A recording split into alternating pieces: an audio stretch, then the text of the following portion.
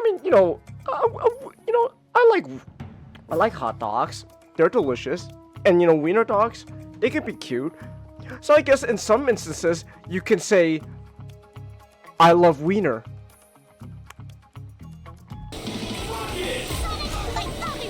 No, Amy, we are not friends. You are a bitch who is leeching off of my success as a celebrity. Hold on. Oh gosh. Oh, damn it. That bruise just healed.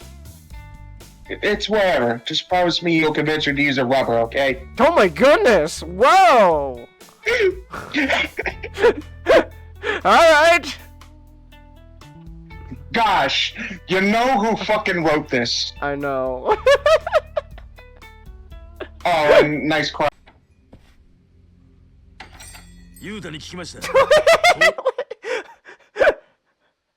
Hold on, wait. Everyone's still in their funerary clothes, and then here's Akiyama's like, I don't want to feel left out, with my bright ass, red, jacket and all that. I'll just dress all in black just to fit in somehow. My man, what a homie. he's not only gonna go into the Millennium Tower to fight alongside because he's just that much of a bro, but he's also gonna make sure I also gotta make sure my drip doesn't, clash with the rest of the team. Oh, I love him. I love Akiyama so much. And now my journey comes to a close. What a splendid way to end it all. Uniform changed colors. Oh, it's like the leaves on his clothes are dying as well. I can return to the form of Allah.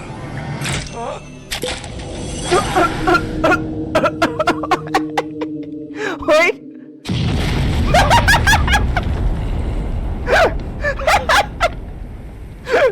His fucking teeth popped out and he just blew up!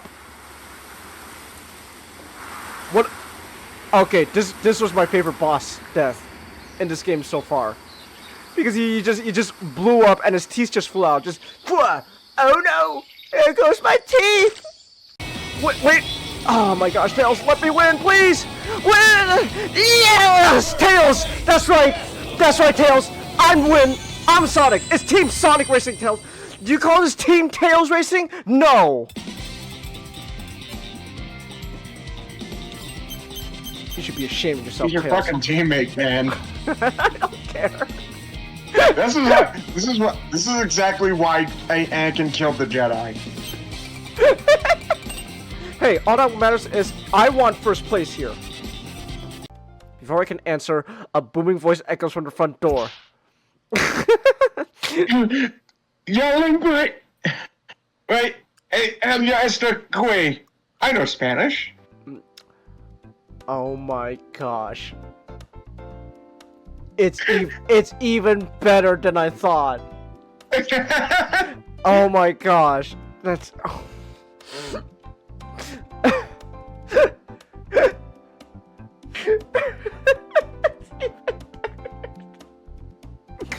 Oh. And he also has the mustache. Let's go. He's got the mustache. Oh my gosh. Not bothering to wait for a response. What I can only assume to be Rose's dad barges into the dining room. It's like watching an avalanche of scales descend towards me in slow motion. Puppy!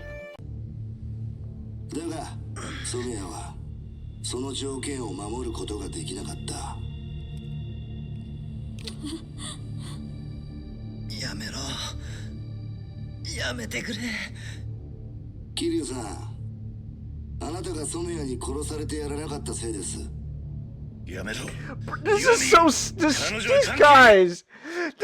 These guys not. It's like, oh, Kiryu.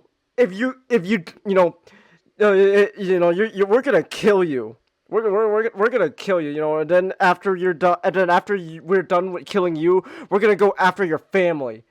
Kiryu wins the fight. Oh, Kira, you should have just you should have just died. Now this guy's family has to. This is all on you. This is your fault, Kira. These guys are assholes. Say, oh, did you see what you did, Kiryu? Now I gotta kill her too. Fuck these guys. Let's run the other side. Oh! Is this the ladder, Nick? I mean, not? Is this the ladder? Yes. Oh, let's go! Let's go! Hold on. We're about to have peak gameplay here. It's the ladder! It was supposed to be a long, very long fight, so this was supposed to be where it's very tense. So this is like wind down after that. Yeah, she's singing! Also, it's meant to hide the transition between one area and the other.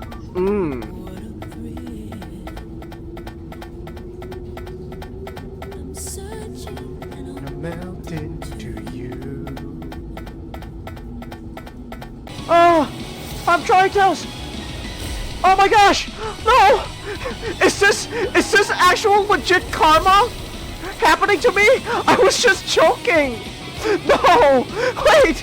This is actual karma happening to me for being mean to my teammates. What the fuck? Out. You want me to spell it out for you? Jesus. Did you write this, Nick?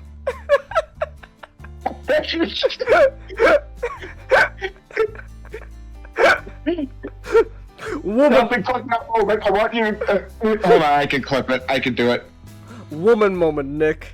She's angry at us when we're with her, and she's angry at us when we're not with her.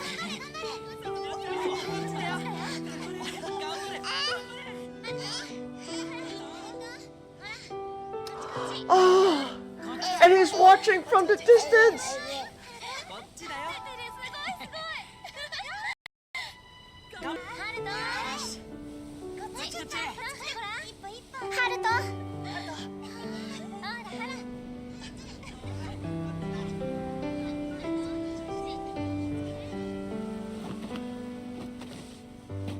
No, oh my gosh, no! No! Haruto's taking his first steps as Kiryu walks away! Ah! No! Oh my gosh!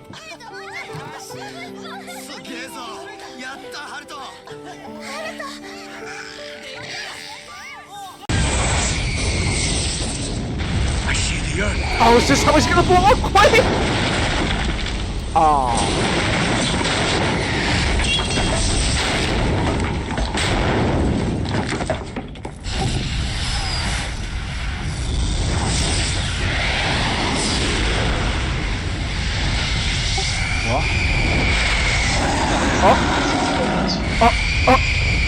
Okay.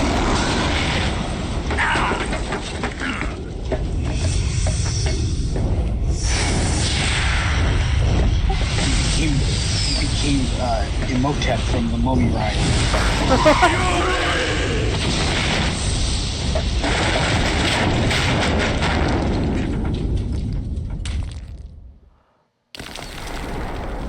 Well, that wasn't your typical Power Rangers boss explosion. Okay. Oh, yes! Wait! Wait, never mind! Yes! Yes! Oh! Oh, yes! Let's go! Never mind, Nick! I changed my mind. I love Ken. Never mind. Ken Penders. Mati! The voice from outer heaven! Yes! We're getting fucking super echidna ancient civilization! Yes! Oh! Never mind, Nick. This is all good now. It only took us. Hold on. Like what is this? This is the 18th stream we've done reading Archie Sonic. It took us 18 streams, but we're finally at the fucking ancient echidna civilization. Yes! Oh! But instead, That's a great mindset. Well, whatever. You know, fuck her. You know that she's stupid. You know, come on. She thinks she's non-binary. Please, huh? Come on. Well, look, I got a hot Latina girlfriend. You know, trans rights? What's that? I don't know. Gosh, she's overreacting. What's she gonna do? Shoot up a school?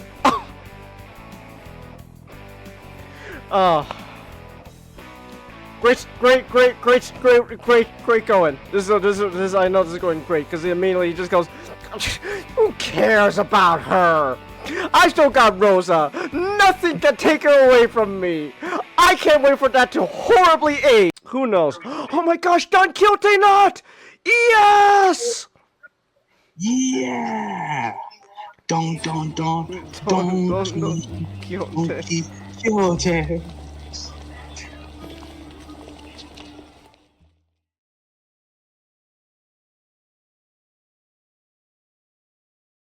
Now, just a quick reminder that you can support me through Stream Elements. It is completely optional, but your support allows me to keep making content such as buying new games and more. I love pussy!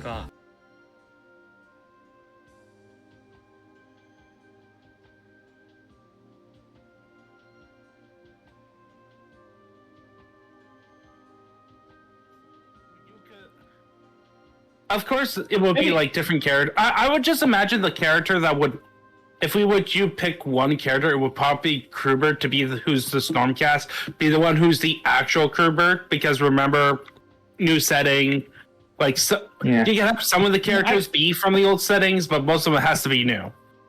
But archetypes. All right. Because Age of Sigmar is a game that came after End Times. You know, the world blowing up. I think, that's one way to do it. I don't know. I think it might also be a good idea to keep the characters. Well, keep the characters and just reinvent them for the new setting. Either way, it's keep one or keep all of them. Either way, it's good. I would say keep at least one. Keep you can make him the Stormcast, which would obviously there'd be a Sylvaneth, like one elf, and then the classes will be all the classes in the dwarf classes. The dwarf would definitely be from the character in Overlords. It would be like a.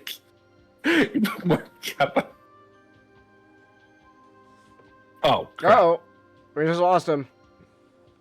All right. Stick. Are you okay? Yeah, I don't know what's happening with the Discord. All right. It's all just talk about Warhammer. They don't like it. They're like, no. How dare you talk about Warhammer, you bastards! Talk about Battletech instead. And I'm like, no. You would have a few. Here's the thing.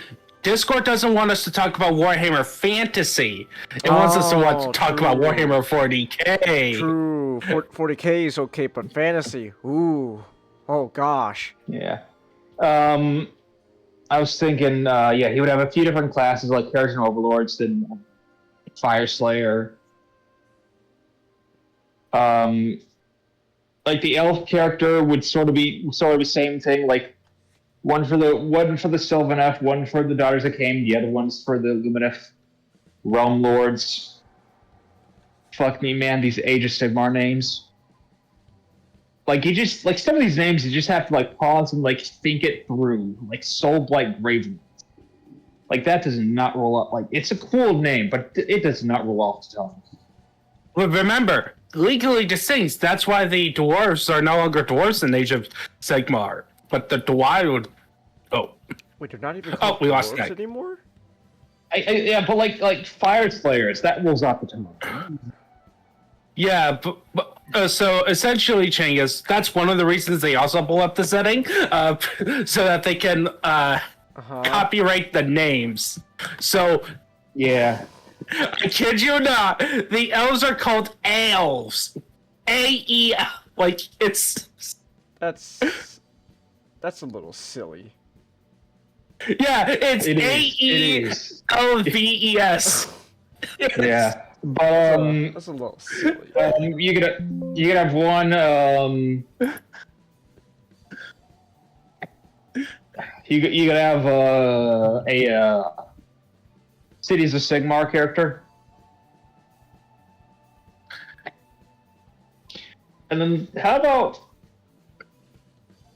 bringing a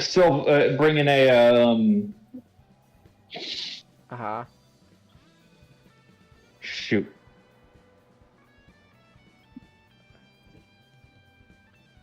Okay, the dwarves are actually called the Duarden. Bring in the lizardmen, because they're Oh, Bok! bring in the lizardman character. Bok. Mm-hmm. Okay. Wait. Maybe make it okay, Changus, here's their address. Combine lizardmen, so, with Aztecs, Okay. Mesoamerican look, Alright, that sounds pretty riding cool. dinosaurs. That sounds cool. Lizard people, Aztec lizard people riding dinosaurs. That sounds cool, dude. Commanded by giant psychic toads who are super powerful. I think it might be able to cover all the order characters. They worship Hypnotoad from Futurama. No, Hypnotoad's their boss. Who they're basically like, think of it as like they're like the cult leader. Oh, Like, okay. I hear something from God. Oh, okay. glory to the Hypnotoad. Glory to the Hypnotoad. So the only difference is that as opposed to the cult leader, it's actually real.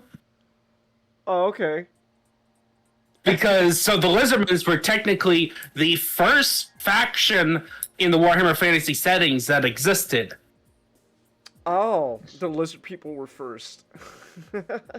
Yeah, because what happened is that at the beginning of Warhammer Fantasy, the planet, which is, by the way, did we show you a map of Warhammer: The Old World? What, the old world? Here, I got one. Right. Yeah, which is Warhammer Fantasy map. Just look at it. Okay. Like I got one on standby. I remember now And, you guys were talking about how, like, they just keep making all these groups of people, and they just keep screwing up, and their solution Look at is... Streaming Backroom. That's beautiful. Does this look... That's beautiful. It's just straight up the world. It's just Earth. It's just Yeah, straight up so Earth. the only thing that is different is that it's 2 times big, and there's a big donut in the Atlantic Ocean. That's where all the elves live. Yeah, Most it's an Atlantis stand-in. Oh, okay. Well, there's no Japanese islands stand-in. Look at the Far East. You have a nation called Nippon, which is literally just the Japanese word for Japan. That's beautiful. That's actually beautiful. You have the king. It's just China. Just look through all of them. Grand Cathay is the medieval word for China. Kingdoms of Ind. I'll give you 5 guesses to where Ind is a substitute for. If you look over in Africa, the Africa stand-in, you'll find a place called Araby. Oh my gosh, that's just... Oh my goodness. And then, so what's so funny also, if you look over at Grand Cathay, below what it's called the Eastern Steppes, guess where the word Eastern Steppes.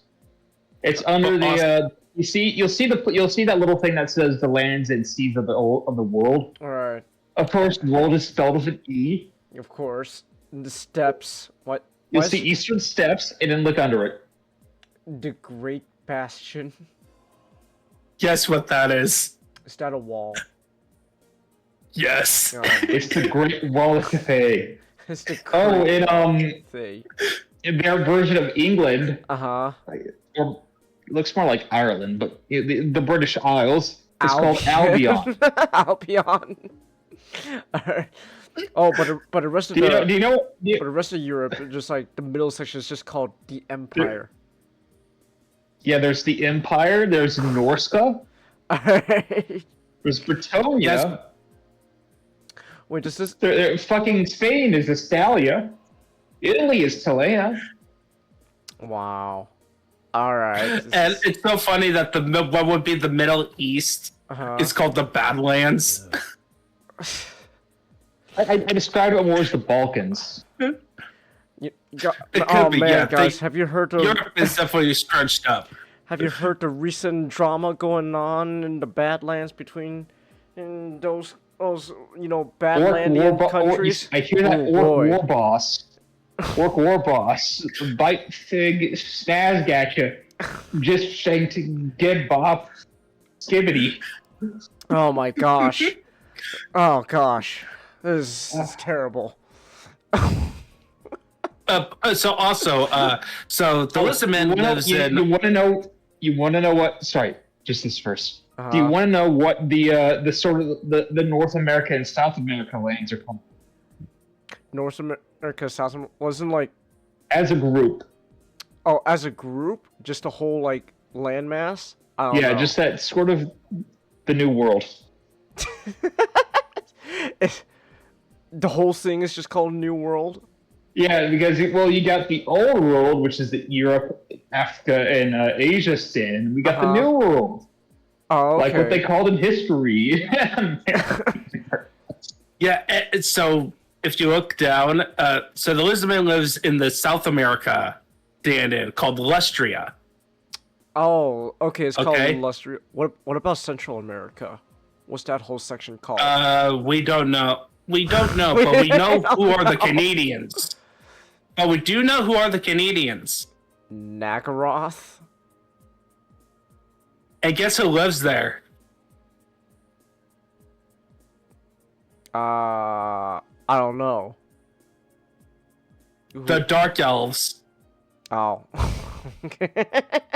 Yeah. And thing is, if it's not, if you see this and you don't, and it's not registering to you as an immediate rip-off of Real World, it's a rip-off of another fantasy book or mythology. Oh, that's great. Yeah, that's when we say it was them just throwing stuff they love on the board.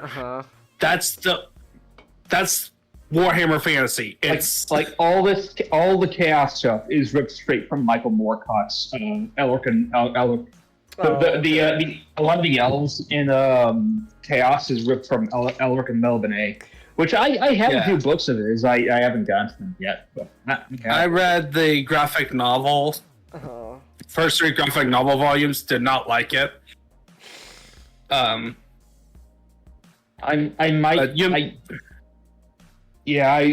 read something. It didn't really feel like a book, more like something it didn't feel like it was made for a book. So I think I don't know, might skip to something like read up what's the best Elric book to read first, or something like that. But yeah, they were like essentially, of course, Tolkien was a big inspiration, but it was basically every fantasy setting. Remember, this game was made in the 80s or 70s, late 70s, Yeah, 70s or 80s, and I think a lot of these early 80s. Yeah. So a lot of these guys, like their fantasy was Michael Moorcock, Conan, the Barbarian, Lord of the Rings, of course. Like it's not like, but also they were of course a bunch of history nerds. Like clearly. Yeah, I could see it. They Like the like dwarves? history. Well, they look like the dwarves, for example. Well, they look like a combination of Nordic and of Anglo-Saxons. but their history and their placement in the history is more of the Roman Empire. It's great. Because and also there's actually they had a World War I equivalent with the dwarves and yeah. so this is a funny thing. You want to know what the war is called? They fought against the elves, and at this point the elves had colonies. Is it called a Great War? No. No. It's actually silly. I don't know then. What is a very distinct dwarf feature? What's one of the most distinct things about a dwarf that always shows up? Their height. Not Other than their height. Get a warmer. Their beards. Yep, it's called the beard. Or the beards. Because what happened is that this took place after the Dark Elves.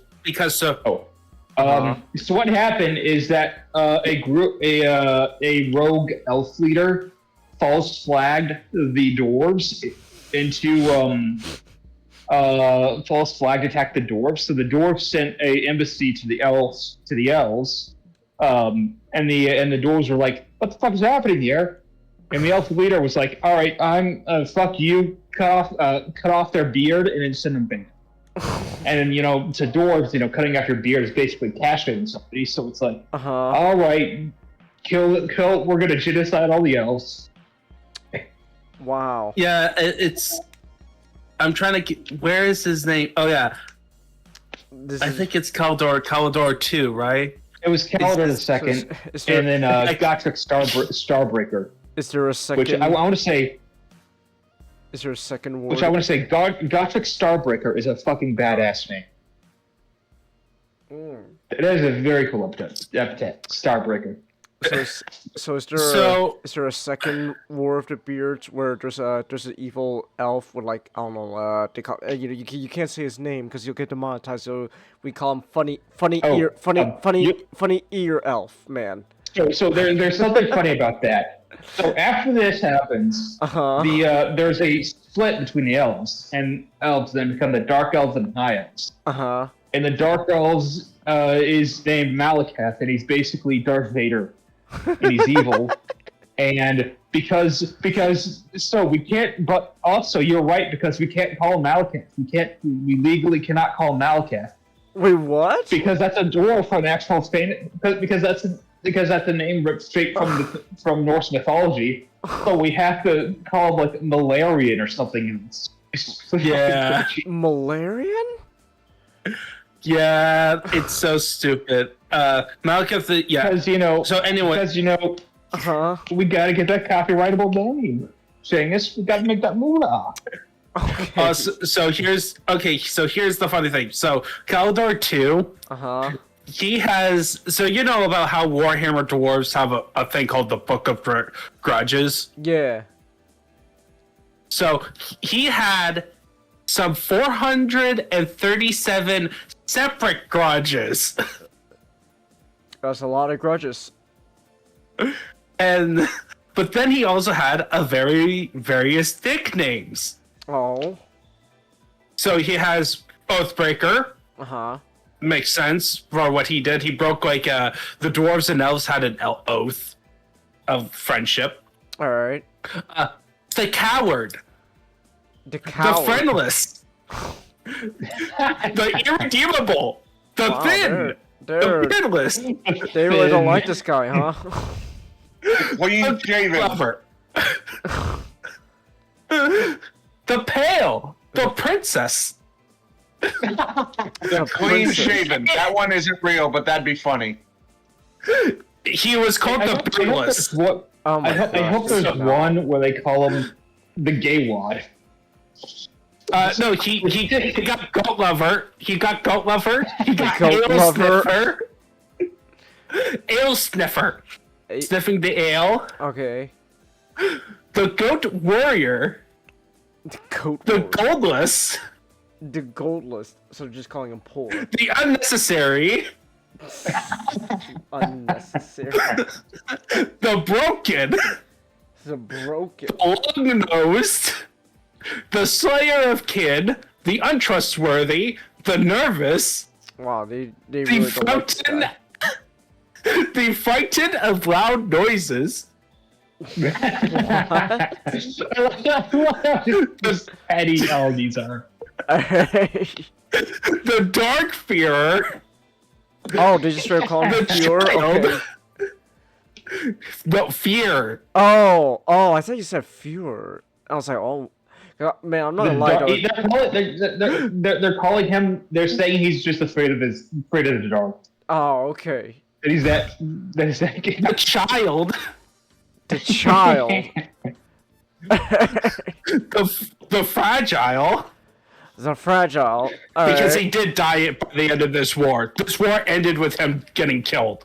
So, Oh, damn. um, That's a shame. the laughable. Alright. The beard thief.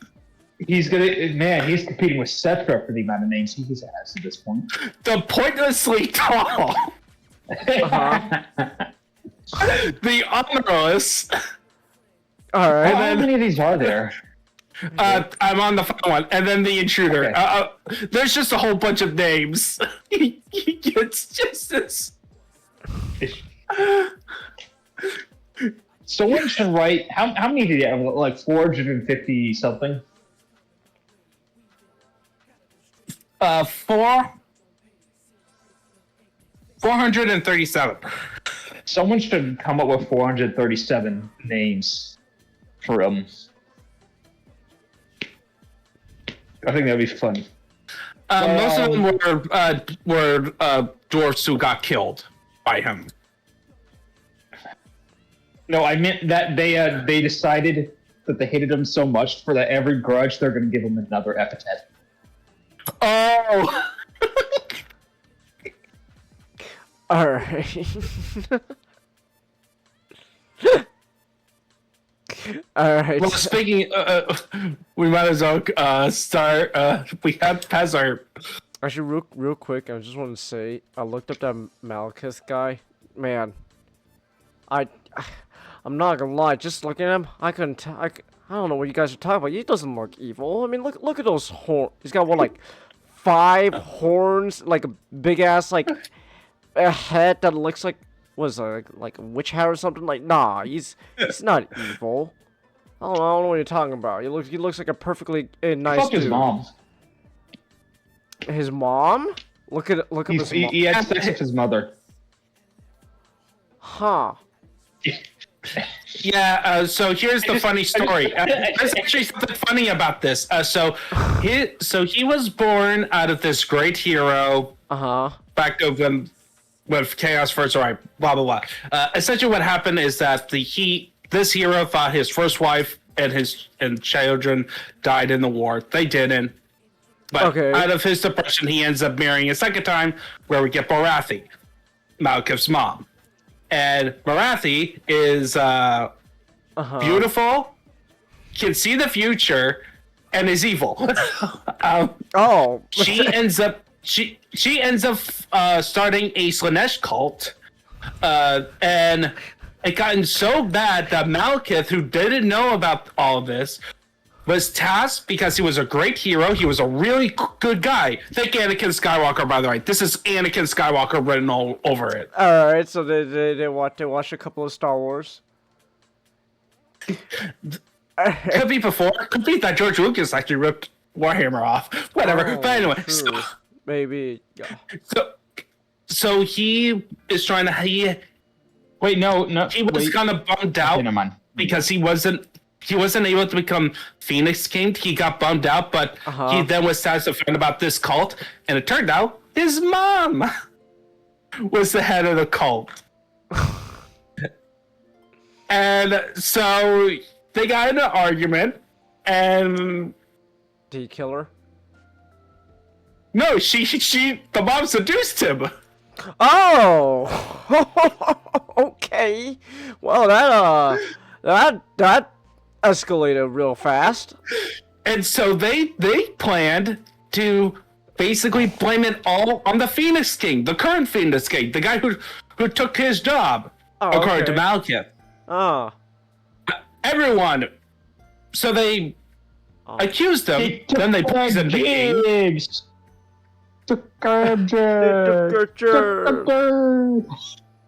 Oh man,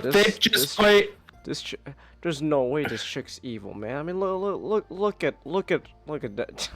What? That picture don't match. Wait, she's just straight up in like a fucking like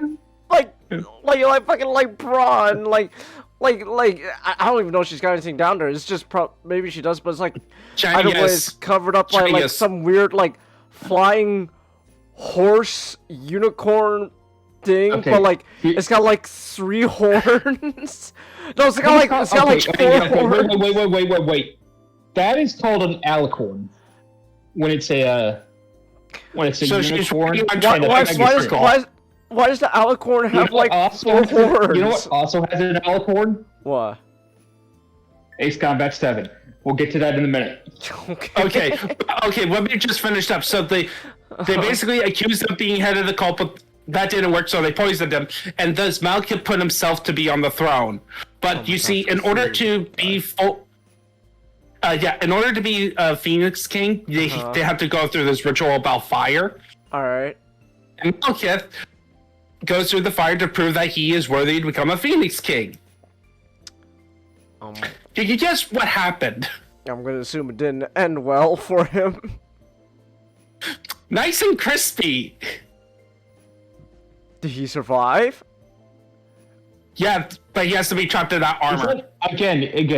Anakin Skywalker. Okay, that really is just Darth Vader.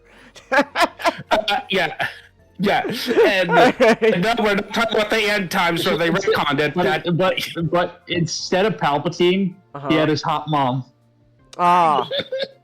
Okay. So basically, throughout the rest of the setting, it just goes that he has a love-hate relationship with his own mom, and they are hanging out in Nagaroth being evil slavers, being the worst. And is she gonna bury a bunch of alicorns in the ground and then raise them up from the dirt like 30 years or so she could be pulling the strings all along? No, basically they just hang out doing their slaving empire, and then when they get enough strength, they go and attack the donut to try to take the donut again. And they keep failing. And then it's revealed at the end times that Malekith was actually meant to be Phoenix King all along, but it was all a test. This is Frank, bro. Okay. We burned you to crisp because it was funny. All the other Phoenix Kings afterwards were false. This is so stupid. I don't know. I think what's more stupid is if the evil hot mom buried alicorns in the dirt and just kept them down there for 30 years and rose them up again after 30 years so she could be pulling the strings all along. And then all the alicorns have fucking Death Star lasers attached to them.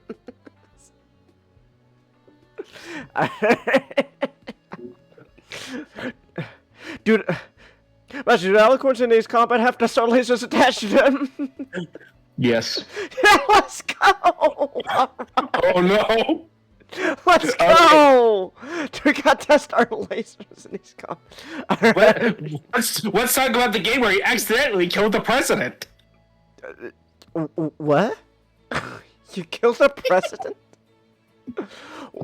Okay, alright. Excuse me. It's even more topical. It's the ex-president. Oh my gosh! Wait, hold on. Wait, when did this game come out? 2019. 2019.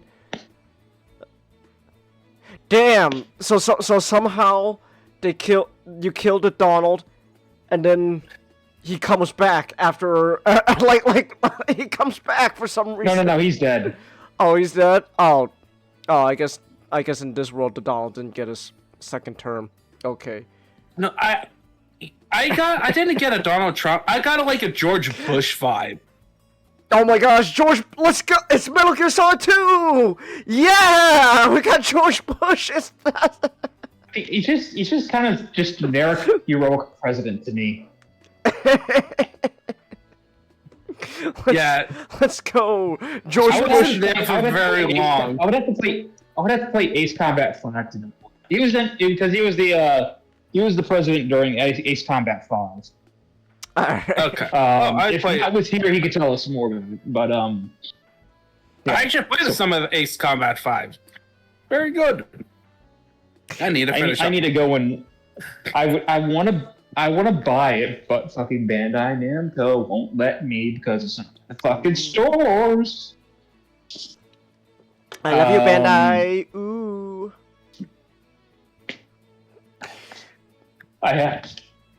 And these games are a lot easier to pirate than Metal Gear Solid 4. So not that I would pirate it. Of course. Just that it is a fact that it is easier to pirate PS2 games than PS3. Well, games. I did buy my own PS2 copy, so yeah. Yeah, but I don't. And have they PS2. and they are very affordable if you have a PS2. I've got no console, so. But anyways, why do you kill the? You know what's worse? What? It was originally sold as DLC, as like a pre-order DLC for Ace Combat 7, and they have it adapted to modern consoles. They're just fucking sitting on it. I love you, Bandai. Ooh, Bandai. You're so ooh. Yeah. So what? Ace Combat. For a long time, it was a very big franchise. But then it started to fall off a little bit, especially when they came. So Ace Combat traditionally had its own sort of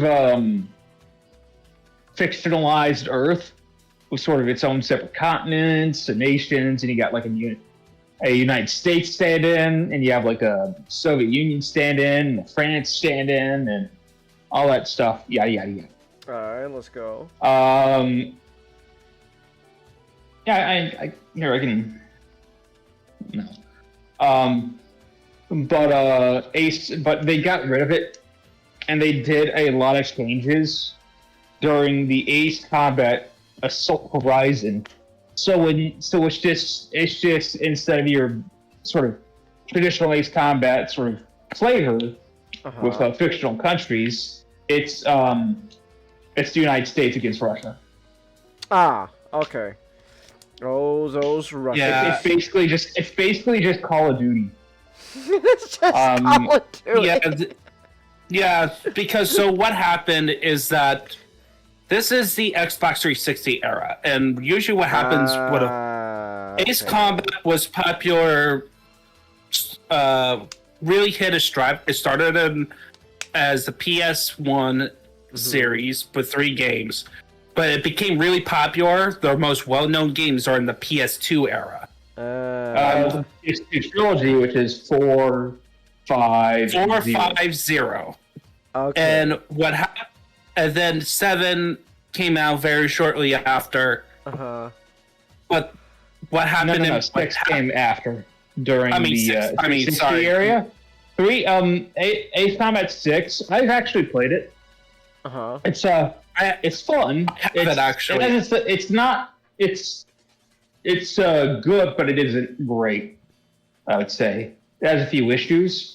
Another fact is that it came out exclusively on the Xbox 360, when previously it was a PlayStation exclusive. So not as much money being made because of Switch. Yeah. But so what happened? It wasn't just that. It was just.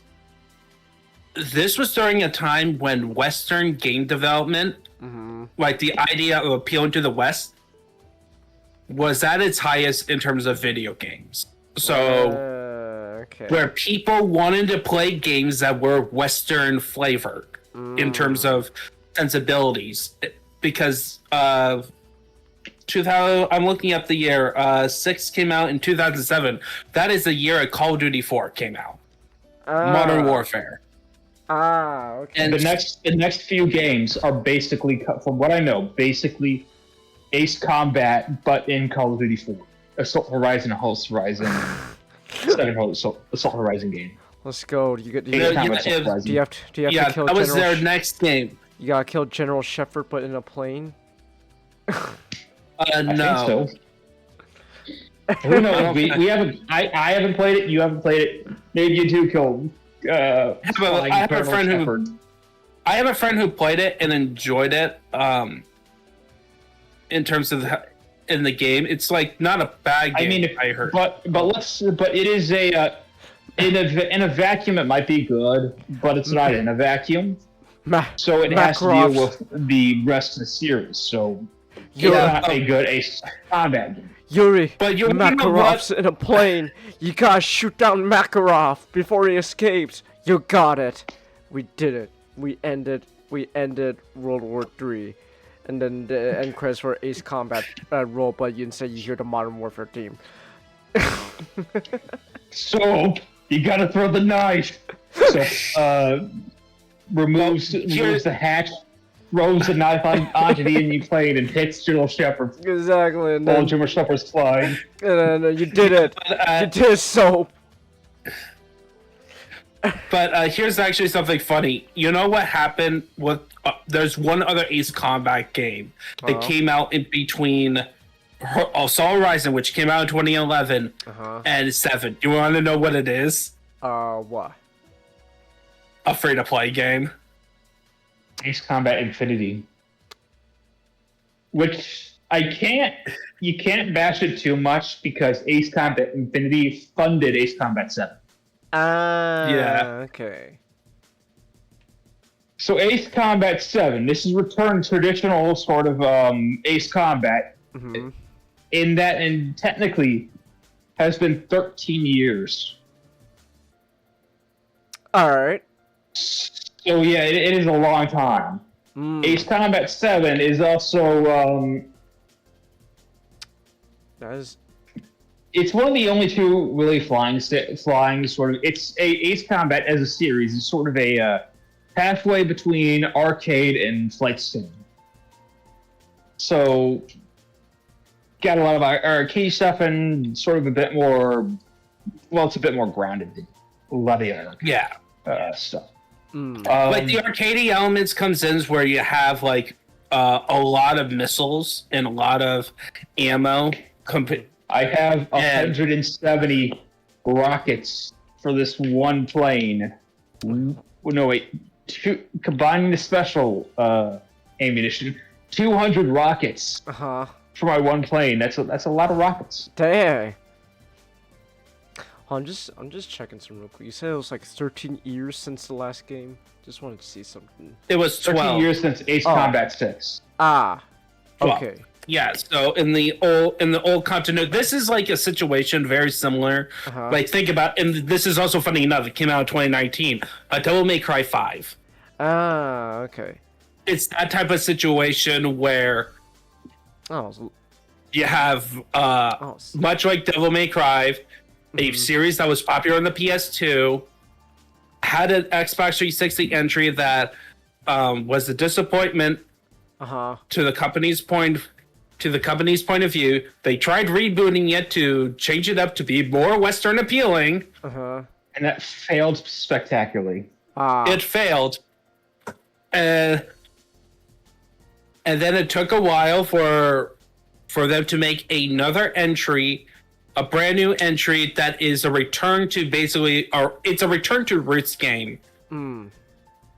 And that also, much like Devil May Cry, doesn't have a new entry announced in recent years. I wish they would get to. It would be fun. Now, I can talk later about what I would want from an Ace Combat 8. But okay, I'll talk about that.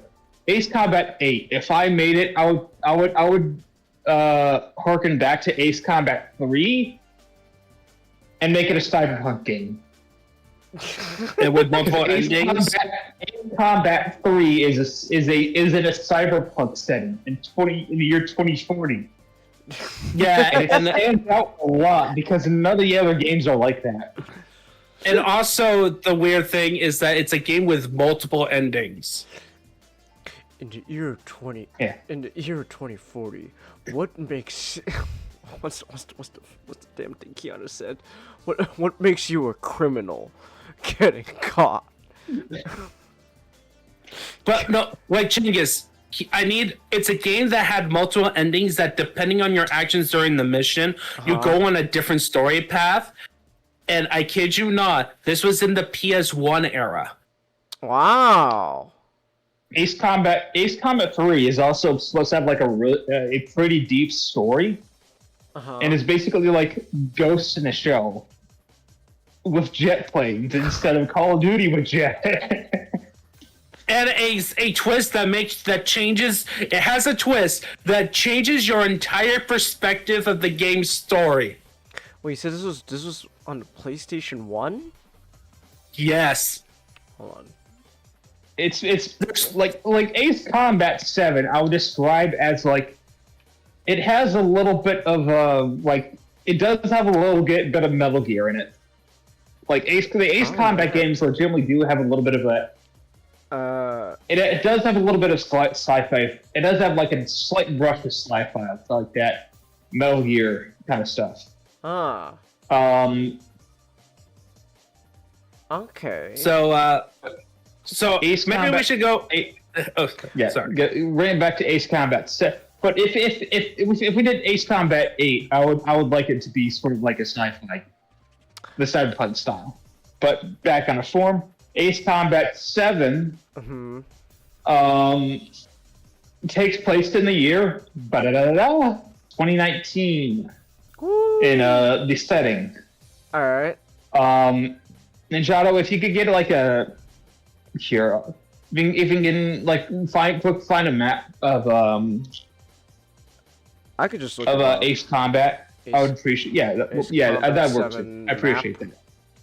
Well, just Ace Combat, Strange World map. Strange World? That's what they Strange Real. Strange. Yeah, that's what they call the I'm world? sending it your way. Strange. Real? Outer Universe, it's called Strange Real. Inside the actual game, they call it Planes. Okay. Here's something with more colors. So we added an E in between the S and the A. Let's go. We're not USA. We're USEA. Yeah, high five. Also, there's no South America for some reason. Oh no, that is South America. What? Look, from the a lot of these are kind of fake nations. Right. Like it's not. Okay, yeah, the one that. Wait. Oh wait, hold on. Wait a second. The top one that Ninjato did is the most accurate one. But those nations of like Aurelia and Lisash, that's South America. Okay. Oh wow. They have their own game, like a portable game. This is all right. Hold on a second. here's another one. I think this looks like it's taken from. Yeah, that's from the game. That's like an in-game, sort of like it's kind of a cinematic. All right. But yeah, those are the two. But Ace Combat 7 is like the gameplay is what you expect. All right. You go around in the plane, you maneuver, you find the guy, shoot some missile, wait for the perfect shot, shoot some missiles, boom, it goes down. Yeah. And but they do have a lot of different variations. So you can go air to air, air to ground, air to sea. All right. And they'll also have different formats for them. Sometimes you'll be doing one massive battle, air, sea, and land. Other times you'll do a defense. You have one escort mission. Another time you'll do stealth missions. They have a lot of variance in the game. Yeah, Alright. and also they change up the missions in the between where you start out as one style mission, but then after that point, you get into a different situation. Okay. Can Where- you, Yeah. are you able to customize your plane? Yes. Oh, let's go! Yeah! You'll have you'll have a few skins and some like weapon options and some stuff that helps with like the plane's movement and armor. I'm assuming it's not gonna be something like Armored Core, where like you can like change like Yeah, like no, different no. like boosters and all that stuff. You're well, I like if we get this sci-fi game, then maybe, but not here. Okay. Theoretical sci-fi game, but no, not here. Uh-huh. Because it's just like they are licensing out actual planes. Ah, okay. These are actual planes from real life that they're licensing out. Ah. The one like you can use a whole bunch of them. So does like, that, from does that mean Russian to does that mean American. then Twitter is gonna call this military propaganda then? Probably. probably have. No. Wait, Chang, it's not Twitter. It'd be Blue Sky, remember? Oh, true. No, yeah, I think it's still be a bit. I think you'll still see it on Twitter. But Come on, we all know that Blue Sky users also uses Twitter. Let's be honest. They're Twitter users, but they're Look, and anyone who ever says, you know, oh, this is gonna be the end of Twitter, I'm moving to Blue Sky, they're never moving. That's why Twitter never dies. No, they're moving, but then in 5 months they'll be like, man, this is shit. I'm gonna go back to Twitter. And that's why Twitter still survives, because no one can truly get away from it. No one can escape it. Yeah. Yeah. But Anyway, but they would probably complain. Also, Changus, we were talking about Warhammer. Of course, Ace Combat has to change the names too. They changed the names to be. Ah. Alright. I don't think they did it in Ace Combat 7. Like these are actual like licensed. Oh, okay. Oh, like They like keep the names. straight up just the Like these are actual straight up planes. real life These are most of them are straight up real life planes. All right, I'm getting the F-18. Go all Top Gun. You Tangus. They have Top Gun DLC. All right, let's go. All right. Ace Maverick, yeah. Hell So, yeah, you let's can. go. Oh wait, So- DLC of Top Gun Maverick. Oh, that's great. That means That means YouTube videos on like a bunch of people on YouTube video essays will call it military propaganda. Yeah, let's go. So, man, we talk all about Ace Combat. So, what's the military situation going on in Ace Combat? Yes, So, I need I'm to not- know I'm what not- propaganda I'm gonna be seeing. if I play this You're game. gonna be, but it is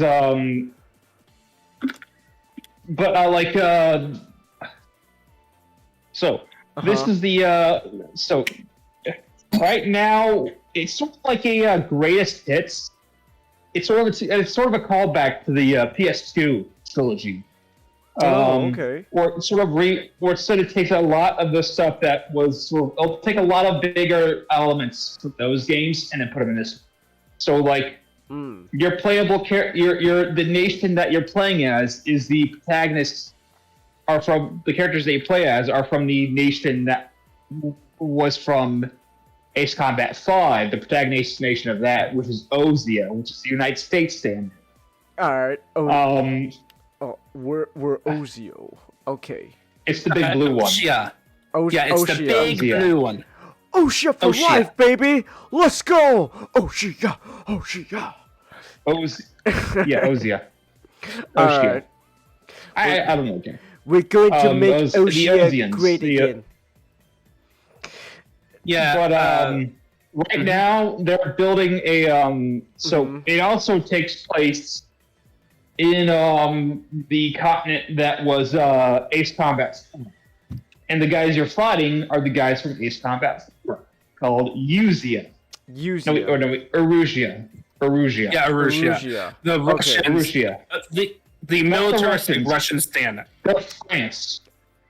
Oh, Wait, the They got a we're, little France in them. wait, The we're fighting Russians the yeah, are French? Ace Combat 5, and they're called Yuktobanya. Wait, so And if you look on the map, they're like right Wait, so- across from Ozia. so the main They're the bit. the main antagonist we're fighting is the French.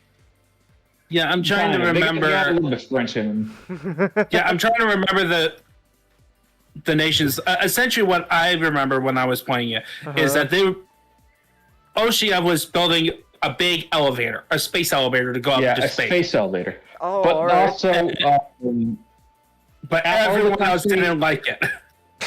no, what's like they were kind of so.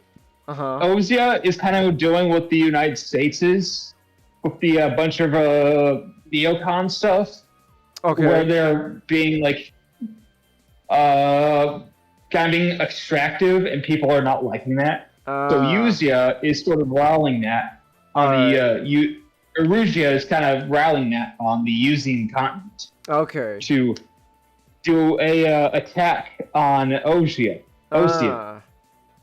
Alright. And here we're coming to the reason why I decided to play this game again. Alright. Because in the opening level, the Erusians use drones hidden in civilian shipping containers to do surprise attacks on Ozian ports everywhere. Oh, let's go. Alright. And this was in 2019, so yeah. So I was watching the news and I was like, "Holy shit! They just Ace Combat."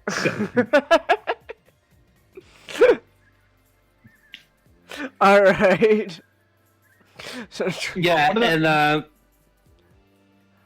like that's overview, but of course with Ace Combat, they kind of mix with the overview stuff because your main character are always silent, and your involvement is always being except in the Call of Duty games, but we don't talk about that. yeah. We're talking about the main one. Basically, you are a silent protagonist, and your involvement in the story is that you take part in missions that the other generals are basically telling you to do. This one has some a different variation to it.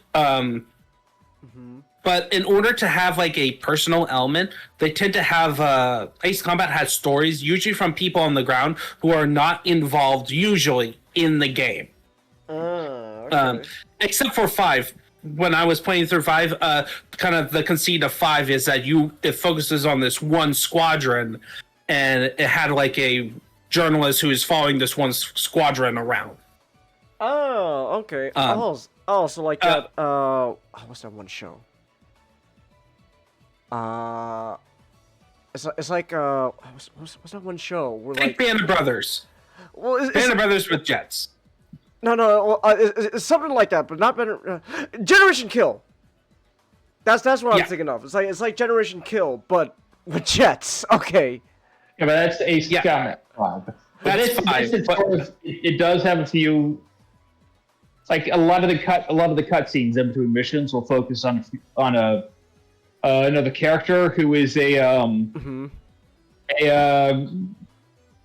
girl called Avril Mead by the name, who built her own plane, got caught up during the opening act of the war, and is now working as a mechanic for a sort of a penal unit.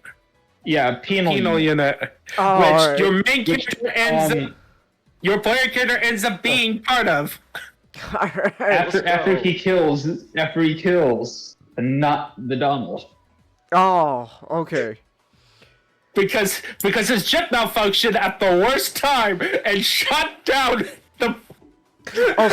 So he didn't intend to kill the Donald. The president, no.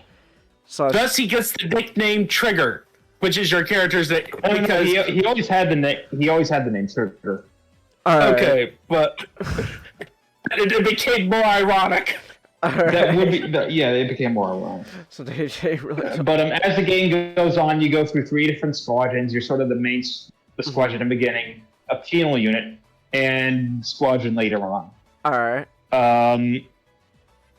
but Ace Combat 7, it's sort of like a lot like, as I said, it's sort of a best of album. It has a lot of the stuff from previous games, like from Ace Combat 4. You'll fight in a place called Stonehenge and Farbanti, which are maps from that game. Stonehenge is actually a site of like a whole bunch of massive railroads.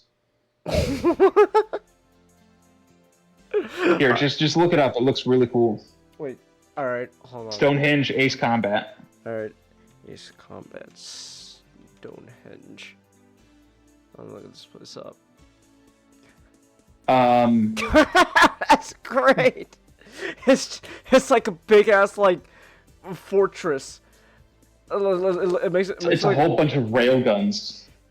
That's great. That's great. Also, you keep. But Ace, yeah. I was just gonna say keep talking though. I'll be back real quick. I just gotta use the restroom real quick. Keep talking though. Keep talking. Yeah. Tell like Ninjato. Talk to Ninjato stuff.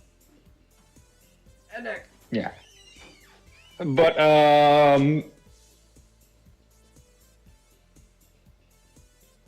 a lot of there'll be some elements from Ace Combat 0, but I can't talk about them because that would be that's a surprise later on. Yeah, I need to play through 0. I'm not halfway through. I'm like partly into Ace Combat 5, and are you playing then it right I now? have 0. Not right now. I played a bit of it and I dropped it. I need to pick it back up.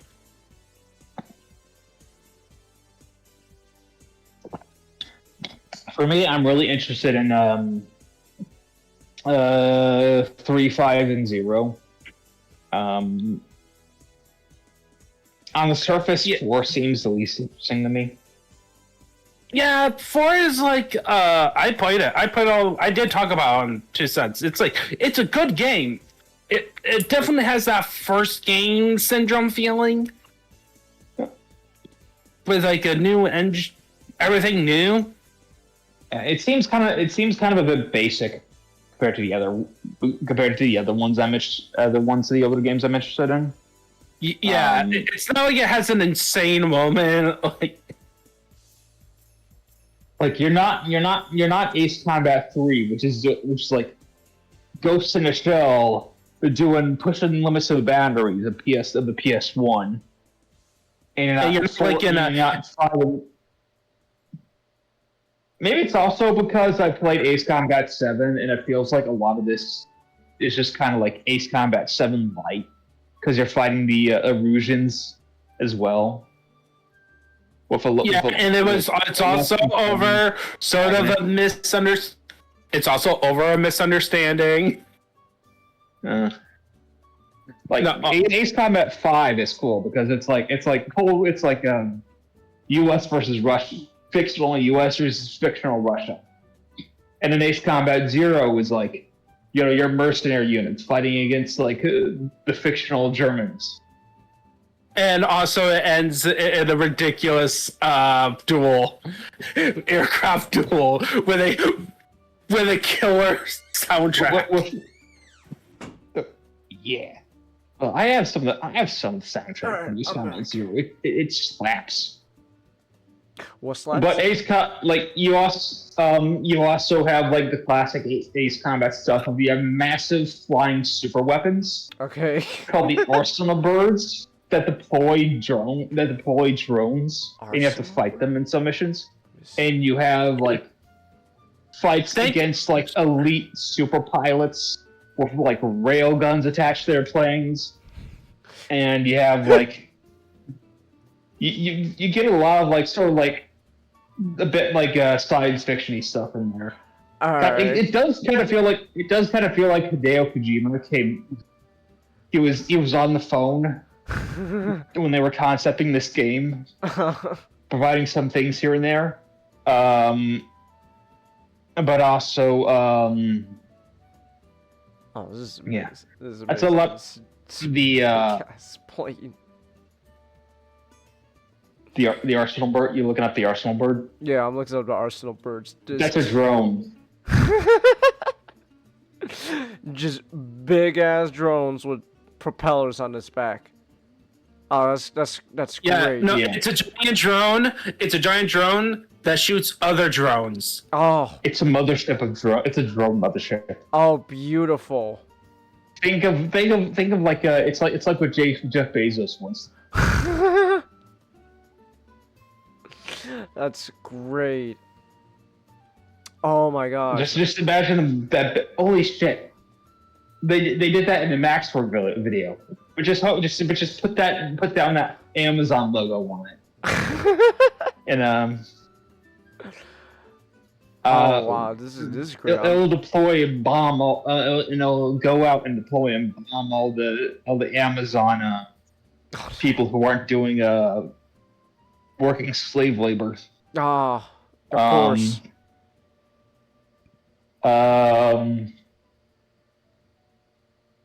But Ace Combat 7 is just generally the soundtrack is great. Mm. It just has some banger stuff. It got a lot of orchestral stuff, a little bit of guitar here and there, some Latin vocals. It also has alright. 3 DLC missions Uh-huh. where you go and hunt down a submarine called the Alicorn. Ah. A rogue erosion a ship that has gone a erosion ship that has gone rogue, and they want to nuke the capital of Ozia to stop the war. Hold on, I'm looking this up.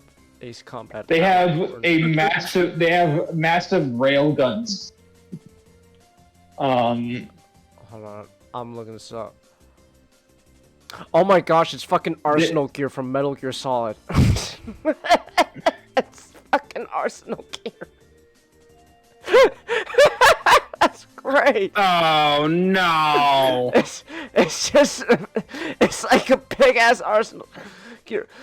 Oh my gosh, but it also works as a fuck. What? Look at Wait, no, let him get it. Yeah. What's going on? Huh? Oh, I saw that. Yeah. Okay. All Yeah. right, let's get back. So the arsenal gear. Yeah, Arsenal Gear would that also. It's a submarine that can also act as an aircraft carrier. It's just Arsenal Gear. It also Chegis. It shoots. It's a bay. It's a landing strip. It moves. It can move, and it becomes a railgun. Big ass railgun. This is great. Also, the captain, Medias Taurus. He has like this most neutral. They all have like portraits that show up when they're talking, and he has this like one of those neutral face one, and then when he speaks, it's like 1 million lies. That pilot just got his dirty boots all over my cliff white feet. It's such a lot of bad shit. It's really funny. Is he just an evil guy who just wants to kill a bunch of people? Yes.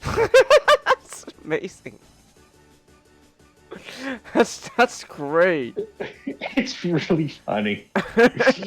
And also the DLC has, I'd argue, the hardest mission in the game, which is the first of the DLC missions. Alright. Which mainly is because they didn't include the checkpoint when they really should have. And it makes it a decent amount much harder. Because you're just throwing much. If you die, you're throwing a lot of shit. Thing. Yeah. Okay. Someone's been like usually these are like 15 to 30 minutes each, levels each, and including the DLC, there are 23 levels in total. So if you die, usually you gotta do like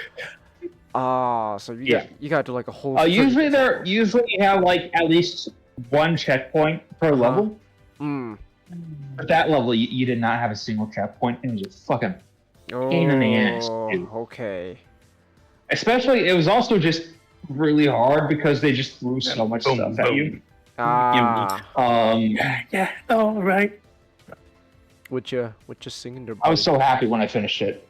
I was so happy when I finished it. And then I sat down on my fucking headphones that I had for 2 years, and now I got my new headphones. Oh, that's. Oh. Wait, It kind of balanced it. I couldn't be too angry at my headphones because I beat that mission, but then I couldn't enjoy the happiness of beating it because I fucking headphones. I was just sitting there really frustrated. Okay. But it is Ace Combat. It's such a fun game. You go in here. You go in here. You'll have a good time. You can even buy that. You can even buy that Top Gun Maverick stuff and pretend you're Tom Cruise. Oh, true. I am a bit on a Tom Cruise kick recently, so you got a point. But the only other flight Ace Combat game I've played is 6. Alright. Also technically 2 minutes of 4 before the game bugged down. But I think about trying 3, 5, and 6. But I do think I'll just skip 4 and it's Not to mention Project Wingman. The unofficial. Project Wingman is. There's also some other flight games like Crimson Skies, Skycrawlers, and the most recent one, Project Wingman, which is basically just one guy. It's one guy who basically did his own Ace Combat game. It's a team of 3. It was one guy who did the programming. It was 3 guys, 3 dudes, and then the voice actors they hired. Okay. It was the programmer, the guy who did the score. Who was the third dude? Would it be the voice director?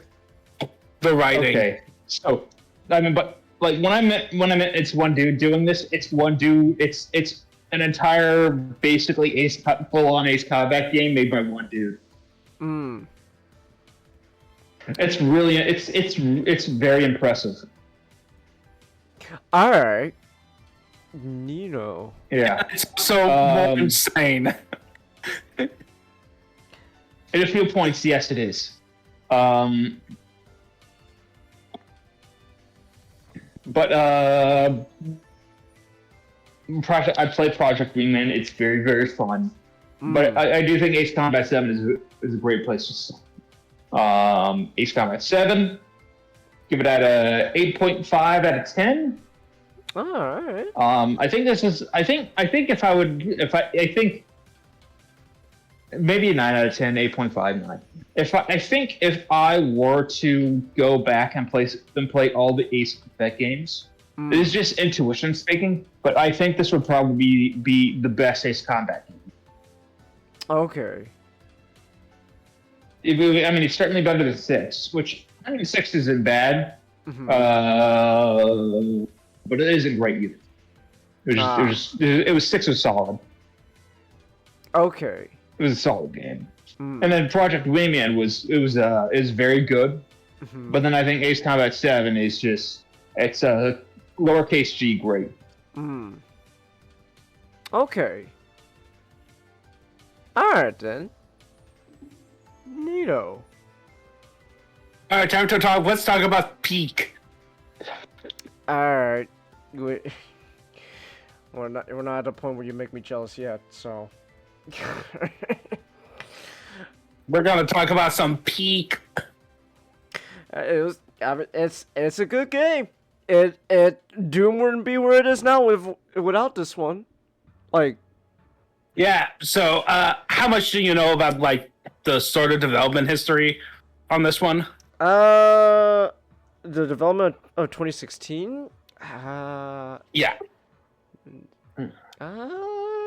eh.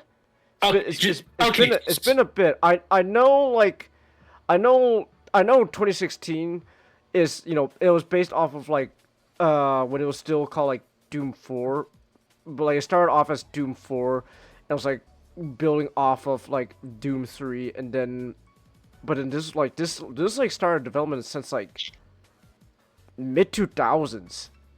So Yeah. for Essentially after 3.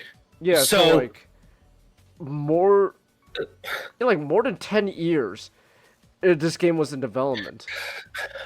So what? So how much do you know about 3? 3 the big thing I remember I know about 3, the biggest takeaway was that it was like a huge shakeup of like the what people consider like the Doom formula and stuff. And it's actually kind of funny when you think about it that like it seems this number 3 is the one that causes people to I guess sort of get up in arms, because like first it was Doom 3 and then we'll get to it, but like I know like Dark Ages got some people going like, oh, I don't know about that. So it's just funny that like the number 3 when it comes to like a quote unquote like trilogy or something like that, it's like where people go, oh, I don't know. Okay, so here's some funny things. So first off, Doom 3 is technically not Doom 3. Because Doom 64 was actually, I think it was Doom 64, that was actually a sequel to Doom 2. Right. Yeah, because Doom 3 is... But people got confused. So... and then, but Doom 3 is like very... Like, from like its core, it's very different from like the other. Yeah, that one, games. it went survival horror. So what happened in the development of Doom 4 that becomes this Doom, their plan was to make it into a Call of Duty game. Because part of the reason why Doom 3 was the way... Yeah, because the reason why Doom 3 the way it was chasing a trend. It was chasing a survival horror trend. And then... Oh, Modern Warfare fucking hit. And then they're like, oh, yeah, we gotta do Modern Warfare. Oh, okay. Wait, what are you talking about?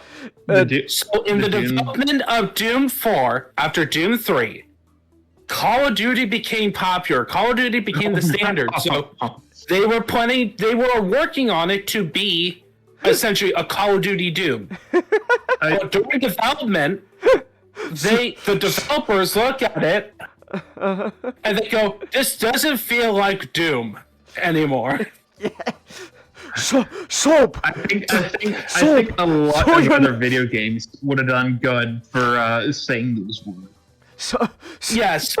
Soap, you got General Shepherd's become the Spider Mastermind. You gotta throw your knife at the Spider Mastermind. Soap, throw the knife, Soap. Yeah, I think Call of Duty is very good. Is probably very good by itself in a vacuum. Yeah, it doesn't need to have demons. Yeah, like, look, actually, here's the funny thing. Talking about like games that does crap of the industry. I had a friend who was streaming. He got in a Twitter fight because he made a comment because a person was saying that Legend of Zelda: Breath of the Wild and Tears of the Kingdom has done damage to the industry. Oh, that's okay. Wow. Yeah, and they have like, but he makes the comment, actually, Witcher 3 did damage to the industry. That got people mad, and then we just have a conversation. It's like, well, technically, you could throw Dark Souls as doing damage to the industry of the current trend. Oh, but you could also take it. Basically, the whole thing is that you could actually take back of like, you don't like something in a modern trend, you can find all the games that lead up to it, and it's like poetry and rhymes. Yeah, but like I would say Call of Duty actually did damage to the industry, and while the other ones are like, it's not nearly. It was nowhere near as bad. No, we anyways, can develop that one any other time, but anyways, so because Dark Souls. okay, I know your opinion on Souls games. We could talk. We could argue about that later. Anyways, so throw your knife at the throw your knife at the cyber team and soap. Man, that's like the third time you did that joke. That exact same. Okay, fine. Yuri, from Call of Duty, from Modern Warfare 3. Yuri, Makarov's piloting the cyber demon. You gotta shoot it down, Yuri. You gotta so. Well, I thought it would have been funny. You would go, how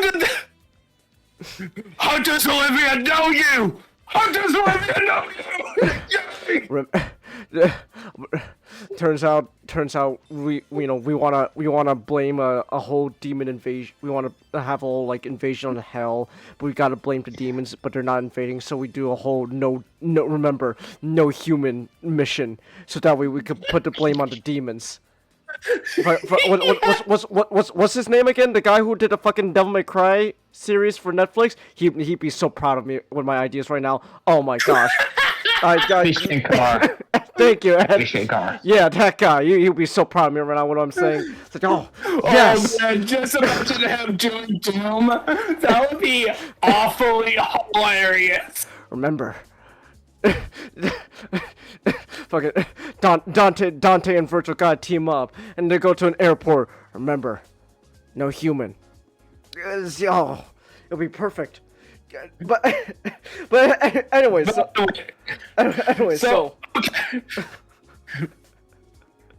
so this game, clearly they didn't do that. They decided to get back to basics, but also work on modernizing it. I remember there was some excitement over this game when it was coming out, but some trepidation. Yeah. Because this was a reboot.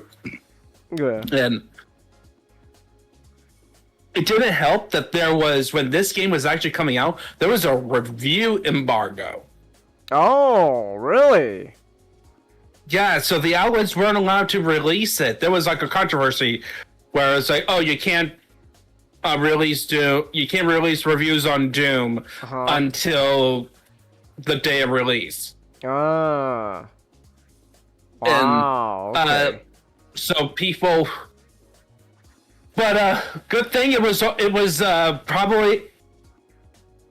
Good thing it's one of the best shooters on the market. Well, 2016 is still a lot of fun. So I put this as the best in the reboot trilogy. All right. Because so basic story, Doom guy. It's like against all who are human being worst repetitive until is that you wake up, you're in a research facility up in Mars during a demon invasion. You grab the demon, slam his head on your coffin. Yeah, great you opening. Woke up. It's a great opening. And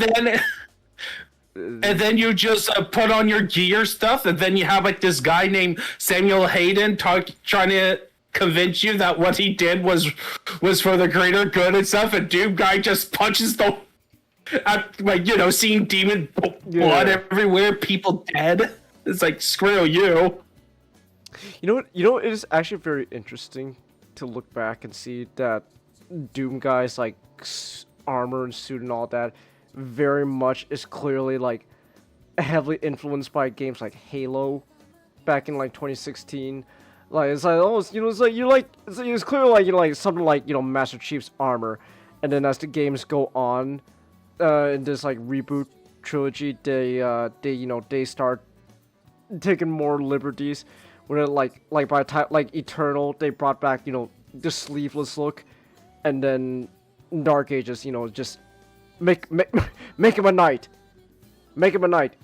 Yeah, call it a day. I would say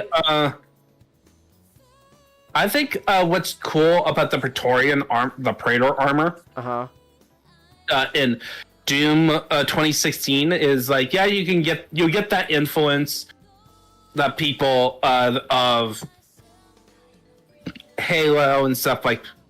But the more you look at it, it's like, oh, it looks like an actual spacesuit.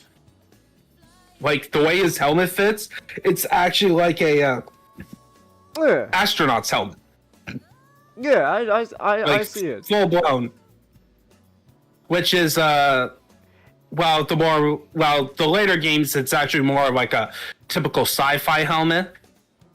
Because they're trying to emulate the classic Doom guy helmet. Yeah. Which is cool in its own right.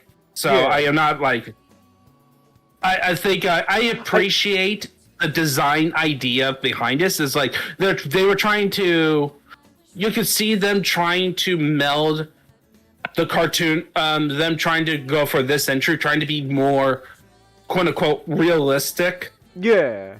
Or grounded in how they do stuff, as opposed to especially Eternal and a little bit in Dark Ages, where they go more into like video game. Yeah, but that's fine. I think each game's yeah. like art style reflects what they're trying to go for. So like here, going for like a more like spacesuit sort of look fits like the tone and thing they're trying to go for. While later on, the armor matches the tone of those games. And like again, by the time recently, Dark Ages just make him a knight. Screw it. Just make him a knight. We're going full crazy fantasy, but so in terms of gameplay, the stuff if you decide to go back to it, Genghis, and to this one, the stuff you realize is that this one, it kind of solidified my opinion on Eternal. Why I didn't have a harder time liking Eternal compared to this one, replaying this one on a replay. All right. Eternal is not a shooter game. It's an action game with shooter elements. Okay. Because so the way you see this in how Doom 2016, you get plenty of ammo with your guns. So you could, at a certain point, you could just stick with your favorite weapon and just use it all the way. Like that's your main thing. Yeah, you still got a chainsaw though. If you run out. Yeah, you still got like the chainsaw. You'll forget to use it. You're not required to use it, but it is a good backup thing to pop out. Enemies also, while there are some, the counter system in terms of what weapons counter what demon is more softer. It's not like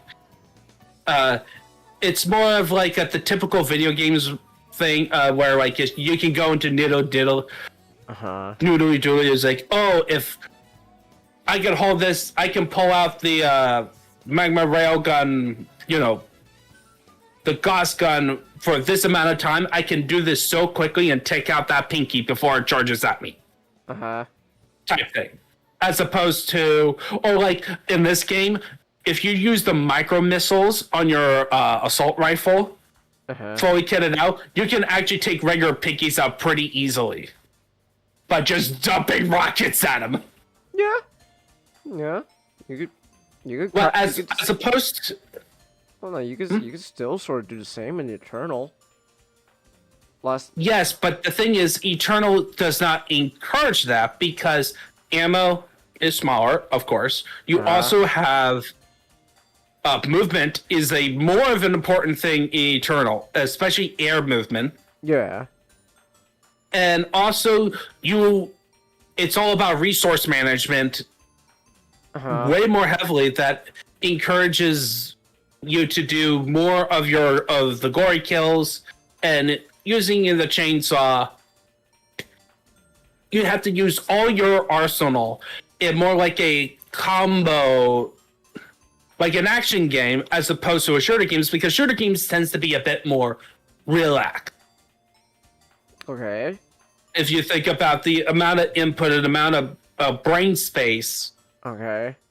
In terms of playing it, in comparison. Where Doom is like that. Dark Ages is is also not like Doom 2016 in terms of shooting mechanics. I'll explain a bit more on that one, but when we get to that. Alright. Also, you see this also in how gory kills work. In Eternal, gory kills are a requirement. You are going to use it frequently. Like, that is like your main form of attack. That's how you get your health. Yes, exactly. Like, you get the amount of health you get in Eternal is nearly full health. While in Doom 2016, most of the time, it's just going to be 5 pips of health. Okay. Unless you're low, and then you will get a bit more. Or sometimes with the bigger monsters, you're going to get a bit more. All right.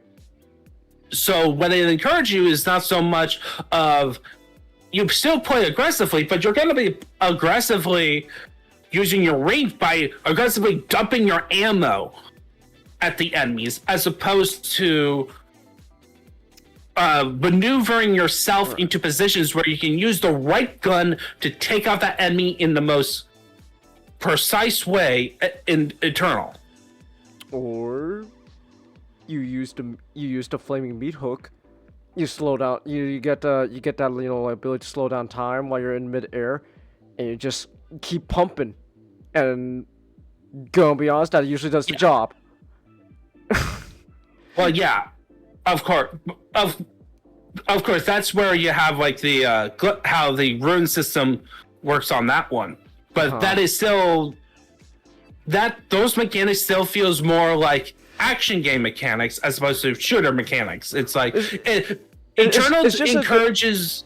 It really just can I just say it's not really it's not really an argument. It's just it all just comes down to again the difference in like how each game wants to be different and how they handle like their game mechanic philosophy.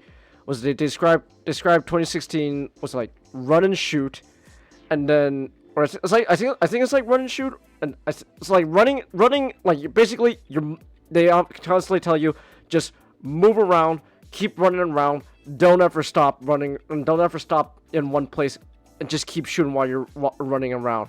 While in Eternal, they do say like it's jump and shoot. You're in the air a lot of times, and then in Dark Ages, once you get the shield, you're the whole thing. And all right, stand and the shield is the first.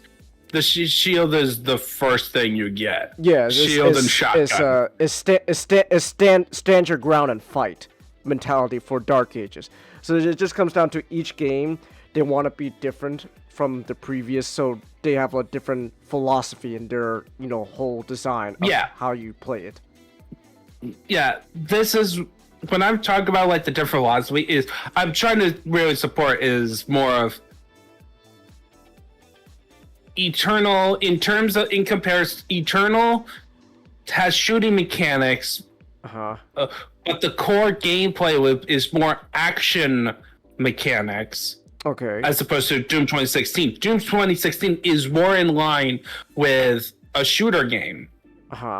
With what shooters are like the core aspects. The main thing is you're going to be shooting a lot, and the glory kills are more of a reward that you can occasionally pull off. You're going to have less gory kills in 2016 than Eternal. All right.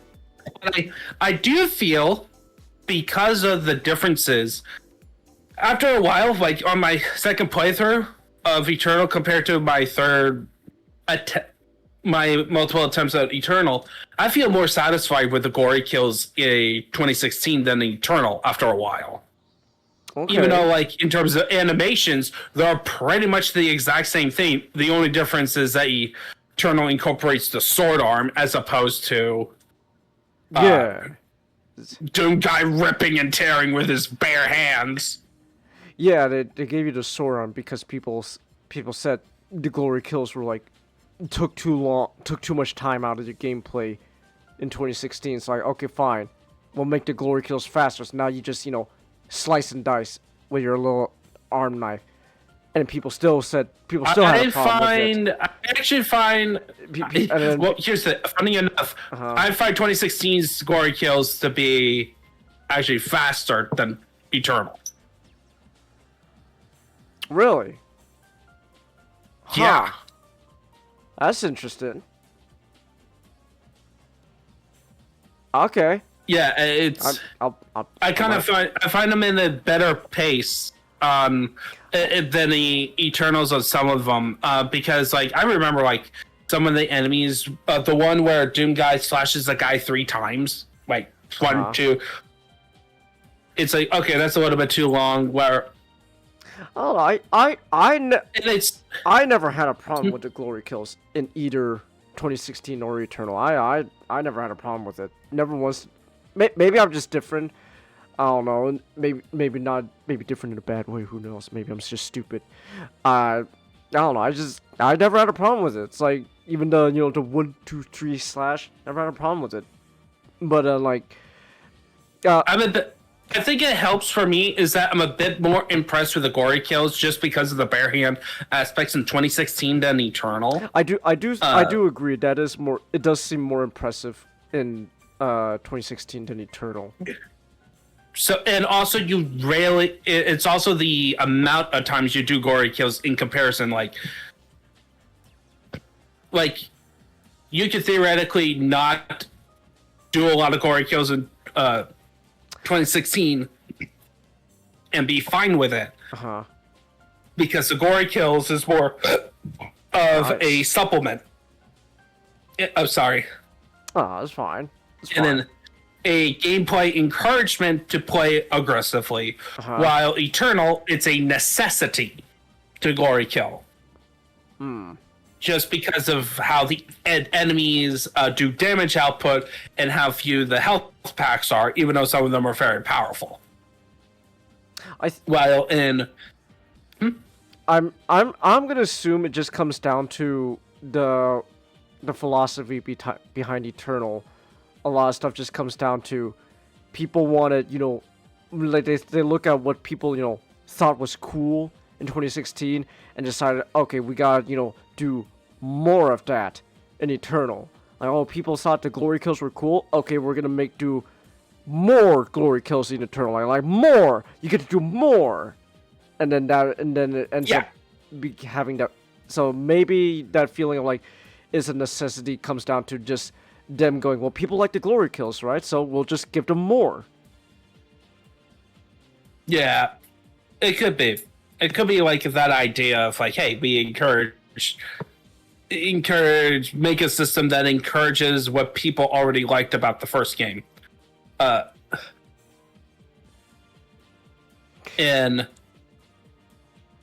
I think it does. But like, so another thing that I like about this game is that, while the environments in Eternal, you got varied environments. Yeah. Like, I just find the level design and how the environment was used in 2016 a lot more engaging. I think it helps is that the environments helped with the story that it was telling in comparison to Eternal. Like, Eternal was a lot of spectacle out moments. Like, it was clearly built with like, here are some key moments that we want to show off that are so cool in terms of ridiculousness or how powerful, just how awesome it is. Yeah. But and then like, hey, we can put all this stuff and we want to expand upon the lore we built up in Doom 2016 that people may not have known, just skipped over because it's in the codex. We're going to put it more in the forefront with Eternal. Again, that philosophy element. More. I just find in terms of connecting, like I just find the elegance in Doom 2016 of how it incorporates the environments, the level design, and how they helped tell the story that is being shown to the player. Even though Doom Guy is kind of treated as like he's focusing mostly on does doing X help me kill all the demons to stop this demon invasion? Yes, let's do it. even though it gives you the context of what's going on, and it adds a mystery element.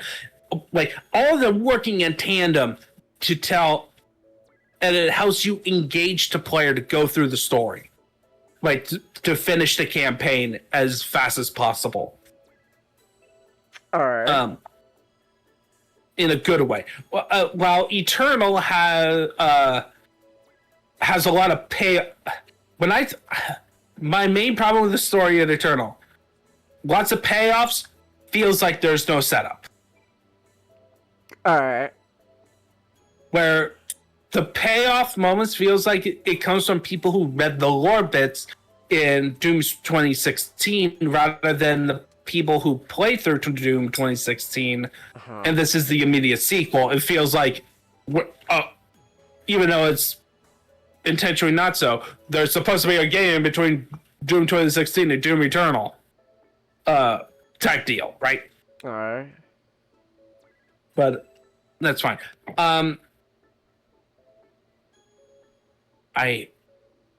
Music. I think this one has the best soundtrack out of the trilogy.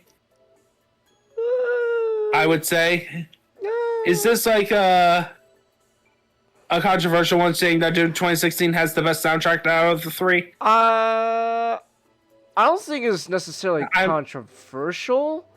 I just think again it's just I think it just everything about Eternal just comes down to everything behind making of that game. It's like if you like 2016, you're gonna get more of it, more of everything. You know, like including things that maybe people didn't really like that much. You're gonna get more of it. It's more Doom, and so like music, like it's more Mick. To be fair, also when it comes to the music of Eternal, there is also the whole situation that happened between Mick and the people at Bethesda. I know some people said the music's good, but it's not as good as 2016.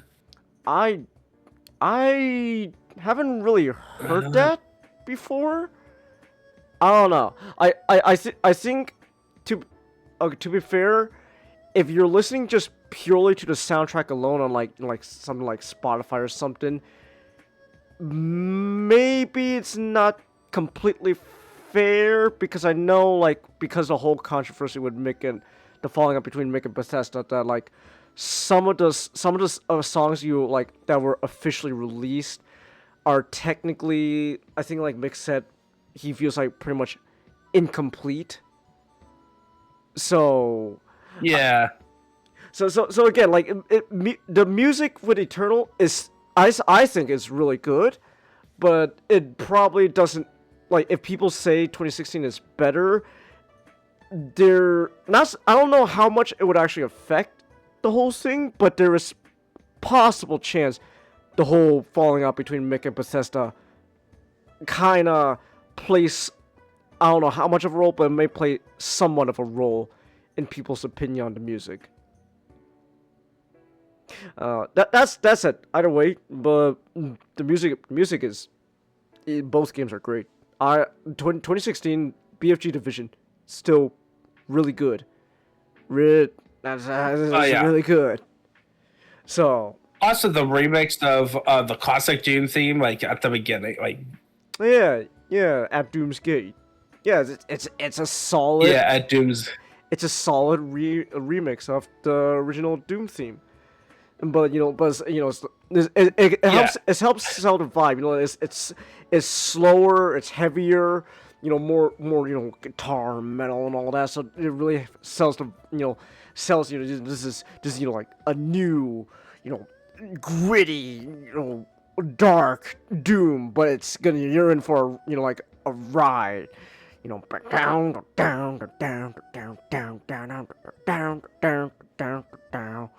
So yeah.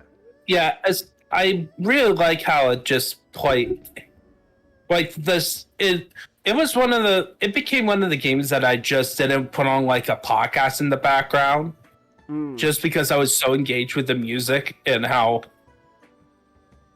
how it all just feels.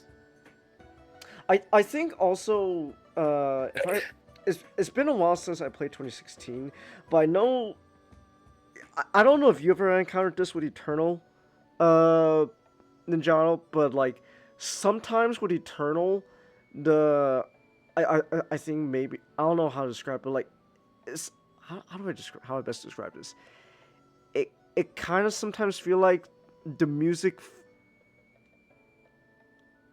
I don't want to say out of sync, but like I don't know. This maybe happened like Always like a few seconds behind or something. something like that. Like for example, like you encounter like there's you're in like Eternal, you get into a clear big arena where you gotta jump around and kill all the demons, and then like feels like maybe the music kicks in a little late. I then again. Then again, like it's not something that really bothered me, but it's just something I noticed. I don't remember if that was ever an issue with 2016. I probably have to go back and play that game. I didn't notice. So, no, but 2016 is great though. I still remember it being a really fun game. I might go back and I might as well just go back and replay it. Why not? Yeah, I would say this is a game that is worth replaying and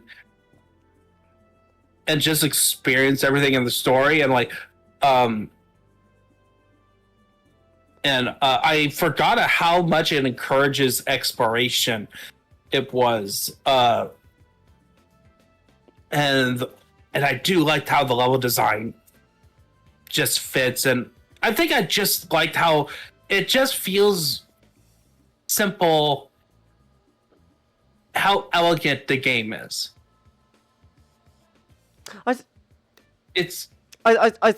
it helps that I think what kind of helps 2016 was the simplicity is really I think everything about 2016 feels very simple in a sense, but in a good way, because this is Return of Doom after more than a decade of nothing.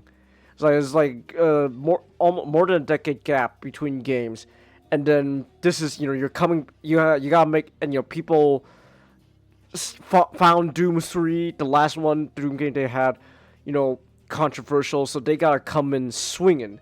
So they take a lot of ideas, something similar to the first Doom game, which is is simple.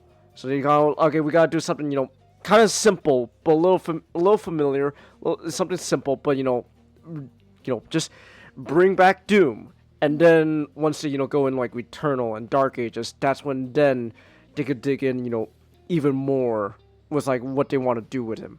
But then for your first impression after 10 years, I think going starting off your new reboot simple is a smart choice. Doom Guy's friends with Isabel Chelsea. Yes, he is. Chelsea. Yes, he is. Yes, he is. He visits Animal Crossing every year. Exactly. He loves them animals. So it helps them relax. And exactly. It's like and dealing with the trauma of losing his pet bunny and his family, and how much do you know about Doom to Dark Ages? Dark Ages. So Dark Ages in terms of plot. Oh, and plot? How much? I actually don't know much about Dark Ages, to be honest. It's been out for quite some time now, I know, but I'm gonna be honest, most of the plot, I don't really know much about it. Okay, let's just get to Dark Ages then. Overall review. Time to Doom make me 2016 is no, hold up. Let me just finish up with 2016. Doom 2016 is the reason why it's the best in the trilogy is that it's perfection in its simplicity. All right. with all the complicated stuff. Now we go into a complicated. All right. How would we make it complicated? Okay, so. All right, so Dark Ages. Again, it seems like the third game is like the one that people get, kind of go, oh no, they raise their eyebrows at. Seems Doom's got a pattern with the number 3. Well, that's most video games. Number 3s are not. I don't know. Trilogies are not. I don't know. Metal Gear Solid 3 was really fun, so. Yeah, but 2 was at the time not very looked on fondly. Yeah, I know. So that kind of. But But anyway, so Dark Ages. So so this is a prequel to Doom 2016. Uh-huh. Even though some of the prequel elements fits into a bit more explaining stuff from Eternal. Like, we do actually have an explanation of sort of where's Doom Guy's big ship from Eternal came from originally. It's really like the one thing I know about Dark is like all the lore stuff from like 2016 and Eternal. This is a game that like puts that lore pretty much the front and center of the story. Sort of. So, This I game know, yeah, apparently takes sort place of. right before. So in 2016, you get these moments in the Slayer Testament when you go to hell. You hear like the tales of the Slayer, which is meant to be Doom Guy. This game takes place before those. Okay. But essentially, in Doom Eternal, you know about him like being found by the Sentinels in the pits, And going rip and tear, and then the Maker takes them in. Yeah, and then he and those Sentinel guys, they're working for the Makers and all that, and then eventually something happens where they clearly had a disagreement of some kind. And then by the time we get to see the seed of it in this one. Okay. So this one does not fully explain about. This is not a story about the fall of the Sentinels, right? It's not. That's fine. Like, yeah, which is fine. In general, my best guess is that this game. You think there's gonna be either? Oh, all right. Hold on. All right, let's give it a minute. You know it isn't canon to the games, Chelsea. It's canon. It's real to me, Chelsea. Doom Guy and Isabel being friends is real to me, and that's what matters, Chelsea. Don't you know? At the end of the day, what's important is whatever I believe is real in my mind. Anything actually written down officially? No, that doesn't count. It's all whatever I think of. It's whatever is in my mind. That's reality. that's my I refuse your canon and instead replace it with my head canon. That's how you know now and when I actually do that, then I become a true Transformers fan. Oh. It's pure bliss. Oh, my headcanon is the real story, don't you know? Megatron and Optimus, they used to be just, the gayest of the gay lovers before the war. Oh my gosh. Oh, what a tragedy. That's canon now. I'm gonna make that canon now. I'm gonna make that canon See what now. you've done, Chingus. Okay. Yeah, Express. Yeah, just out of spite or some shit. I don't know. Oh, okay. Do I know about Star Queen? What's Star Queen, Chelsea? I don't know what that is. Star Queen?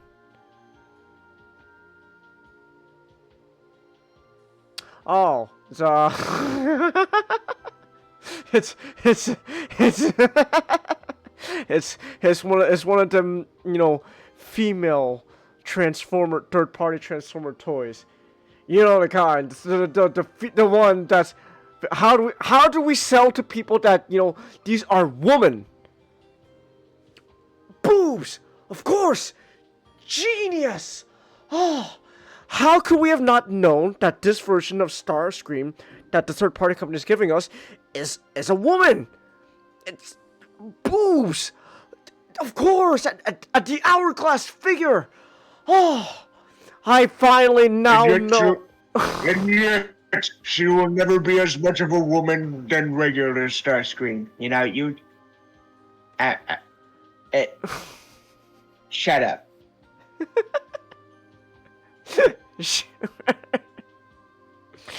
Oh, that's great. Wait, hold on. Is this the same company that made? No, I don't think it's the same company that made Nice. That RC, but but they're the company that made that one female Bumblebee doll, where it's the same pattern, Nick, where the entire vehicle just fucking slaps onto the back and call it a day. Yeah. While the rest of the robot is clearly, you know. Nick, how do we tell people that this is a female Bumblebee? Of course. we just make it a woman robot with thighs and boobs. But what about the Volkswagen Beetle? I don't know, just slap it on the back or some shit. It's genius. Of course. The figure has to be made out of silicone. Exactly. Oh my goodness. Yeah, I have to relocate. Oh, you have to relocate? Okay. Alright then. Yeah, anyway, so back to the plot, and I may sound a bit echoey now, but whatever. Alright. So the plot in this one is that what the background in Eternal didn't tell you is that the maker put a tether on him to mind control him. Ah. And sent him to be a agent of the makers to help the Sentinels in their war against a Demon King Arkhar. I'm trying to remember. Guess how memorable he was. Like, I mean, so memorable. I mean, I'm gonna be honest. I'm not expecting, you know, like the big demon guy. Azrak. I'm not expecting the demon guy to be, you know, that memorable. I'm fully expecting the story to be just, you know, serviceable at best. So essentially, you see him being mind controlled for about 3 chapters. 3 chapters? And what I mean by mind control is that he gets. Basically, it just suppresses everything except for his rage against demons. Oh, that's fun. That's fun.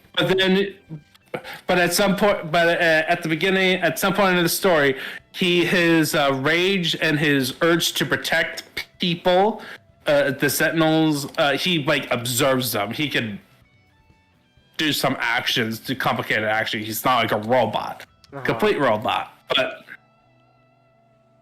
He's decided he broke free of his tether, essentially, of the mind control by sheer willpower. Because Doom Guy. Yeah, that sounds like Doom Guy. That sounds like Doom. That sounds like. So, anyways. So the whole thing it revolves around the MacGuffin, where Arzark is helping out. We got a MacGuffin story. Yes. I knew I had a feeling it was gonna be just a very serviceable story. I wasn't expecting anything, you know, groundbreaking, but let's go! It's even better than I expected! We got a MacGuffin! Yes! Michael Bay would be so proud. Oh, Michael Bay would be so proud. And Ozark is helping out this witch from another dimension to free her god. And Oh, is that where the and she whole wears Cthulhu a- thing comes in? Because I know like yes, because I know like Cthulhu. I know like one of the trailers for like they were marketing. It's like, oh, by the way, Cthulhu's in this game now. So Yeah, you get to kill him. We gotta kill See, We could kill two Cthulhus. see, I can't be too mad at like Doom. I can't be too mad at Doom because again, I'm not expecting like the story to be anything, groundbreaking or anything like that. It's serviceable at best, but at the same time, like the idea like, oh, you get to kill, Cthulhu very much feels in line with the whole, power fantasy that, that's just the nature of, these games. It's a power fantasy. You get to be this guy who's just really strong, and he just rips and tears demons. And now he gets to do it to elder gods. Let's go. I might as well just get into the story part before we go further into the gameplay All right. stuff. So, in terms of story, the presentation is a lot better than Doom Eternal. They definitely expanded to feel more like, okay, this is a full story. This is a campaign. All right. Like, where we get to have characters interacting. There's a plot moving forward. In a sense, instead of, like, as I mentioned in Eternal, climaxes, payoffs to no previous setups, where we get the setup payoff stuff. Okay. In terms of the story itself, however, it's not good. I'm not expecting anything less, man. I'm not expecting anything less. I get that, but it really hurts in comparison to like just playing through Doom 2016, where All right. where it does the same, where it does more with less.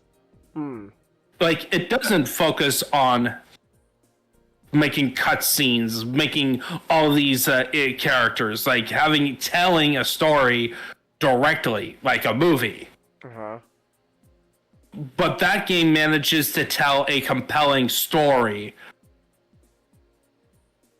with how it did it. And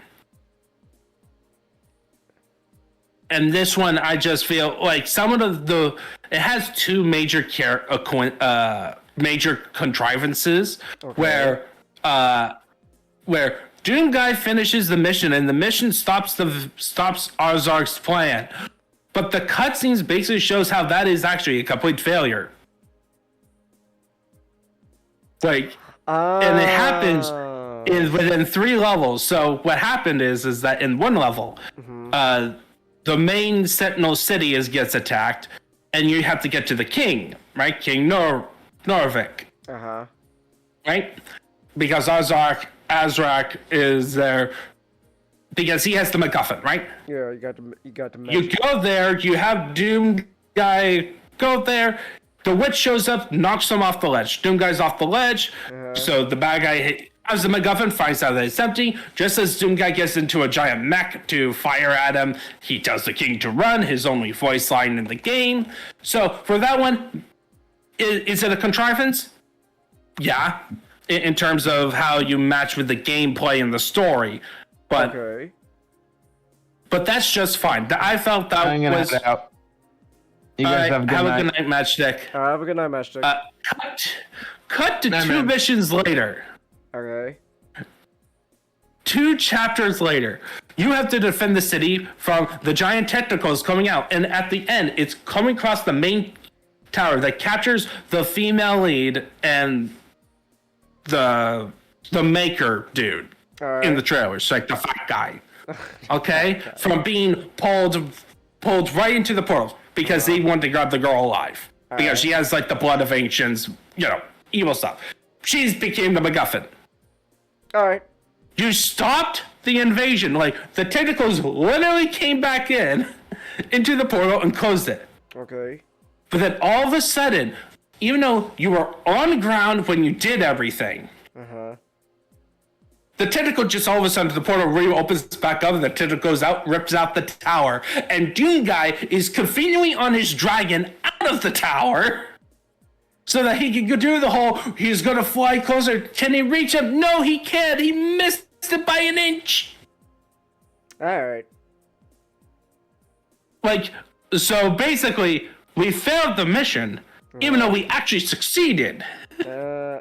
Okay, I get what you're saying. It's a contrast in gameplay and the actual cutscene. I get what you're saying. And it's all for contrivances. It's like a baffling one to me. It's like, you could easily write that. You can make it into where Doom Guy has to make a story moment where he has to either choose to say to do this or save more people, right? Okay.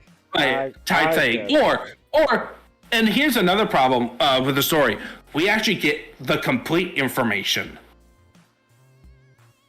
The player, when you play through the story, you don't strictly follow Doom Guy's perspective. You get called back to what the villains are doing, including a moment where the Maker dude betrays you.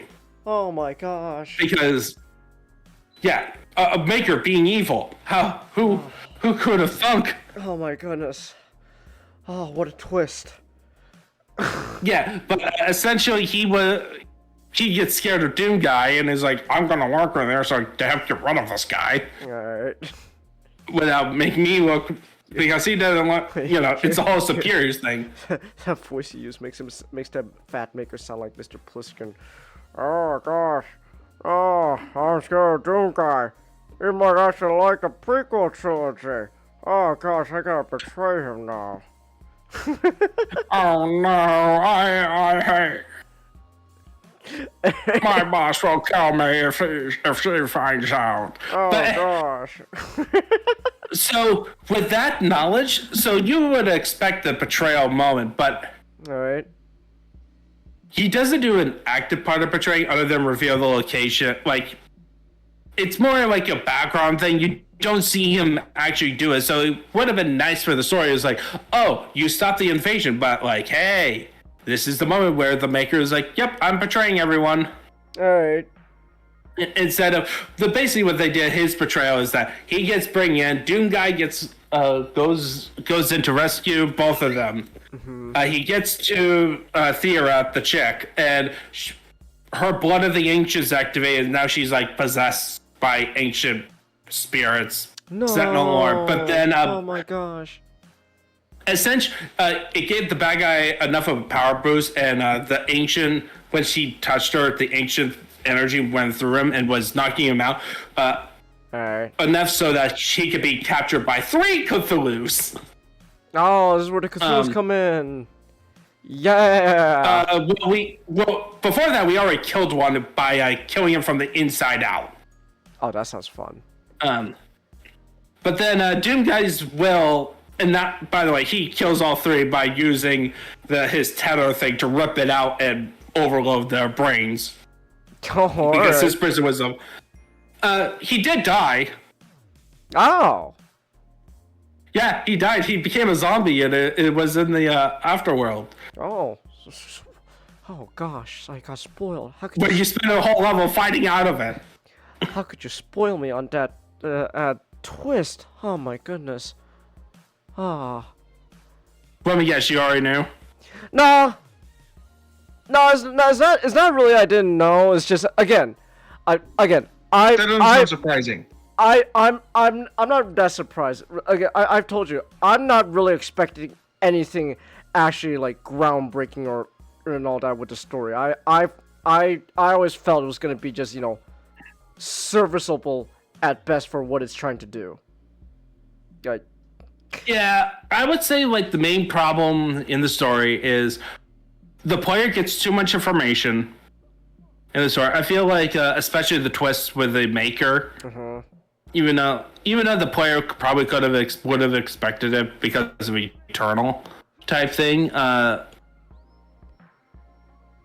would have been nice to have a bit more into Doom guys, and also there's just some scenes where it feels like it would have been more impactful if it was more in first person, where we get it from Doom guys' perspective instead of a third person, where we get to see Doom guys performing the action.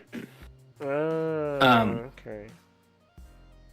I just feel like there could have been some moments just because putting the camera behind the Doom guy and using the advantage of first person would have been better. Okay. I would say that that's to the story. Okay, so let's present other presentations up. Music was good too. This was also a fun soundtrack to listen. Yeah, I've heard some. It's definitely different. Like oh yeah. Like just get it out of the way. No one's if you're going to is expecting to be like compared to like Mick, that's not fair. Like they're not even trying to be like Mick. This is supposed to be. Clearly, this is heavy metal medieval. This is a heavy metal. Yeah, I think. Well, I remember like listening to music for the first time. Okay. That was my sister. Oh. All right. All right. Go to bed. She is going to bed.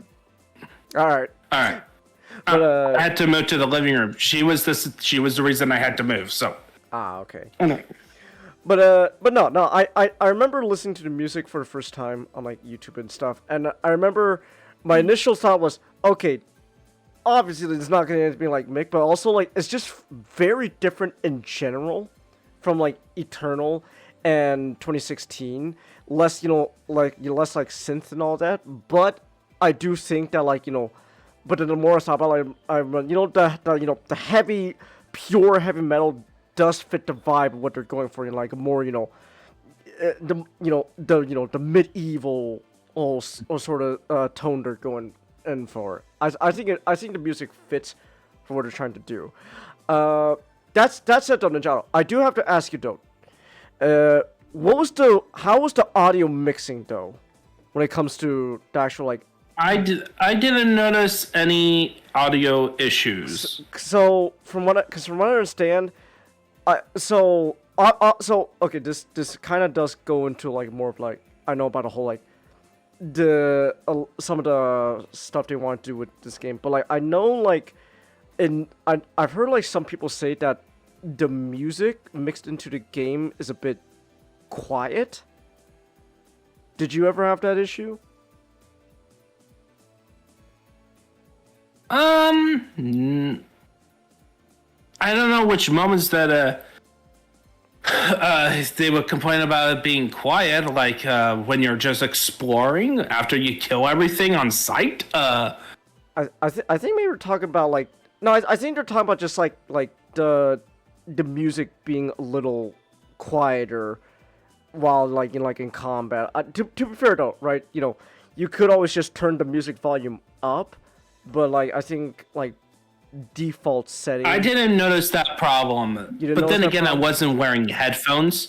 I was doing it through a TV, so I didn't. Okay. All right. So it's a different experience than like probably if I was wearing a headset.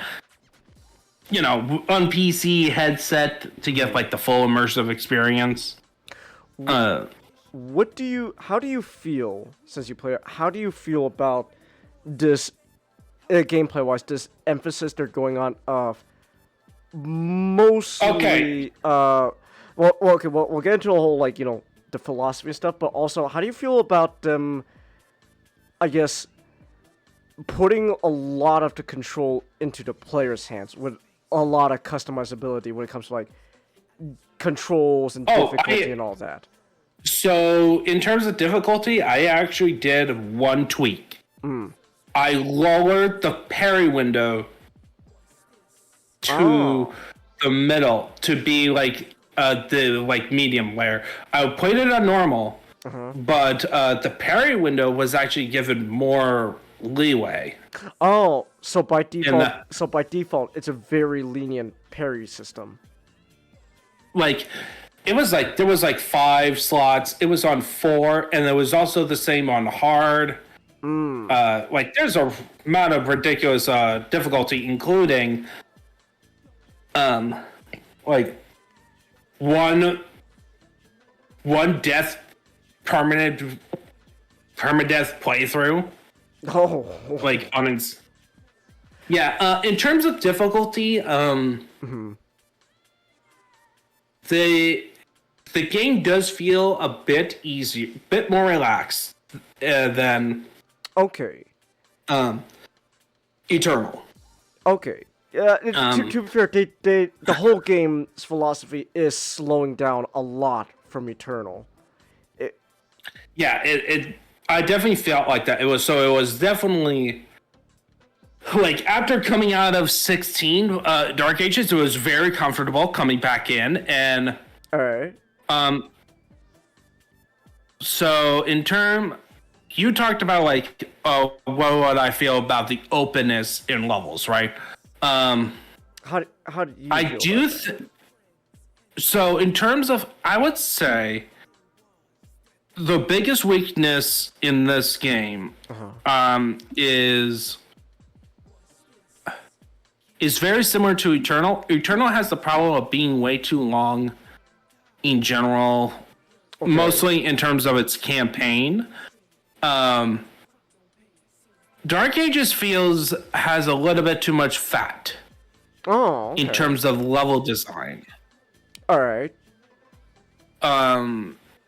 It feels like you could cut out a good portion of some level pieces, like or like take out an encounter or two to make it quicker and just feels a bit more snappy. Just a bit like. Do they at least so to, I guess, like fill in the void, I guess, do they at least make the exploration like of these levels worth it? It really depends on it. So what they did is that they lower the amount of collectibles. Oh, Thank goodness. oh, okay, that's interesting. So per level, it's 22 chapters, but per level you get like up to 5, 10, but instead what you get, your main collectibles, other than your main collectibles you're gonna get with that little hexagon thing is toys, the little figurines, the codex entries, and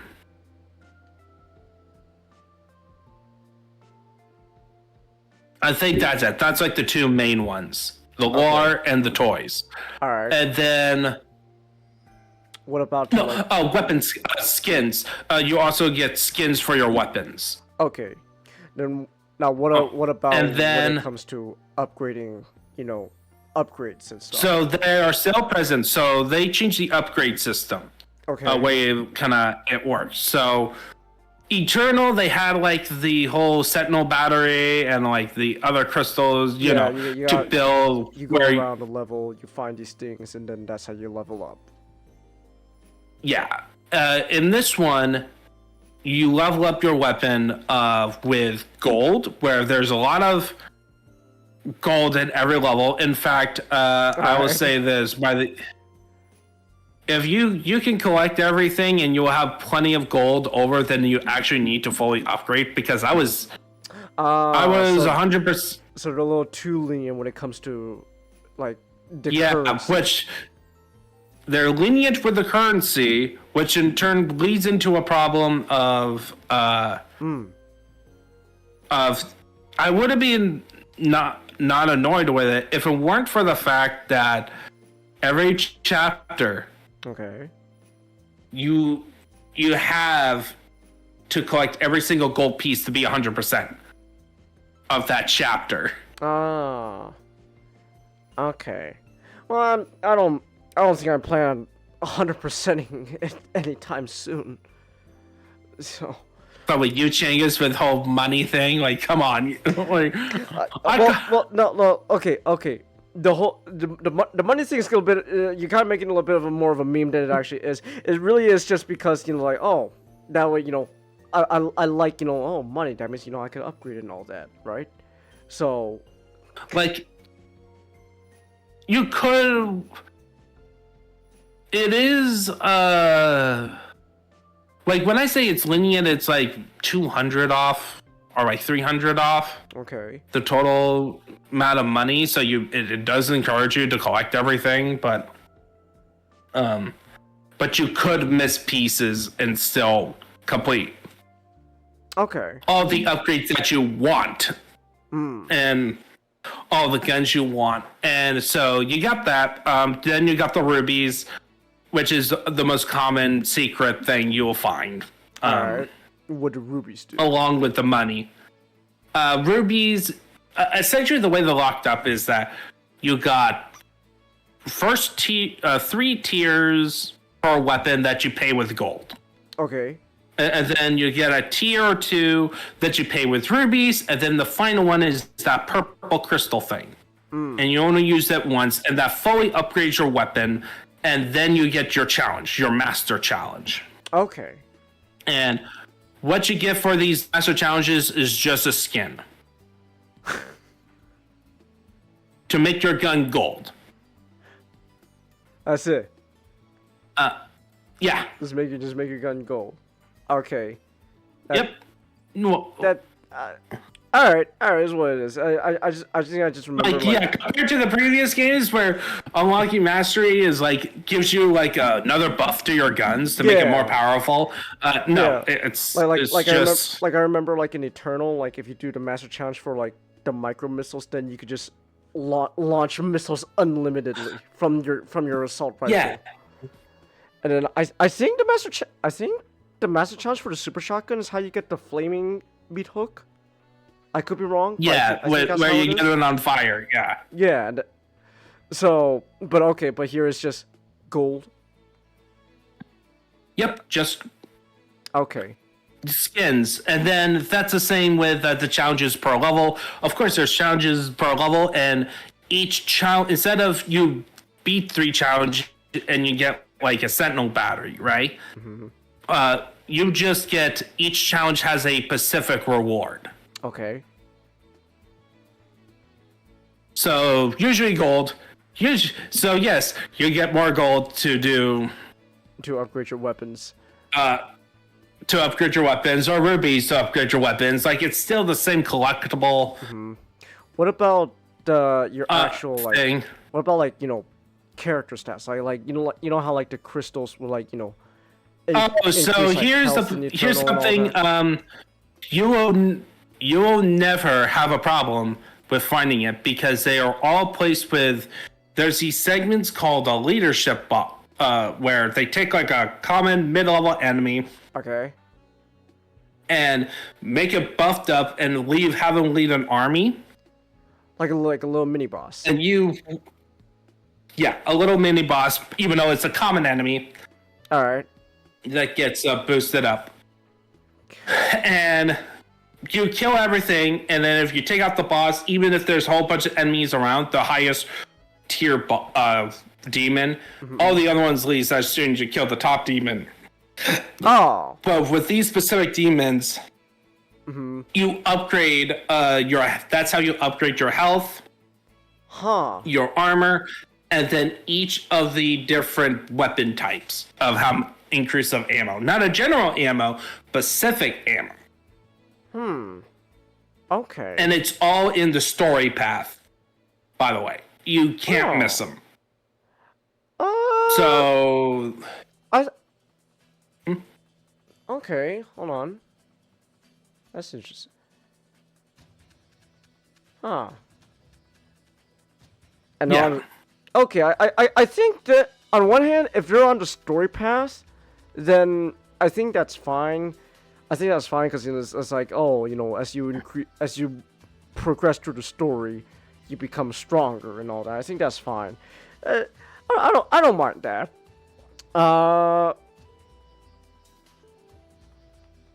I don't really mind that. I think it's just very interesting. And I think that's just interesting compared to like. I'm gonna go back to Eternal because that's like the most recent one I played. Where like, even like upgrades for like your character is very much like a exploration thing, rather than like a story thing. So yeah, and this one is relies on that. Okay, I don't mind that. What I also doesn't like, it did what Eternal did. Okay. It made boss characters into common enemy types. What do you mean? That annoys me. To no end. I don't remember that in Eternal. Doom Hunters. Oh, They set him up as a boss with massive health bars, and it happened with the Marauder too, where they set them up as like special characters that you fight, and then they turn them into common characters. Oh no! See, that's the thing. I had no problem with Eternal. I didn't mind at all. I don't know. I'm annoyed by that. I am so annoyed by that, and I'm annoyed in this game as well. For me, it's like, look, you put the effort of making a cool design, and you put an effort into making a separate arena where they serve basically as the final boss on the level. You know how to make it more memorable? How do you make, like, remember the bosses of Doom 2016, Cengiz? The Cyber Demon, and Cyber was fun. Yeah. And the Arachnid, and the 3 Sentinels with, the rock monsters that was piloted by worms. Okay. If the fucking rock monsters ended up becoming like common enemies, that would actually make me mad. Because I don't remember liking the rock monsters. But here's the thing: boss. How do you wreck their mystique, the coolness of those bosses? You wreck them by making them a common enemy. Like, the Doom Hunter was so cool when you fought him. It was cool when you fought 2 of them in the same arena. I didn't want to fight him every single level afterwards. I don't know. I didn't mind. I didn't mind. I think though the Marauder, when he was became a common enemy, he was fine. Is when you put 2 Marauders in the same room together, that's when it becomes a kind of that's when it becomes really okay. I think the Marauder was. I don't think the Marauder was a very good design for an enemy type at all. Like, the Marauder was clearly them experimenting with an idea that they expanded upon of Dark Ages. The problem is I'm just saying my experience fighting the Marauders in Eternal. What, like, if there's and when they become common enemies, if there's one in the room, it is what it is. It gets a little bit annoying when you're surrounded by all other demons and stuff coming at you. When you put 2 Marauders in the same room together, that's when I think it becomes because I remember playing Ancient Gods, and there would be times where there's 2 Marauders in the same room while a Tyrant, the Cyber Demon, is also in the same room together, and that's when it becomes okay. I need a little break here, guys. This is a little bit much. But I think that's just more. But to be fair, I think that's just more of Ancient Gods problem than as a whole, a whole thing as a whole. There's a reason I am not playing that DLC. Ancient. If Doom Eternal is more of everything in Doom 2016, the good and the bad, then Ancient Gods is more of everything of Doom Eternal, the good and the bad. Yeah, but so. But you said but you said something like the Marauder, they kind of yeah, that's like the melee system. The gameplay dynamic of the Marauder is pretty much the melee system. Okay.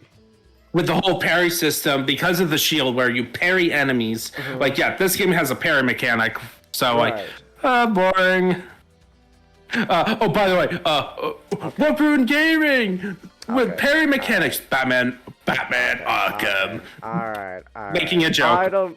I don't mind the parry system. It is just funny though that like it is just funny though that Now. Dark Ages kind of follows the trend though of like parry systems because because again, I know you don't like it, Ninjato, but you cannot deny those Souls-like stuff. They make buku bucks. They're not gonna stop until they stop making money, and clearly the consumer base loves it. So it's not stopping anytime soon, man. Look, I'm more annoyed is that like, oh, it's a Souls like with the same exact, almost the same exact art style to it. It's like It's something more creative. It's what's popular, man. And you can clearly see people are eating it up, so they're not gonna stop anytime soon. But anyways, the point I was trying to make is just I don't have a problem with Dark Ages having like a parry system. I just find it admittedly kind of funny that it has a parry system when nowadays a lot of other games, usually like the Souls-like, also have a parry system. It is kind of funny. It's like, well, I guess the parry system's popular, so it is what it is. Yeah, and That's it. Actually, I do have to. I do wonder though. So, you said that like you could change. You said you could like customize the parry window stuff. But like, how do you feel overall about the actual how it's implemented, the parry mechanic, in game? It really depends. It fits well with what they're trying to do. Okay. I think I do like most of the guns. They change up how the guns work for most of them to incorporate the parry well. Like, I would say the best guns that kind of fit was the shotguns, of course, and there was one called a cannonball gun, a cannon gun. A cannon gun? Where it's a ball. Think of a ball and chain. You shoot a ball and chain out. It shoots out and comes back into the gun. Oh, I know what you're talking about. I know what you're talking about. That was actually a weapon that you could get in the demo. Like people who had like early access like the demo to like play it early. I remember they were saying that like that was straight up a weapon you could get. Except the big ball and chain gun. So yeah, it definitely helps because especially when you upgrade it, it encourages you to parry, and it's a good like. It basically kind of works like a unofficial fourth melee weapon. Like, yeah. Oh, you know, where actually, you can use it as. Actually, that's a really good segue though. Speaking of melee, I feel like I feel like also, you know, that big elephant in the room with Dark Ages. Glory kill is gone. Sort of.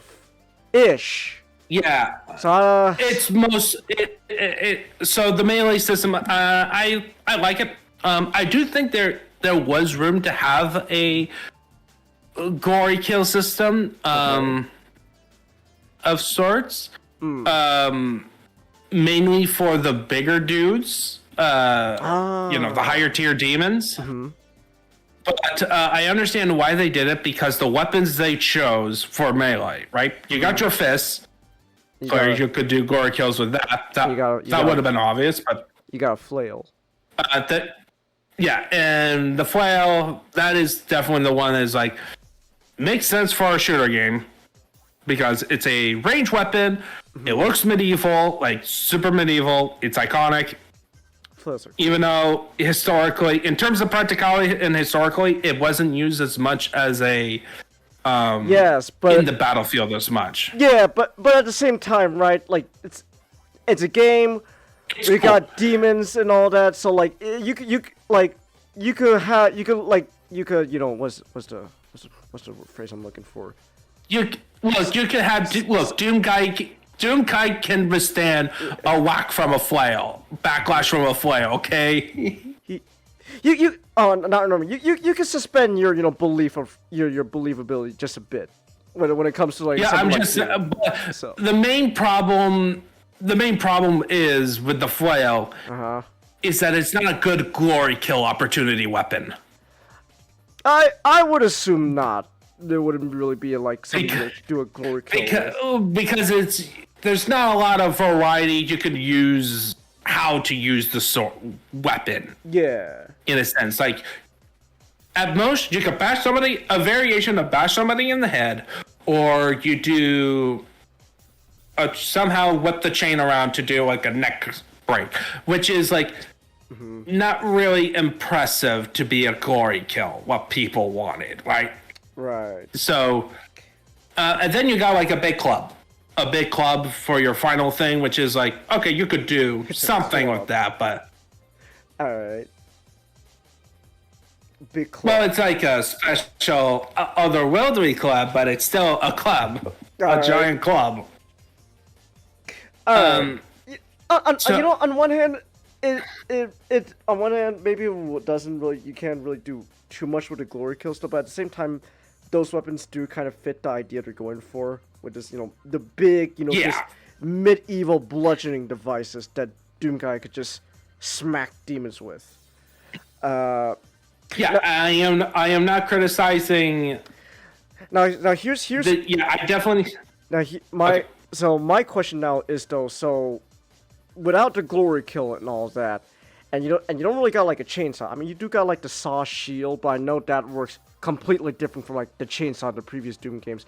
So how does this new like melee system work with health and ammo? It's your primary way of getting health. There are plenty of health packs and armor packs around, but the problem is that they have the lowest health output. Ah, okay. Ever. Like a small health pack is only 1 pip. Big health pack is like 10. At most. Your main thing of getting your equipment, getting stuff is through melee. All right. Which luckily it always recharges. Okay. So melee recharges. It always recharges. The biggest club is only 1 charge, and it takes super long to load up. While the flail gets 3, but it takes longer. While the fist is 3, but it's the fastest. But there's also in some areas where you are usually required to do a lot of melee. You'll be getting like additional melee. All right. Like extra pickups to make it go faster. So every time you melee, also parrying will increase the speed, and then there's a weapon called the Impaler, where if you get headshots, could after upgrades would increase your melee. Ah, okay. So essentially, that's one way to incorporate a parry, is that you're parrying the enemy's melee attacks to also increase your own. And if you do it just right, you can stun the enemy that instead of getting 3 hits, you get 4. A little extra reward there. Okay. Yeah.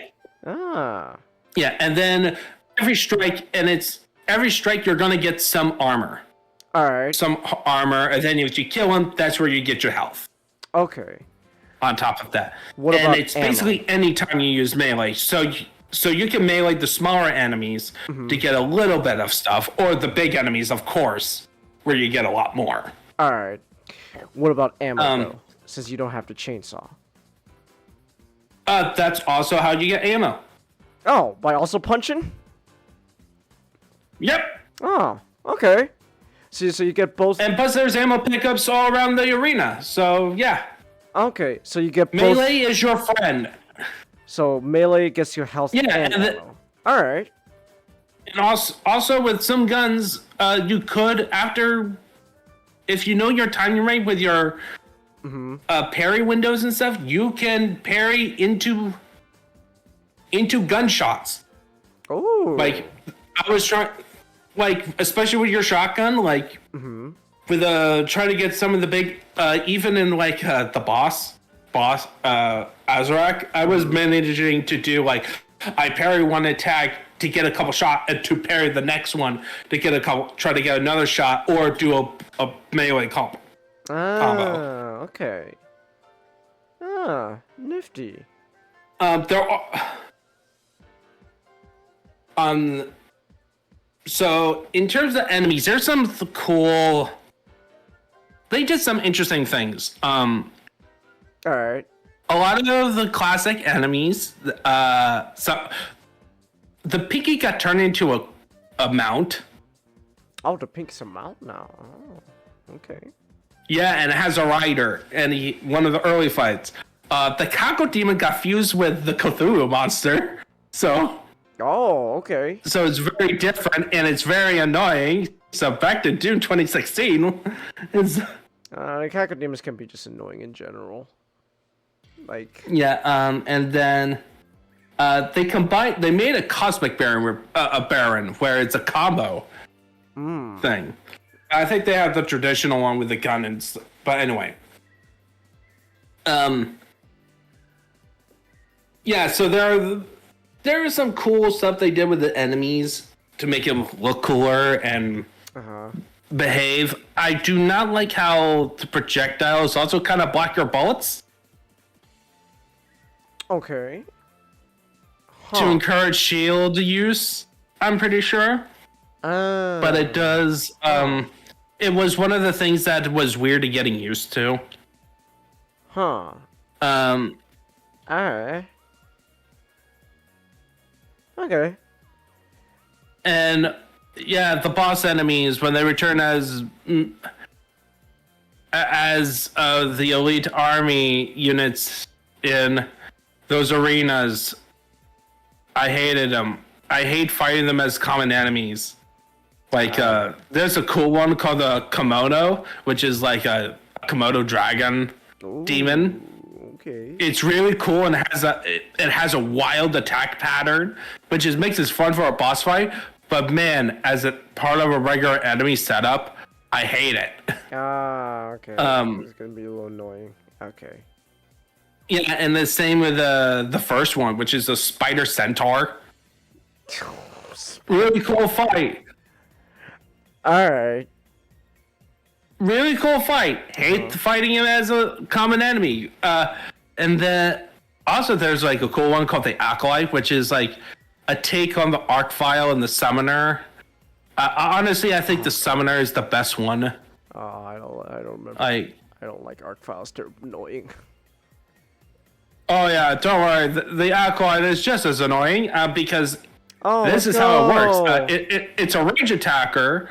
Awesome. That can shoot projectiles, summon projectiles on the ground to take you out.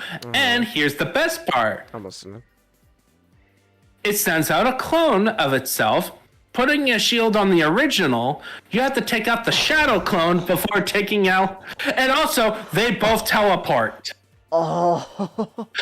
And by the way, they get their most annoying when you're surrounded by everything else. Oh, okay. Oh, that sounds. Including the Komodo dragon demon. Oh, that sounds wonderful, Ninjato. I'm sure to. Yeah. Luckily, here's another weird thing about this. So, clearly, they have things called life sigils, 1-ups, right? Okay. That's another secret you can find. All right. But you're limited to only 3 at a time. What do you mean? You can only have 3 life sigils at any point. Huh. Even though there's no level, and you carry them over from level to level. Huh. So you can't do what you can do in Eternal, where you can play levels to get the multiple level ups. Yeah, you could just farm 1-ups and all that. Yeah, you can't do that. You're only stuck with 3. Okay, that I don't mind that. I think it should have been like more, but like 3 would. Well, I think the idea they're going for, like, so that way you don't always have to farm 1-ups and all that. I think that's fine. I don't mind that. It's just kind of funny. it really feels like a lot of Dark Ages kind of feels like a response to a lot of people's criticisms of Eternal. Like oh. Well, yeah. Like Eternal's a little fast, so we slow things down, and then you don't like the glory kill, so we got we got rid of it. We got like this new like melee system, and then the melee system works in tandem with the shield parry and all that. So, and then and then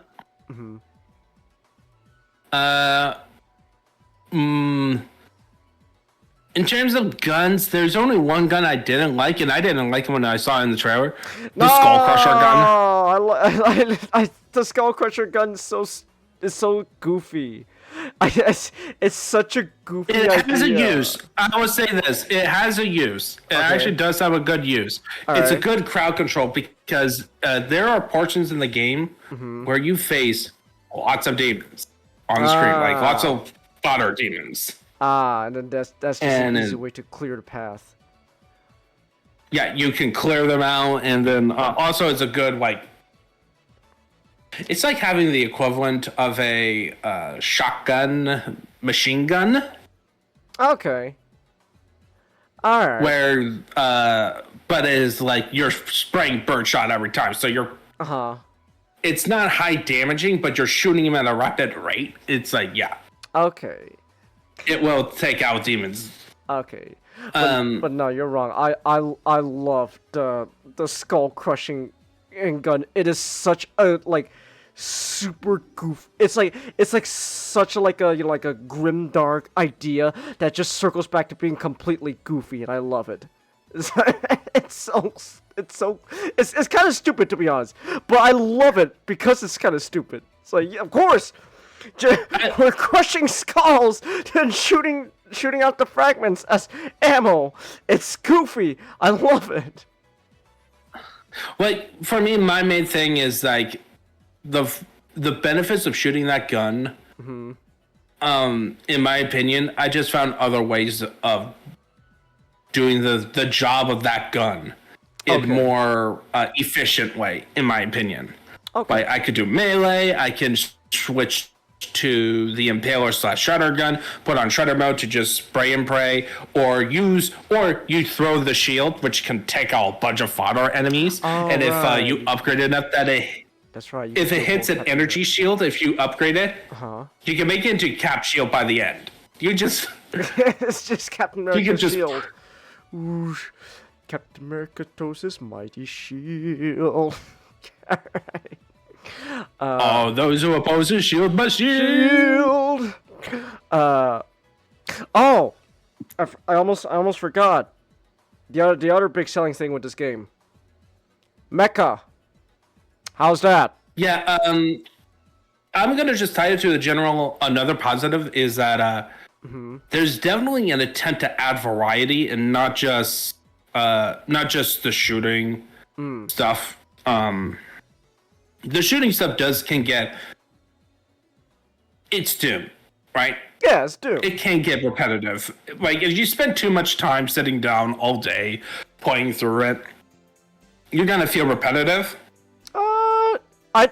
I never really when I play it, never once do I ever get the feeling of when I mean all day, I mean 8 in the morning to 8 at night, all day, not a 3-hour gaming session. No, that's what I mean. I've played Eternal for that long. I remember, but no, I never once do I ever get the feeling like it's too repetitive. There are times though, especially.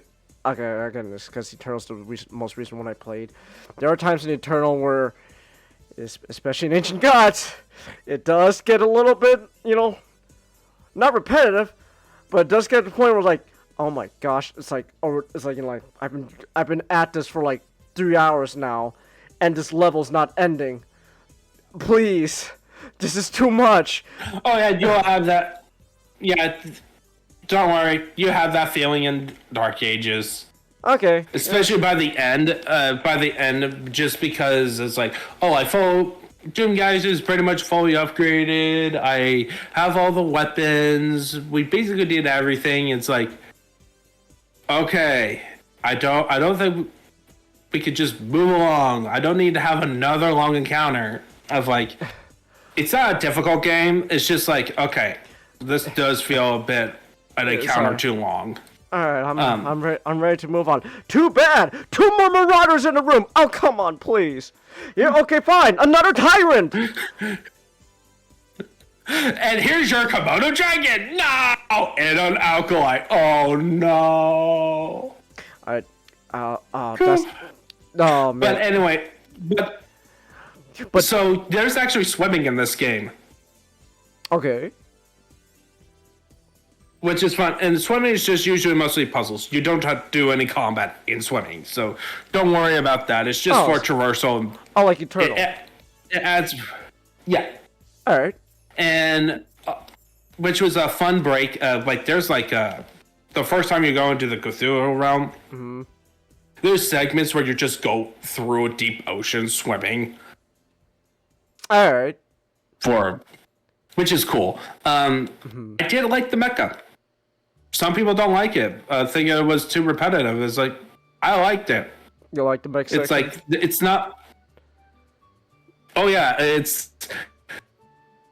I get it that the complaint about how it doesn't feel like you're controlling... It doesn't feel like the weight of like you're controlling a massive war machine.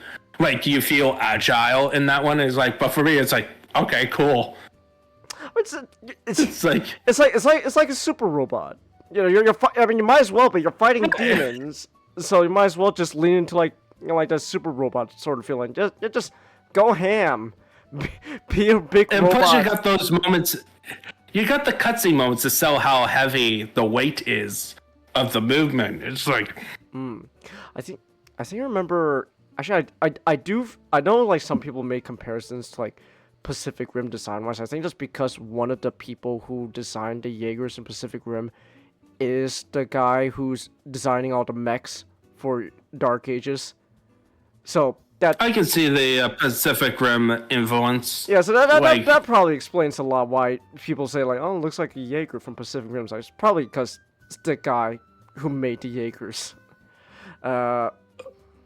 Plus, when your prompt is make a Doom Jaeger. This sounds fun. It's fun. Yeah, it's like if we're gonna go to the AI generator, it's like make a mecha that looks like the Doom guy. Oh, let's go. You brought Very up similar. You brought up AI. Yes, my favorite word. Let's go. Where's the soundbite? AI. But anyway, Here we go. I'm not saying that they were made with AI. I'm just No, but no, I get what you're saying. Oh yeah. But The other big new gameplay addition though, the dragon. Now how's that? I loved riding Daisy. You call her Daisy? That's that's my nickname for it. Right. Because just like Daisy, it dies at the end by the main villain. Oh my gosh. The main villain kills the dragon, so you know what that means. You kick. No one. I mean, I don't expect like. I mean, like the dragon's not showing up in any other game, so like I don't expect, you know, like, oh my, like the next, I don't know if they ever do like in the next Doom game after Dark Ages. It's like, oh my gosh, it's after Eternal. It's like, oh my gosh, you killed my dragon, how dare you? So. Like we have references to the rabbit, so it's like, you first killed Daisy. Oh my god. And now you killed my dragon. You creatures. Oh my gosh. But like the dragon's fun to control? Yeah, generally fun. I'm not as enamored with this flying segment. as other people were. Mainly because there was just how they did the combat. Like you had to chase. Okay. How does combat Like work? chasing hellfires with it, you lock on, and then you dodge. It's a timing dodging game. With shooting. Oh, that's a little bit of a disappointment. I'm not gonna lie. Yeah, that's the thing. It's like you can. The only time you're gonna be shooting while flying is to chase down fighters, which takes a lot of damage, in my opinion. It's like, Or like bullet sponges. Okay. So it's not. Yeah, it doesn't feel. What I kind of want. Like, you can't even fire breathe. You shoot your Wait, you don't miniguns. breathe fire? You don't use the fire. Yeah. You don't breathe fire, what even about- though what we see about- it in the game. What about like in the trailer when it's breathing fire down that demon's throat? When does that happen? That's a kill. Oh, that's a. Oh, it's like I guess like a dragon glory kill. Yeah. Okay. Okay, man, that's okay. I'm not gonna lie, that's a little disappointing here. Like, the dragon section. like the side segments, I would say the side segments, like the mech game and the dragon flying, could have been expanded upon. Okay. Like, it was good enough to, like, break up the pacing of the game, but I wanted more. It kind of felt like it could have been more. You could have added a bit more mechanics to the mech fight and to make it more deep, like deep in the mechanics a bit more. Okay. Alright. Alright then. It is what it is. Yes. I'm trying to think. We got music. I'm like going into your sleepy mood. Music. Yeah, I think I got everything. Alright. I'd say. I guess then I want. I guess then not. I guess seems not maybe not obvious, but like, it seems like a reasonable question. Do you think after so? I don't think they're gonna be doing like they're gonna be working on like the sequel to Dark Ages anytime soon. Do you think then like where the game left off like story wise? Do you think that's gonna be leading into like expansion packs like Ancient Gods for Eternal? Yeah, it could be. It would definitely go into expansion packs. I'm expecting that. And we'll see what it will be like after the expansions are out. In terms of story, what they gonna do. I know they purposely did not want to tell the fall of the Sentinels. Because they basically said, "Oh, no more stories in that era." So that's interesting. Like they put it in such a way so that they don't want to explore that. And I kind of understand because the way I know like the way Eternal Ancient Gods ended is like, oh, so you basically killed both God and Death Satan, like. you killed God. It feels very much like a Eternal story. Ancient God story kind of definitely feels very much like a. It's in both like a compliment and like sort of like a goofy way. It's like if like an edgy teenager wrote the story. Like I gotta kill God.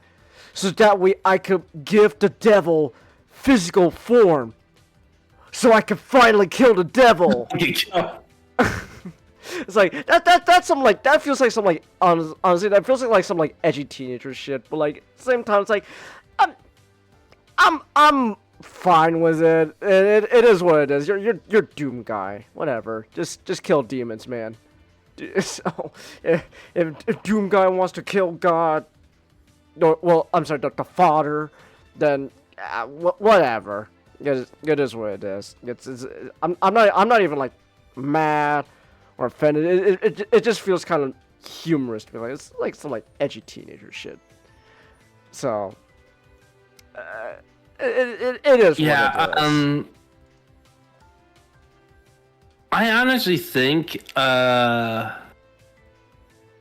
would like ID, like the guys who make this to.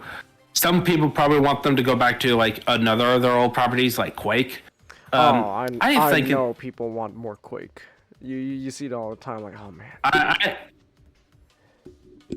I think I want them more to make an original IP that is not Doom, to see how they tackle that idea. I wouldn't mind that. If they take like a break from Doom, or like this is it for Doom, I'm fine with that. Like I know they're gonna be making more Doom games at some point, but I think it's best to kind of have a break from Doom. Do something.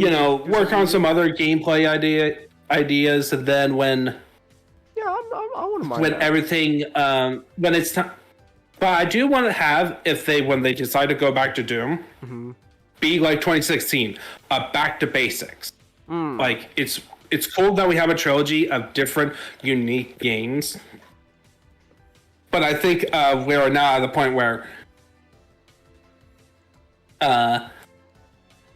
we should just go back to basics, like what makes Doom 2016 good, and make like a Doom 2016. Okay. Oh, I wouldn't mind that. Okay, so At the same time, though, I am a little curious if they make, if they're working on more Doom after Dark Ages. I am honestly curious if they keep the mentality of each game is like different and unique compared to another. I am a little curious actually what they would even do then after this. What would make, I don't know, the fourth Doom game in this whole thing more, stand out. If they do go follow on that philosophy, it does make me admittedly a little curious. The only thing I can think of is make it into a pure survival horror. Let's go. We circle Doom 3. We circle all the way back to Doom 3, and then that ends up being controversial. So we circle all the way back to Doom 2016. It's like poetry and rhymes. Yeah. Yes. History's cyclical. Let's go. I would say, like, if I want to have like a original IP, and it has to be based on like the gameplay mechanics on this one, instead of having guns, full medieval combat. Oh, that'd be interesting. I'm not gonna lie. Where like you have the parry, and then you have the melee system. Maybe expand upon it a little bit, but your weapons are all melee, like medieval weapons. Ah. So you don't have to worry about a shield. You can use the melee for your parrying, and you can make each weapon parrying have like a different effect on a parry. Like you have the classic sword and shield, which like does the Wait, because you play Dark Ages, it works like that, right? Or if you have like a pole arm, where it's like or like a two-handed sword where you can parry and attack after. Yeah. Like in quick succession. You have to do it quickly. Parry with a flail. Just you flail to attack away. No, it's a grapple. Oh, the flail's because a grapple. the chain wraps around the. Oh wait, actually that's Change huge. That's huge, actually. Wait. That's actually cool, actually. I'm not gonna lie. A flail grapple. Yeah, but then you temporarily lose your weapon for a bit until you kill that enemy. Oh. Because now his arm has the flail. Oh yeah. Oh, this actually sounds really cool. Actually, hold on a second. You might be onto something. Now watch. Yeah, it would be like a. No, go ahead. Just finish what you're gonna say. I would say I was thinking is like it would be like a first person expanded upon Arkham City combat. Oh, interesting. Huh. Now watch id Software make the first ever first person Souls game. Is this, And it's everything you love and you so so adore Doom about- is gonna no, that's gonna be the next Doom game. It's a Souls like. Oh, let's go. Doom is now Souls-like. Yeah. No, I don't think they would ever go that far with Doom. No wait, no. Doom, but with the Nemesis system. Good Nemesis. Oh, I still need to play those Resident Evil games, but No, Shadow of War. oh, don't you know? Shadow of Mordor. Oh, but don't you know, Ninjato? The Nemesis system's locked away inside a vault. Thanks, David. Thanks, Zaslav. Woo! Yeah! You're so. Oh, he's such a smart man. Oh. Well, it's not just David. It was like all the executive WB, like the same ones that thought like, "Hey, Yeah. Vegas XL, they're working on a reboot. Let's can it." Yeah, let's lock that. Let's lock up that also in the vault. Yes. Oh, they're geniuses. Warner Bros. Is doing everything we don't want them to do. Of course. How could we have not seen this coming? There's a reason why they have to bring in an outside to do a new DCU. Oh. That said, I am excited for Superman. So. Yeah, Superman looks amazing. Yeah, it looks really fun. Am I okay, Chelsea? I'm fine, Chelsea. I'm just clearly expressing my admiration for Warner Brothers higher ups.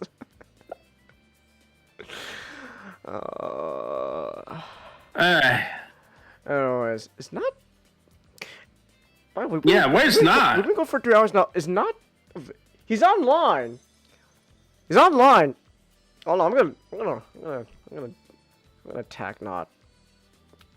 Like, I could just. Yeah, I was about to go to. I'm gonna DM him right now. We're on your topic, not. Hold on. We're about to be on your. What? Oh no. What's going on? Oh, what? Oh. What's happening? Sexual harassment. What? Case involving Boston University. So near my state. Oh. An accusation. Oh. On that. Eesh. It's been a while since we heard something from New England. Especially with the whole stuff that's going around in your side of the blockchain. Just like. Oh, what's going on over here? Oh, I don't know. Nothing much.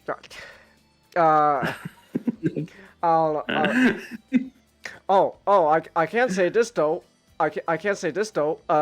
This is a little fun fact about what's going on in California. So apparently, now this is happening now like everywhere in California because this is happening now in my local neighborhood. They're now. The wonderful state of California is just looking out for the environment, right? It's just looking out for the environment. So they're gonna. Oh no! So they're gonna make sure. They're gonna make sure you look out for the environment too. So now, what's going on is they essentially, we essentially got the trash police now, where basically, oh, excuse me, sir. I couldn't help but notice that that's a. Okay, so this is actually mind-boggling though. Actually, legit mind-boggling. So apparently, you can no longer toss away like plastic grocery bags you get from like stores like Target or like Target, like Walmart, you can no longer put those in your normal recycling bin. You gotta go to the fucking store itself and put in a special, like, recycling bin they have. Put your bags in, because if you put in like your normal recycling bin at home, you get fined. Genius! Oh my gosh! Of course. You can't just simply recycle normal plastic. You have to put it in a special bin. Of course. We're just looking out for the environment. I'm so sorry. Oh my gosh. Oh. Honestly, it sounds like the state. It sounds like your state ran out of money and is trying to figure out ways to make more money. I wouldn't be surprised. Because they. I wouldn't be surprised if that's what they're doing. But yes, I love it. I love now getting literally like an actual like fucking like like we get like my house gets like an actual like fucking like ticket slapped onto the trash can because I'm sorry, sir, but those plastic grocery bags, you can't recycle those in your normal bins. You gotta go to the store and put in their special bins. Sorry, pay the fine. And you can't throw them out. No, I'm assuming you get in trouble. You just put them in the trash. Oh no, you get that also. They're like, oh, I'm sorry, sir. So now they're also doing it like with like, I'm sorry, sir. I happen to notice that you put your food in the trash can rather than a separate compost bin. That's not very environmentally friendly of you, mister. Sorry. It's like, oh, of course. I was thinking about the environment. Oh. I'm so sorry.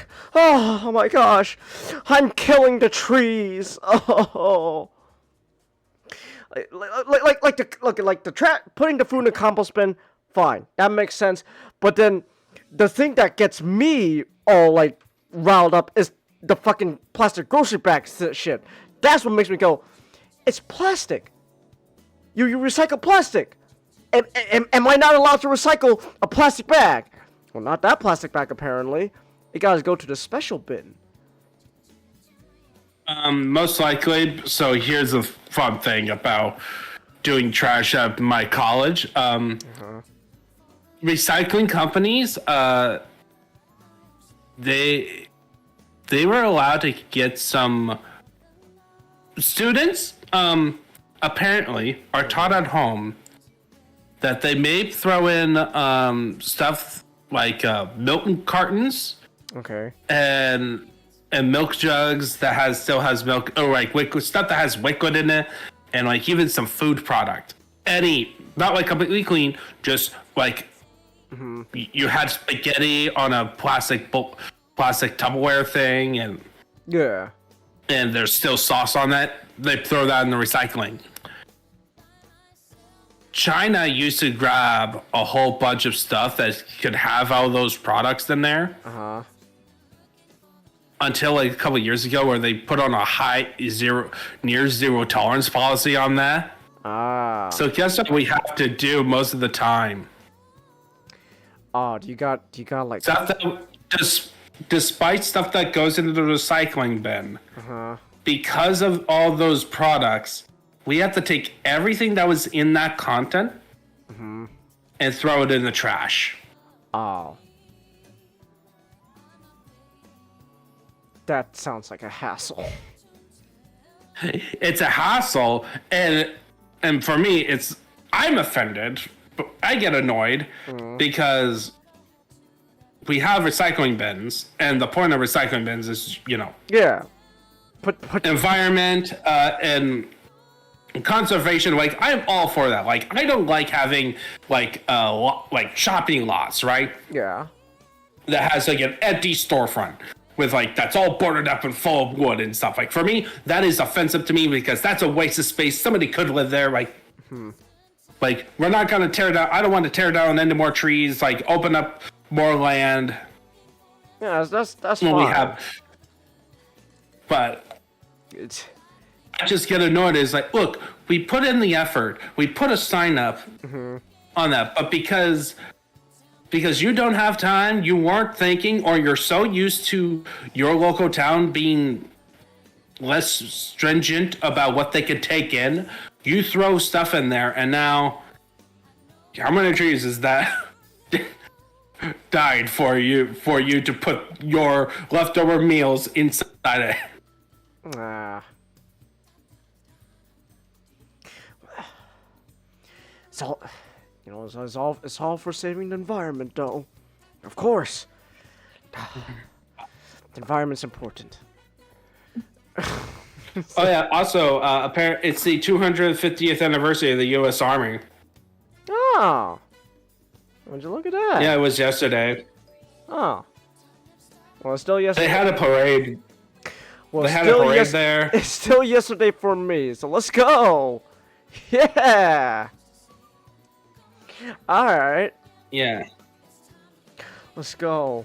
Apparently, also yesterday was the 14th was Trump's birthday. Really? Today was the tunnel. Today. Oh, I guess. Oh no, I. That's why the internet was mad. They were trying to call the parade like a birthday parade.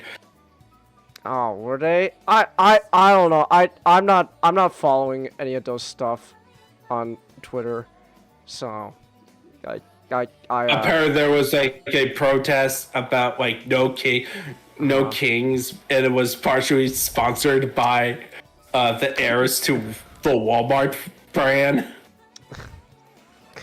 Oh wow. I think that's kind of funny. No more kings, funded by a corporation known for their humanitarian efforts. Humanitarian efforts, exactly.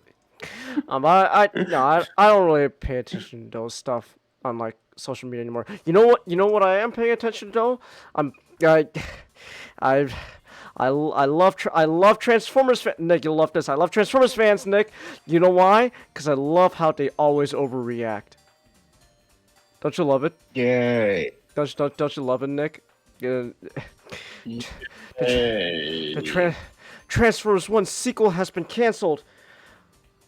Nick, I'm not gonna lie. There wasn't a sequel. No. They didn't make a sequel yet.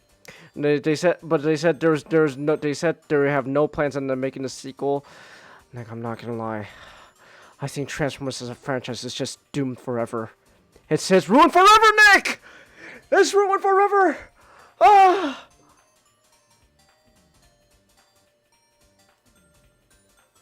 I love it. I love how they always overreact, Nick. It's ruined. The franchise is ruined forever, Nick. Cause there's no Transformers 1 sequel. That was the only thing that was propping up Transformers. Oh my gosh, it's doomed forever. Oh no. Oh.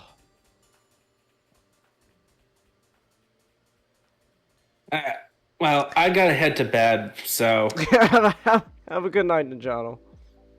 have a good night. That was fun talking about Doom. It was fun. I'll let you know next week. It's gonna be history. It's gonna be a history book. All right. So, All right. have a good night. All right. Have a good night, Ninjato. I'm not gonna mention this guy's name, but this is just a post I just remember I seeing. It's literally right in front of me right now. What this Paramount, says, yeah, we're not doing a sequel for Transformers 1. What this tells me is that Paramount / Hasbro has little to no plans to keep Transformers relevant. Payverse was a boat with a hole in it, and it just refused to fix it to keep things afloat. For a franchise that started on the screen with toys, it now has no screen presence. Sad. It's done. Transformers is done, Nick. Oh, I hate to tell you, but it's over. We're cooked. I'm sorry for the loss. Oh, hey, My Not. sister. Hey guys, I'm sorry it took this long for me to come in. Oh, that was fine. You probably had like work and all that, so it's fine. Make your money, man. You missed out on me though complaining about well, not completely. You missed out on me once again singing the high praises of my lovely, lovely state of California. So, Change, I think, change like no joke. Like I told you in DMs, I think your state is run by supervillains. it probably is. Someone tell none of us we have an upcoming movie. Are you talking about that G.I. Joe crossover or thing, man? I'm not gonna lie, I don't even know if that's even happening or not at this point. I don't know. They need to make a good G.I. Joe movie before they can even think of doing a crossover. But the point I was trying to make though, because I've said this how many times now, no matter how like bleak things look, this is Transformers we're talking about. This is something that since the 80s has survived for 40 plus years now. It has its ups. It's had its ups and downs. It's clearly it clearly feels like we're in a down period, but there's gonna be an up period. It's just a pattern that keeps happening with Transformers. How much are you guys willing to believe that like the whole posturing from Hasbro of we're not going to be funding any more like any more movies or that stuff like out of our pockets, it would be like whoever wants to make the productions job. How much do you guys think that's like a real saying? A real saying? Like if they're gonna actually follow through on that? I don't know. I honestly have no idea. I'm gonna probably assume if they're like I'm gonna assume it's gonna be true until whenever the next Transformers movie or whatever actually does happen. Whenever that has happened, I think then, we'll see. We'll see. I just think people are again overreacting. Like, oh, it's over. It's over, guys. It's like it's overreacting. It's 40 plus years now. 40 plus years now. It's gonna have its ups and it's gonna have its downs. That's just always how it's been. So, upcoming movie Spaceballs 2, Chelsea. It's not what I was talking about, but that is true. Spaceball 2 is happening. That is true. So yeah. Yours has an assassination ray? What are you talking about? Like what? Minnesota? What did someone get killed there? What the fuck happened there? What the fuck happened there? Oh shit! Oh my gosh! Oh, whoa! Oh my goodness! Manhunt underway after Minnesota Democratic House leader killed in politically motivated attack. Oh my gosh! Look, man. I don't care what like, where you are on that, whole bullshit spectrum and all that. Either way, god damn, no one should be killed like that. Hope they catch the guy. Like, damn, holy shit. All right.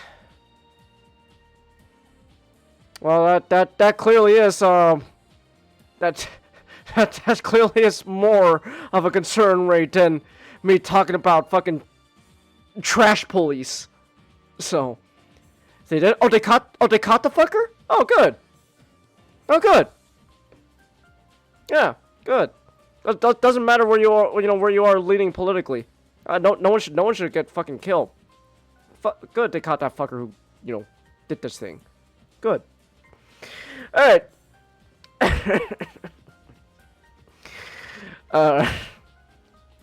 Anyways, I don't know. The point is it's better than the trash police. You know what? If now that we have trash police going on and all of that, if California's gonna have trash police, I'm gonna have my Joker arc. I'm, I'm gonna become a super villain. I'm gonna appropriate the name Trash Man as my supervillain alter ego. I'm the Trash Man, California. And you have to dress like Frank. You got the size, you got the height down. It's true, no, but I don't have the width out. I don't have the width down though. I gotta put on a couple of weight though, Nick, to really channel my inner Frank, Nick. And then I'll be the trash. I'll be the trash man. I take garbage. I throw it all over the ring, and then I eat the garbage and then I spit it out.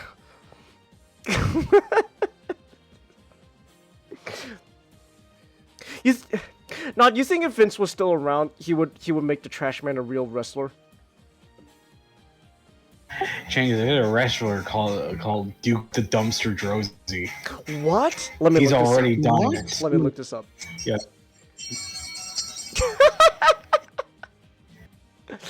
Oh yeah, you're King of the Hill. Duke Drosy. Oh my gosh. Oh, he's a special ed teacher though. Good for him. Nice. Yeah. Oh, Good for him. Yeah, that's cool of him. Nice. Oh, but on April 2023 though, he did a 40-man battle in a Major League Wrestling. Yeah, for MLW, he did a 40-man battle royal. All right, neato. But yes, Changus, Vincent Kennedy McMahon had a trash man as a wrestler. That's beautiful. Thank you, Vince. The same mind that brought Muhammad Hassan.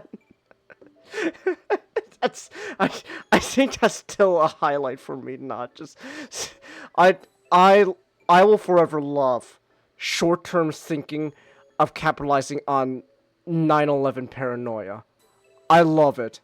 It's fucking great. I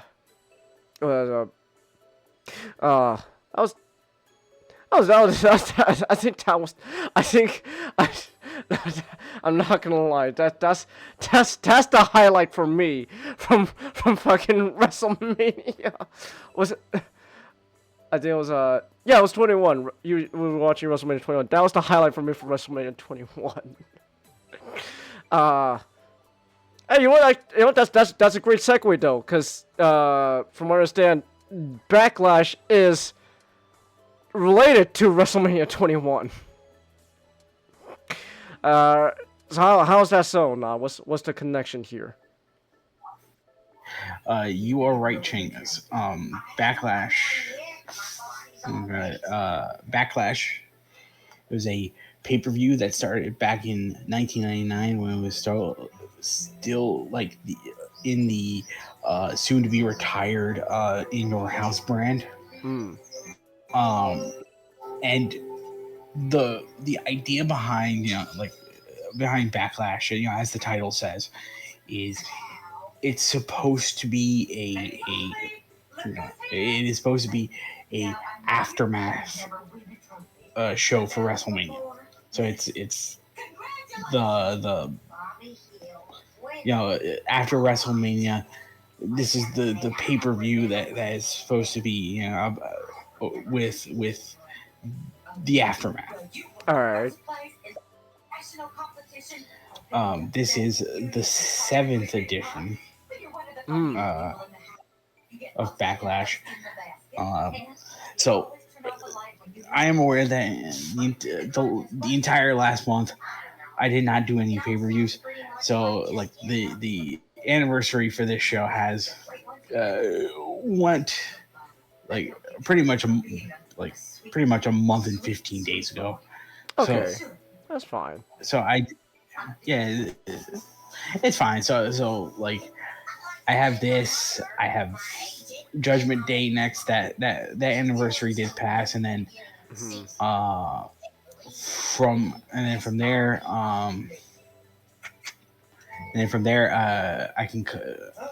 I cover One Night Stand, and that's and that anniversary like passed 15 days ago.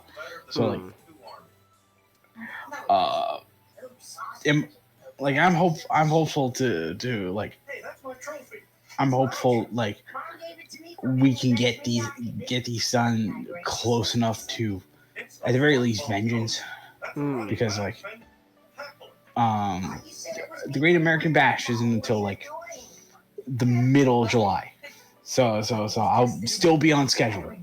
All right. I you know I'm still in the race, baby. But Backlash 2005, it took place on May 1st, 2005, in the Verizon Wireless Arena in Manchester, New Hampshire. I believe the Verizon Wireless Arena is now called the NSHU Arena.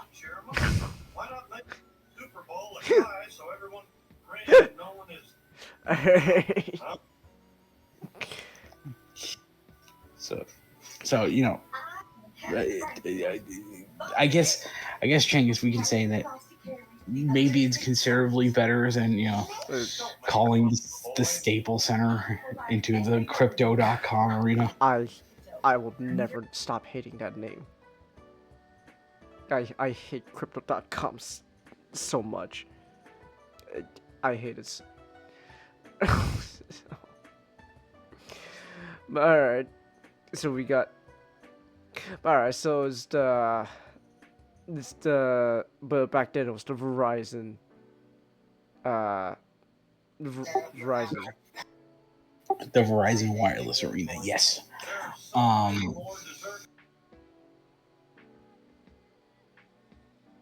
What were you gonna say? No, I was gonna really say anything. And as I did mention before, at the beginning of the year, this is a apart from the big four, all other pay-per-views between those are devoted to a single brand.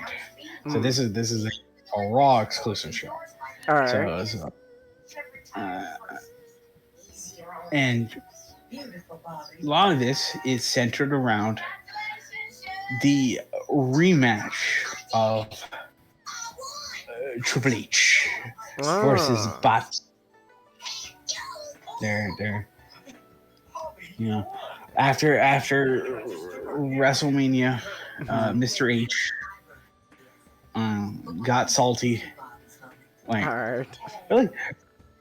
really just kind of like kind of an interesting look, kind of an interesting kind of angle for him, where he just kind of comes out like a bitch and just like starts talking about how Batista, he only had one good night, and then like I'll get back the championship, and I'll and the special thing that he has, Ching, is the whole clinching that victory is his finishing move, the pedigree, because Batista never took the pedigree before, so obviously when Triple H puts it in this time, it's gonna hurt extra bad, and it's gonna put him down for 3 hours. So he's pulling out all the stops. He's absolutely getting ready to raise some hell. So we got Batista versus Triple H number 2 for the night. All right. And also we got the penultimate match, we got Shawn Michaels teaming. Hey. Yeah, like Shawn Michaels teaming up with the immortal Hulk Hogan. Oh, okay. And they're facing off against Muhammad Hassan and Davari.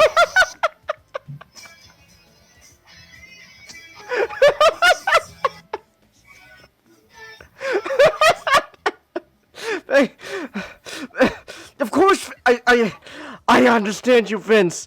Of course, we can't just let that 9/11 post 9/11 paranoia go to waste. We can milk it even more. Yes, Vince.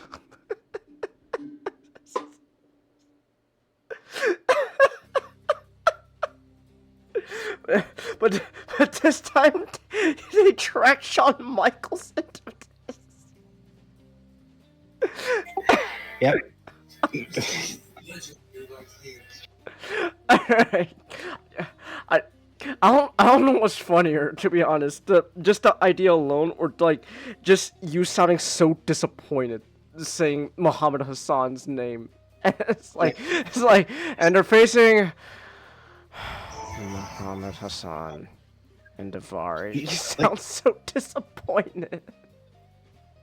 It's like part of it kind of just goes like part of it is just like, you know, this character's kind of run its course.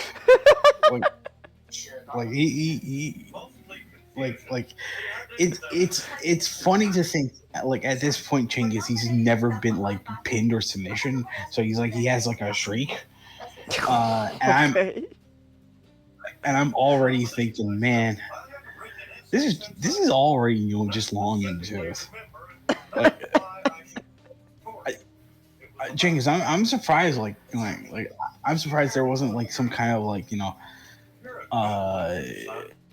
like hell, it would have been possibly possible of just like maybe like Kurt Angle getting, you know, Kurt Angle like turning face and having like an American versus Middle Eastern man match, you know, for the USA.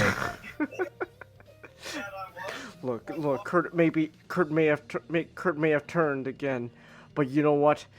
God bless America, baby. Of course, Vince. And also part of it is just I kind of feel bad for the what you got, the real guy who portrays him, Mark Kopani. Mark. I mean, that's honestly got. I wonder what he honestly feels looking back. That part of his legacy is Vince made him. All right, you're the obvious stand-in for the for Islamic people, because it's only been was like 2005 by this point, right? Yeah. So it's been like 4 years since 9/11, but it's still fresh on people's minds, according to Vince. So it's like, and we're doing all that stuff in the Middle East, baby. America.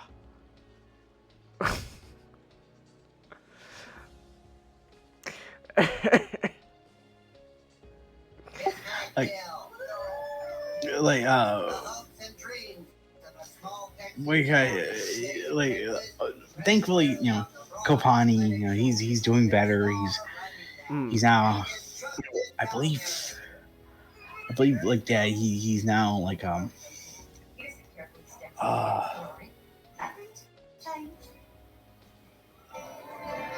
he's now like a principal.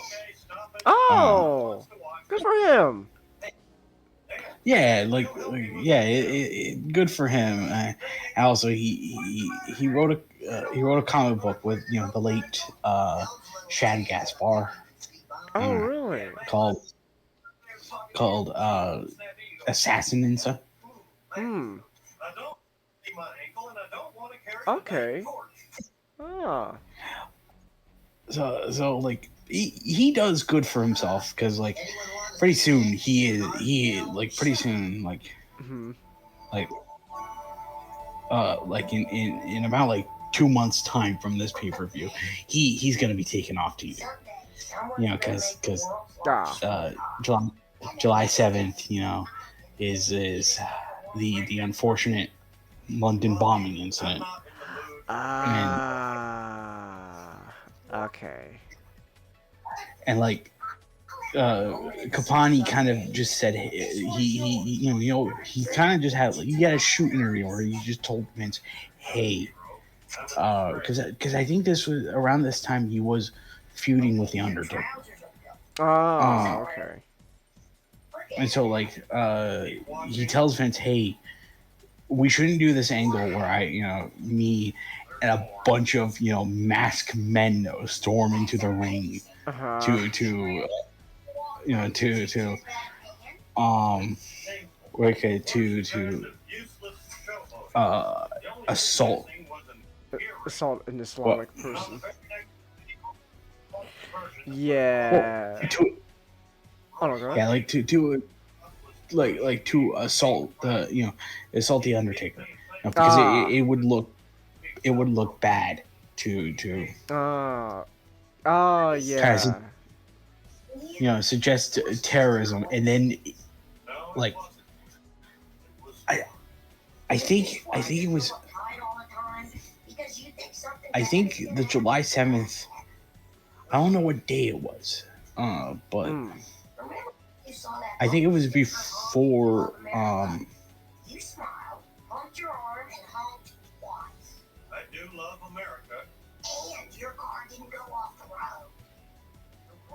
Oh yeah, I think it was before yeah, it was before the bombing took Mm. place. Like just 3 days, 3 days before. So like by the Damn. time the episode went on air, um, Ah. Oh yeah, like that's ooh. so that happened, Mm-hmm. and Kopani got the brunt of the end of the stick. Ah. Even though he was the one who was saying, "Hey, we shouldn't do this because this is a bad idea." Mm-hmm. So there are situations where like this happens, and like this shouldn't have happened Mm-hmm. because there was one person who was speaking, hey, this looks really bad, and Mm-hmm. you know something, like reality has to force its way into wrestling, and then like the person who shouldn't be blamed is the one getting blamed. Ah. Okay. But like, right now we're just gonna have a bunch of fun. All right. So like it was attended by 14,000 people. I think that let me see. Oh yeah, Hmm. the arena could accommodate like 11,000, and went over capacity. Hmm. And like WrestleMania, a really good was a really good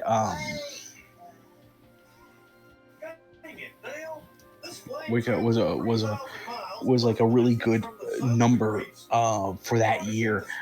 Yeah, like if we're to believe, Backlash was like Mm-hmm. that just raised the that just like raised like the revenue.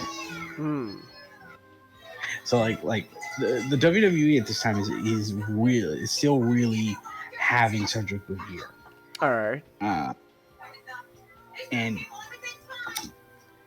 right now, or we're all gonna go through the matches and just see, if this show because is as good, or maybe even better than like WrestleMania. Oh. First, we start off with, uh, we start off with a hype package of, All right. where this show, the show about Raw. We gotta start off with the one, the only Hulk Hogan. Oh, let's go. Start off strong with the Hulkster. Like we get to see all of his great moments, Uh-huh. like from like WrestleMania and from like SummerSlam and all that from the 80s.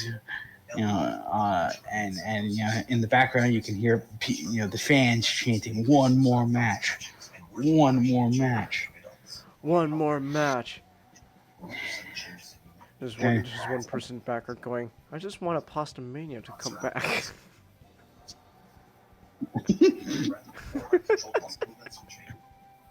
I never got the side bread, man. He got his side bread that night. He got side bread Hulkster, that night. The Hulkster delivered it to him personally. Oh, of course. What a true American hero. and then after that, we switch gears to the two people actually working full-time jobs here. Like Triple H and Batista, and like the World Heavyweight Championship match. Mm-hmm.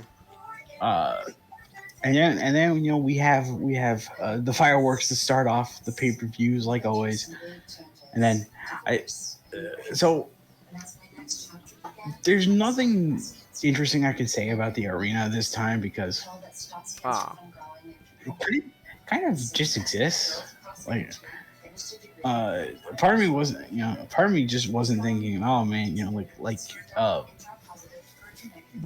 like the Royal Rumble early in the year, or like even WrestleMania, when I talked about that, where those had like a very inventive stage for the wrestlers to come out in. This kind of just feels like it exists. It's like the logo, like the most I can say is the logo they use for Backlash looks like it's using like the Shark Boy and Lava Girl font. It looks like the type of logo that would be accompanied by a child who is wearing those like 2000s era glasses with like the silver Great. frame finish. Uh-huh. So like this show really does feel like a product of its time. Not only just for Muhammad Hassan. So like we get introduced by the commentators, Jim Ross, Jerry Lawler. All right. And we start off the show like just completely off the gate with an Intercontinental Championship match between Chris Jericho and Mr. Shelton Benjamin. Oh, all right. So,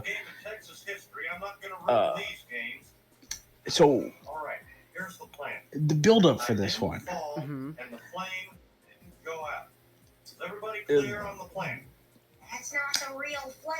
What can I say about it? Because this was certainly something. All right. So Chris, after Mania, got the chance to compete for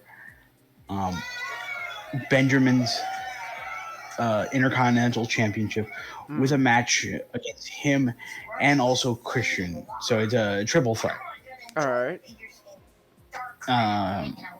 He lost that match, and so the next night on Raw, Chris starts belly aching on his interview show, the highlight reel. All About right. he brings on Shelton as a guest, and he's like, Shelton, like you 2-bit, like if I had the chance, I would get the championship match, and then they just start yelling at each other, and then for some reason, like Chris Jericho, someone who's known for making a lot of memorable lines, a lot of memorable catchphrases, busts out the most weird response. Like Shelton starts making fun of Chris, specifically his the band that he fronts, Fozzy. Okay. He's like, I can wrestle, I can, he basically said, I can wrestle better than Jericho, and I can put out better hits than his 2-bit band. And then Chris comes back with, have you listened to Fozzy's newest song, Chris is a bitch? And I'm like, oh no, Shelton's a bitch. I'm like, and for some reason, they just kept going on with that. Like the Raw after that, for Chris's, for Chris's segment, he had like just a moment where he came out with a guitar and just start making a fake song called Sheldon's a Bitch. I'm left wondering what really is this build up. Like it's like Chris kind of becoming petty because he lost his one chance at the title, so he has to call like Shelton names. All right. So eventually, all this results in Chris again having a number one contender spot between him and Sheldon at Backlash. All right. And so, as much as I could say, like, the build up for this match is like very wonky, not the best. However, Chris and Sheldon, they are hell of workers, because as soon as the match starts, like as soon as they lock up, you have just like these two like really great wrestlers, and when I say that I'm like, these are guys who are like, how you were impressed at Mania, Chang looking at like Sean and Kurt, Yeah, just watching them put each other in like holds and like lockups, like Chris, Chris and Sheldon just effortlessly, they go in, like they bend, or like Sheldon like reverses into a waist lock, and then Jericho reverses that into a side headlock, and then Sheldon gets out of that into head scissors in about like 3 minutes tops. wow. And like it's an amazing just it's just like amazing sequence. And there was just a moment where like Jericho having an armbar into Shelton. Shelton uses the ropes as a springboard to just flip over and just reverse like the arm lock into an arm drag. Ooh. And it's like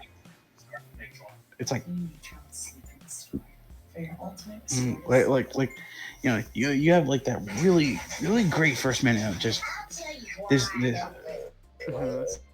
Mhm. this like chain wrestling. Uh, and at that moment, I was like, this probably is going to be like, one of the best matches of the night, and just Mhm. a good start to this pay per view. Mm. And so after that, like, um, Chris and Sheldon, they start throwing hands. All right. So like,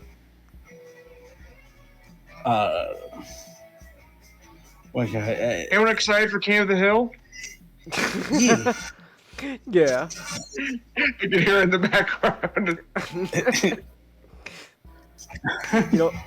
You know, real quick though, it's funny because I just remember we were talking a bit like Muhammad Hassan. I just remember a little bit while we are talking about that. I just hear Hank going, "I sure do love America, Bobby." It's like, oh, I see Hank is a fan also of Vince's writing choices. America first, baby. I sure am a fan of America, Bobby.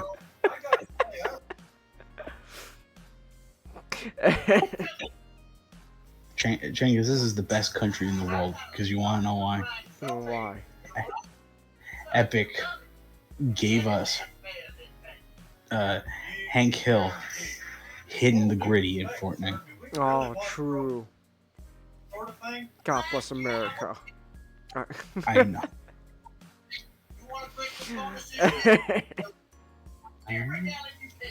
He gets to do the Miku dance.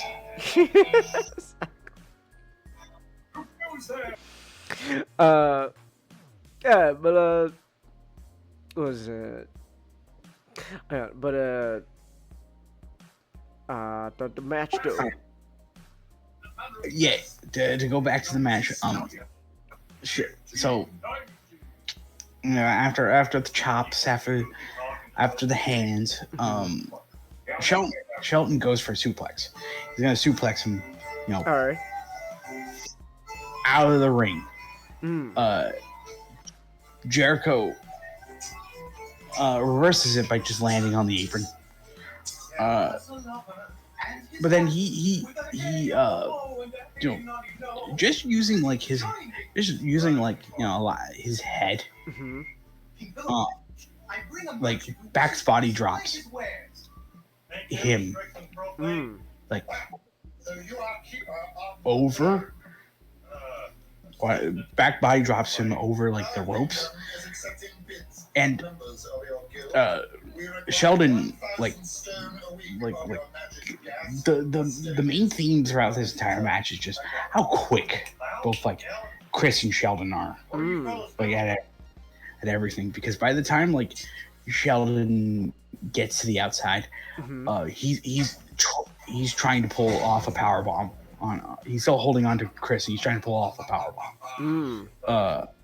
Before Chris hits the floor, Chris is doing a hurricanrana right off of Sheldon.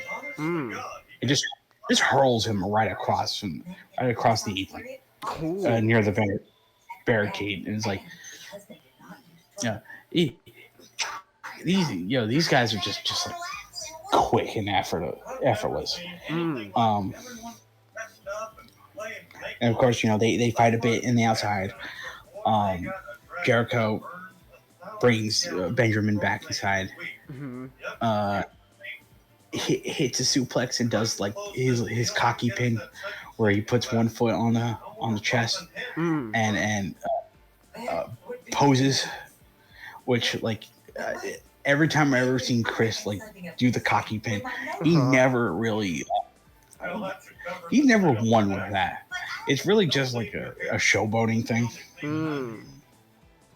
So it's like, like I'd be surprised to ever see like Chris ever win a match just doing that pin.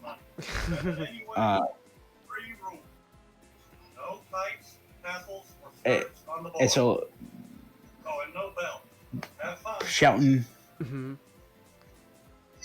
Shelton gets the advantage with a rear naked choke. Well, with a rear chin lock. My bad. All right. But like I think what I find interesting is like Chris and Sheldon here are both kind of wrestling technical styles, but they try to make Shelton. They try to differentiate Sheldon here Mm-hmm. by having him do more like high flying moves because he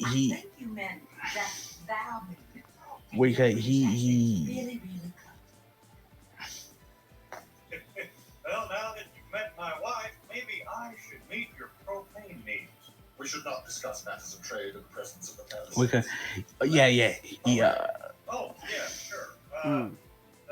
I'm gonna away with King Motsinger. Why don't you away? My bad. He uses the ropes as a springboard again to just pull off a bulldog. A bulldog? It's when you slam your opponent down by holding their head into a headlock. Oh. And just sometimes it's with a run, but mostly it's just slamming them down by bringing yourself down onto them while holding them in a headlock. Oh, okay. So like he does that, like jumping right off the rope, like right off the top rope with his springboard, and then You're fortunate you received I had her in mind. oh yeah. That's another thing I wanted. That's another thing I wanted to. But at Strickland Propane, our motto is: mention. Tell us what it is. Yeah. That's another thing I want to mention. There's a moment where they're in the corner and Jericho's climbing up. Mm-hmm. And like Shelton is trying to get him down. Shelton trying to get him down, but like Chris kicks him. Trying to get some distance from between the two.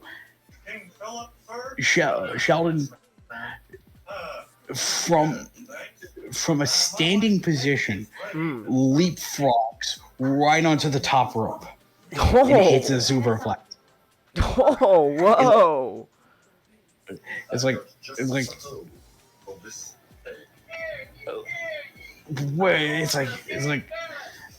Benjamin really was just like the high flyer of this entire bout. It's just great seeing him, get off his feet.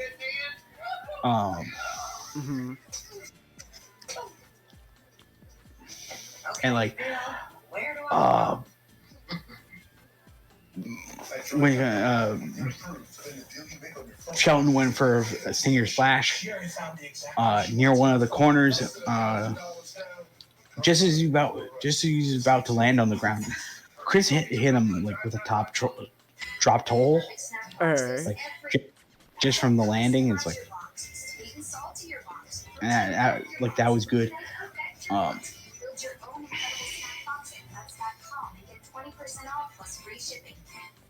When you're at the starting line for your next event, or Imprint has great promotional gear. And a lot of the later parts of the match is Chris trying to put in the walls, Jericho, onto Shelton. It's like, because it's like, for as little psychology as the match has,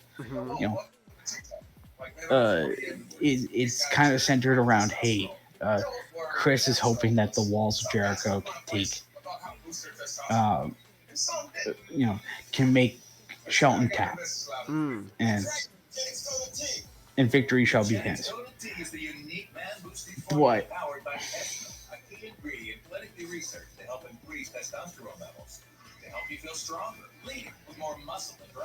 but like he puts when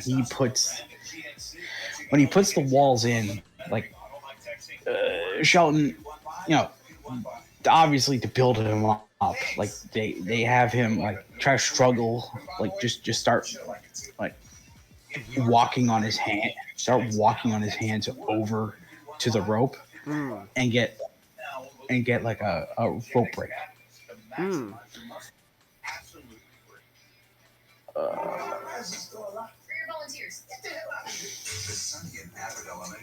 Wait, and the finish.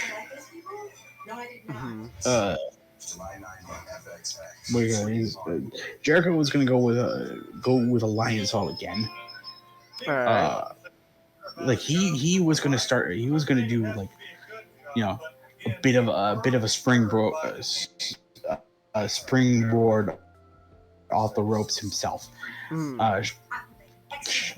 Shelton's lying there. He puts up the knees to get Chris. To get Chris just as he lands. But right before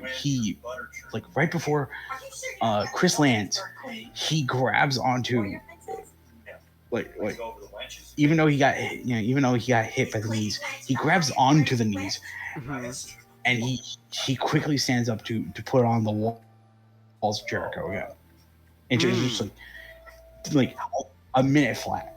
Like I really wish I could show you guys this match because it's amazing how like fast they two both of them were going. But then before he got to flip him over into the walls,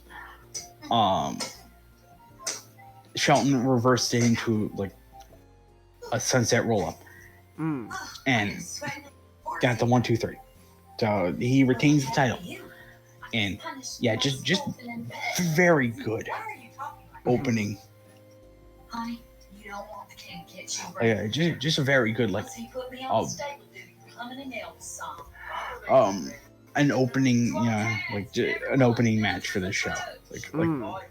I may not like the build up going into it, but I cannot deny these both just the chemistry between the two is just on point, and this was such a great match to watch. Shelton retains. The interviewer Todd Grisham tried to get word with Chris when Chris just completely buffs him off and just keeps climbing up stage. And then after that, we go back to stage, where the coach, Jonathan Coachman, is trying to get an interview with Edge, who you guys in the audience, if they've seen Mania 21, knows that he was the winner of the Money in the Bank ladder match. That's right. That guy was I forgot the other guy's name, but that guy who helped him out. It's like, no, I'm helping you. Here's another ladder, Edge. Even though there's already 2 ladders in the ring.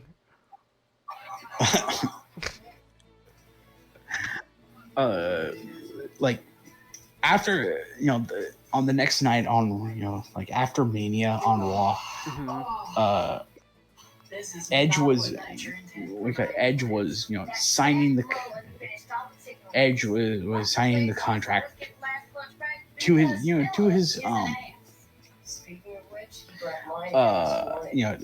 inside of his briefcase. But he told General Manager Eric Bischoff, "No, I'm not going to cash it in, and I'm not going to cash it in for the World Heavyweight Championship just yet. I'm going to wait." And this has been 20 years, so I might as well just kind of give out the bag. Chris waits a very long time. Not Chris, my bad. Edge waits a very long time Uh-huh. to cash in that briefcase. It's like one of the last times in like record that I've ever seen like the WWE do like an actual long uh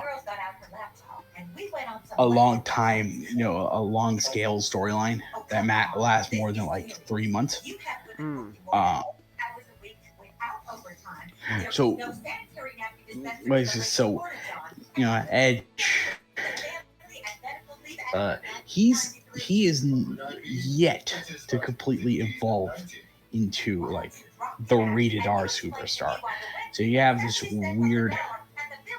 weird like in between phase where he's making ghastly faces into the screen, and he's still wearing his like red sunglasses. All right. Like back when he was still teaming up with Christian. Okay. So he's a heel, but like I still see him like with the red sunglasses, and I'm like, I know like eventually, as we get to 2006, like everything is gonna change for him. But like, it's funny just looking at him at this primordial stage and just think like, everything's not there. Like he's got like the wardrobe, he's got the mannerisms, but he's not there yet. Like he's still got that one last stop. Eventually, like I guess spoilers, but again, like 19 years basically, he will cash in against John, and that will start his meteoric rise to the main event. That really helps him, helps him become a main eventer. Alright. But here tonight, Edge has a match against Mr. Chris Benoit. Who, Benoit was a competitor in the Money in the Bank match. So they're building up this rivalry from the blow off of that match, but also just like the nasty match they had at Raw, where Edge was trying to target like Chris's knee, knee and arm. So they decided, okay, to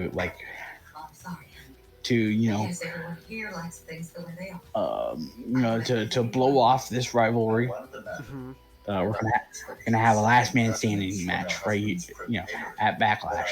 Last man standing match is basically there are no pinfalls, no submissions. The only way you can win is just be the only one up before a 10 count. All right. So if you're still standing, another guy's like face down on the mat and they can't answer to 10, you win. So this is a match entirely based around weapons and no disqualification. So, but before we get to that, we got the World Tag Team Championship match. It is referred to as a tag team turmoil, and it's between it's between 5 teams of Romeo and Antonio, the Heartthrobs. All right. Who they're a new tag team around this time. They just debuted on Raw like 2 Raws ago before this show. The audience really doesn't know what to think about them. like because they kind of feel like they're the straight version of Billy and Chuck. Alright. The straight version of Billy and Chuck. There is no ambiguous gay duo. Alright. And one kind of there is the Heartthrobs. There's Simon Dean, fitness instructor Simon Dean, and his best friend Maven, which I should mention that ever since 2 years ago, Maven has been running a pretty cool YouTube channel where he gets to, he's just talking about his time in WWE and just like bringing in other wrestlers to talk about their experiences and all that cool stuff. So you know what? I recommend anyone who's still listening to this, go check out Maven's channel. He makes good content. But we got Simon Dean and Maven, and also we got La Resistance with Rene Dupree and Sylvain Grenier.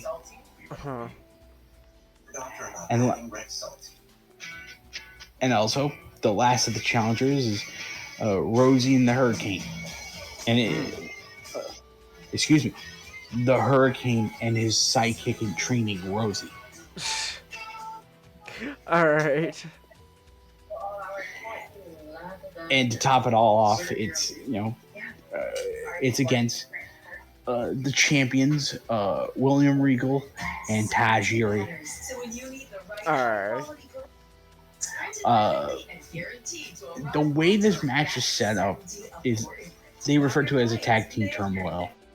The way it's set up is it's a 5-team elimination. So like two teams come in. Whoever gets pinned is eliminated, and the next team comes out. So the Heartthrobs, and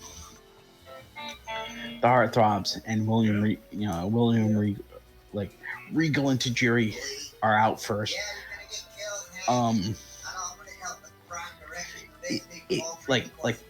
To go very quick, because this is just 5 teams going off against each other. Regal and Tajiri are really the highlights of this match. They're like William Regal. He's a very underrated wrestler. He's very trained in that European style of wrestling, so it's always great to see him.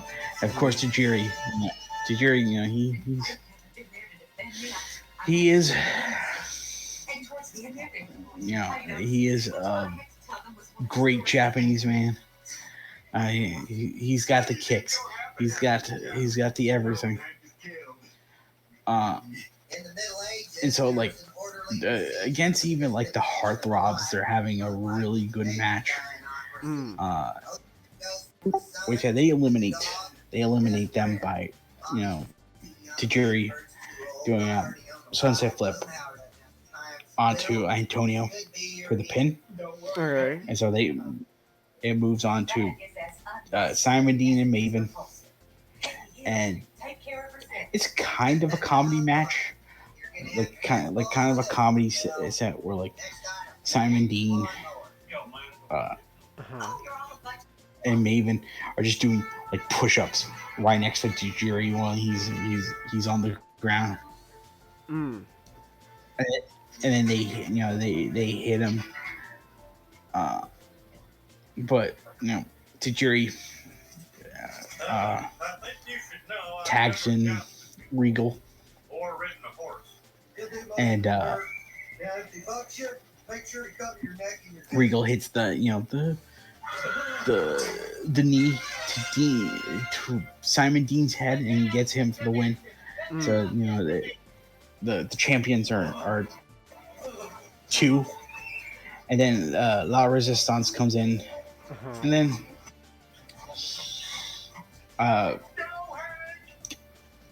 La Resistance, after like a bunch of like a surprisingly one-sided beatdown.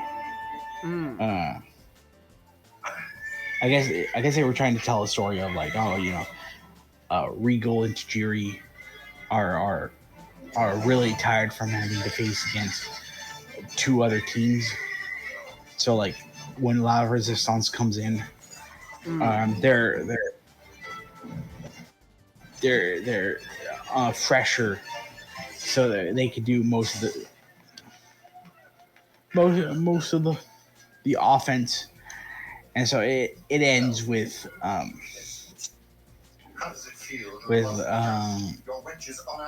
Regal throwing Grenier outside of the ring, but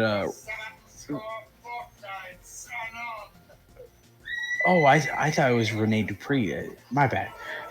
It was Rob Conway, Robert Conway. So, Alright. he's Rob Conway, and it doesn't matter how much they Frenchify his name. Okay.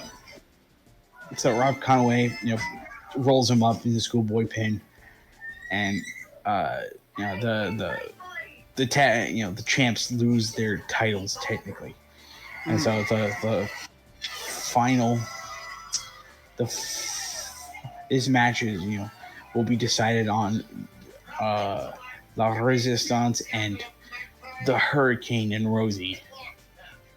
And by the time that happens, no shade on Shane Helms and Rosie. I'm not gonna put like dirt on the bloodline. Like I don't want Roman Reigns to come after me. But like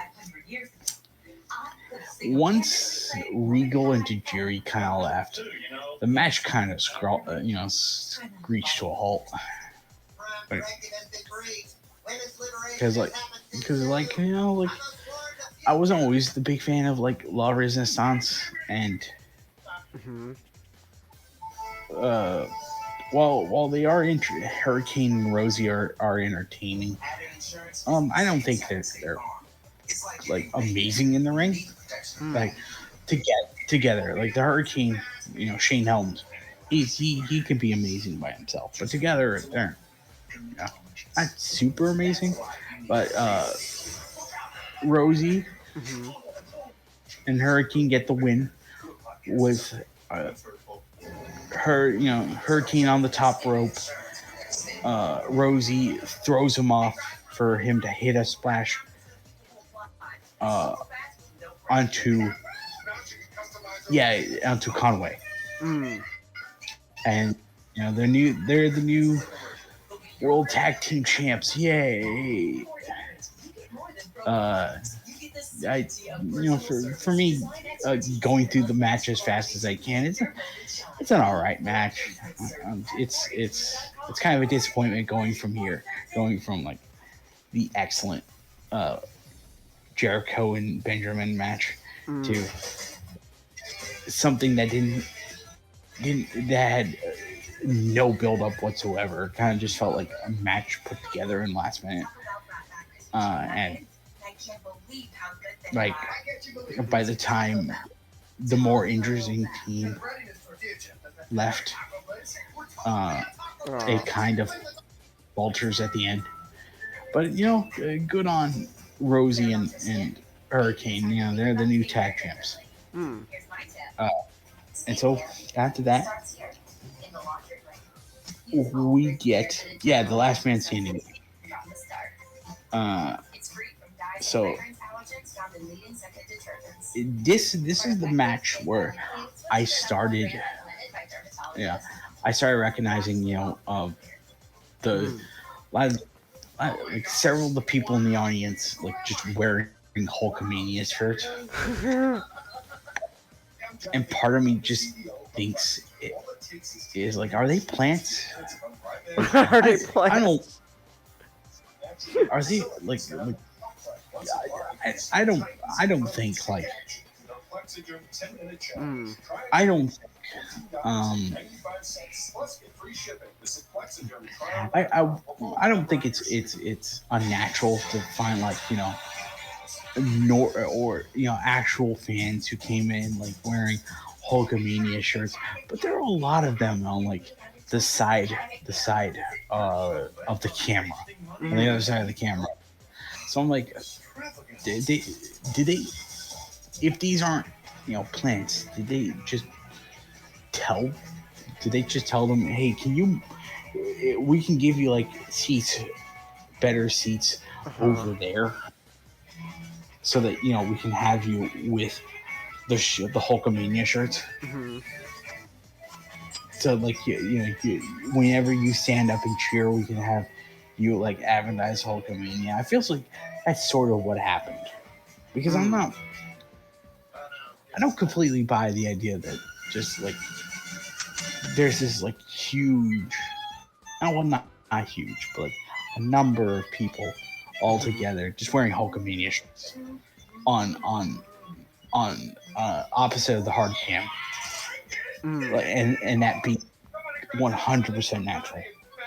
I think there's some shenanigans going on here, but like on with the match.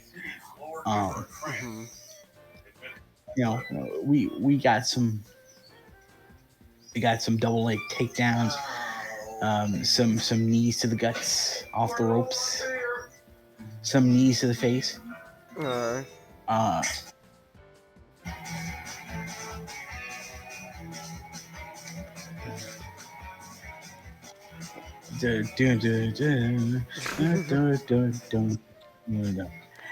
And then Edge, they're trading offense, All right. Benoit chopping Edge on the corner. Edge comes back, and then in the background, like the audience are kind of hijacking the show in a way, but like obviously because something happened in real life that involves one of the wrestlers there in the ring, and another wrestler I'm going to mention somewhat after. Well, no, yeah, after this, directly after this match, the chant, the crowd starts chanting, "We want Matt," in reference to Matt Hardy. All right. Long story short, Edge was cheated, on was adultering with Matt's girlfriend. Oh, okay.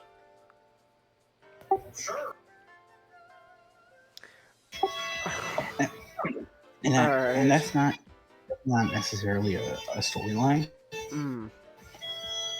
It was a real life thing that they will eventually kind of turn into a storyline. But yeah. But at this time, they did try to do something earlier. Well, no. At this time, it's not yet a storyline, because after the incident after the cheating incident happened, Matt got released. Oh, okay. Yeah. Again, this company is for some reason just like detrimenting, like just given, like reprimanding and punishing people who do not deserve it. I see, like I notice. But like the "We Want Matt" chants are happening in the background.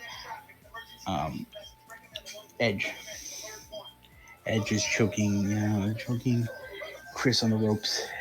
All right. And then like he goes for the first spear of the match. But that was reversed into a drop to hold. Um,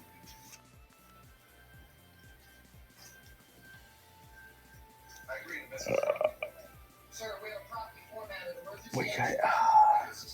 Oh yeah. Mm-hmm.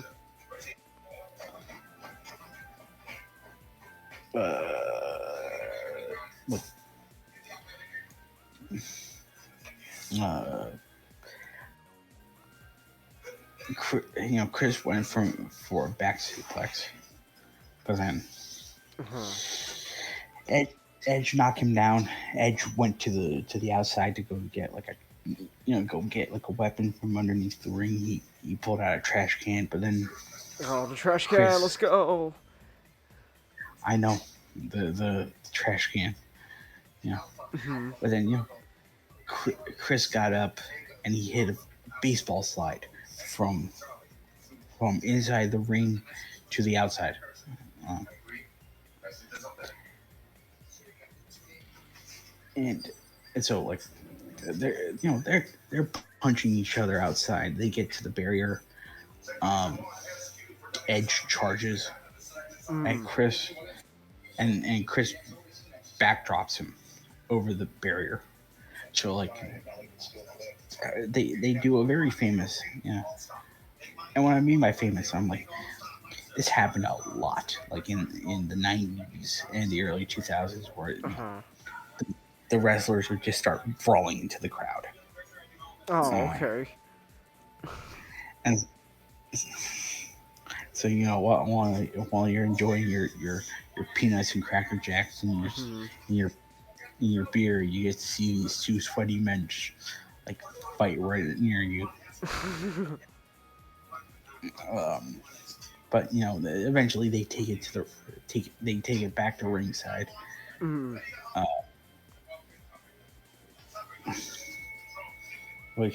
Chris locks in the sharpshooter. Edge gets the ropes, and then after that, Chris like hits 5 German suplexes in a row Damn. from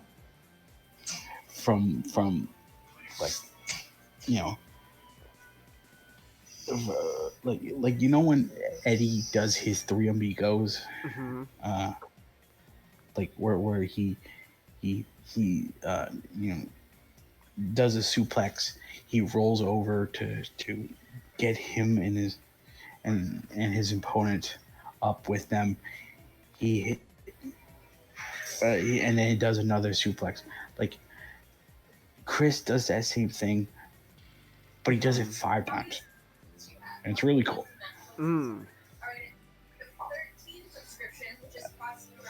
And after that,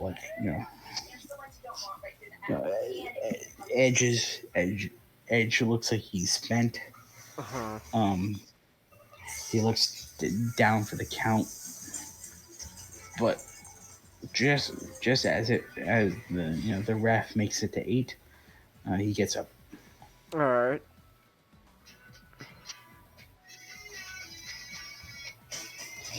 And then at ringside, Mm-hmm.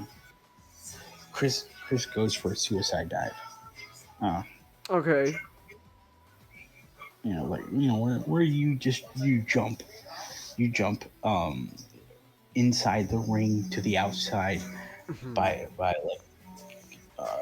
jumping over the rope Mm. onto your opponent. But then out there, Edge still has the trash can. So All right. so using the lid, Edge holds it up, Chris collides his head off the lid. Mm-hmm. I'm like, oh. Every time I see Chris Benoit Uh-huh. get hit with a headshot by anything, I just think to myself, man, tragedy is gonna happen in 2 years. Oh. And this is these are the things that you can point to and say, yeah, that's what happened. Okay. And so,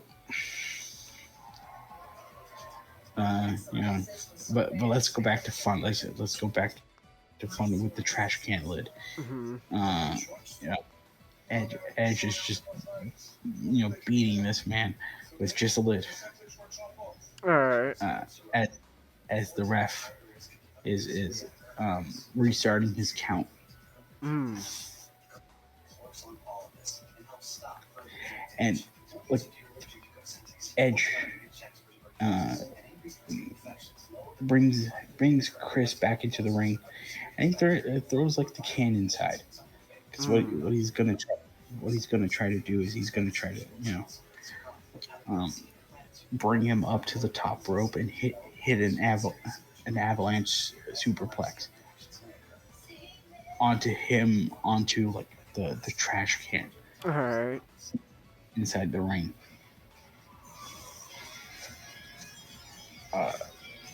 Mm-hmm.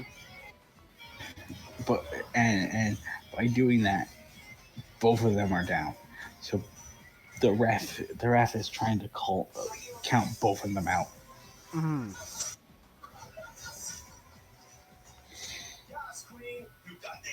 And so after one time with the lid, Mm-hmm.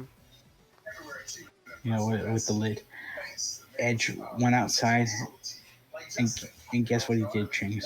What? He he pulled out a ladder. Oh my gosh, Oh, let's go. it's just like the Mania match. He's pulling out a ladder. He's pulled out the ladder. Yes. So he sets it up. He sets it up into the corner. Mm-hmm. Chris gets up, tries to take advantage. Mm. Edge hits him with a slam, and Edge tries to climb up the ladder because he's gonna do a splash right on top of it. Uh-huh. But Chris cuts him off, and he hits a German. Mm. Uh, while Edge is like on the rungs of the ladder, Mm-hmm. hits a German on him there off the ladder. And I'm like, yeah, that was really cool looking. And so like they're both down again. Like the ref is making his count on both of them again. Mm. They both managed to get up before the ref counts to 9. All right. Chris then like climbs Mm-hmm. up the ladder because he's gonna go up to the very top and do a diving headbutt. Oh my gosh. But like Mm-hmm. like Edge conveniently he moves out of the way, and I think to myself, man, all this head abuse, this is not good.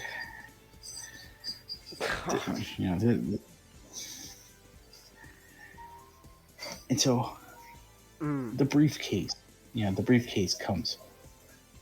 comes in. Edge tries to hit him with the briefcase, but Mm-hmm. Benoit tries to like Chris tries to tire him out with the crossface. Mm.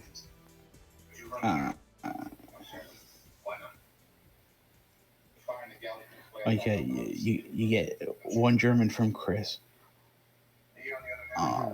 But then Edge hits him with the second spear All right. and does an impaler DDT onto the briefcase.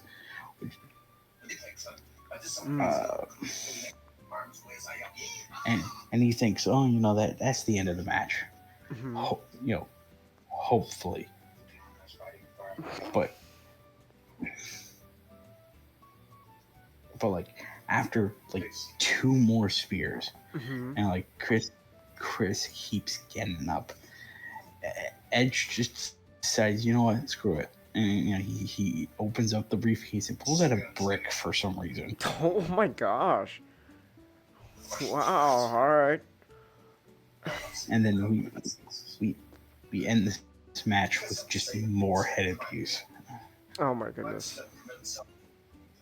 Then, you know, the ref counts to 10 with you know, Chris on the floor, just out of it, and that's it. You know, Edge is the winner. Wow. Okay. And you get like just you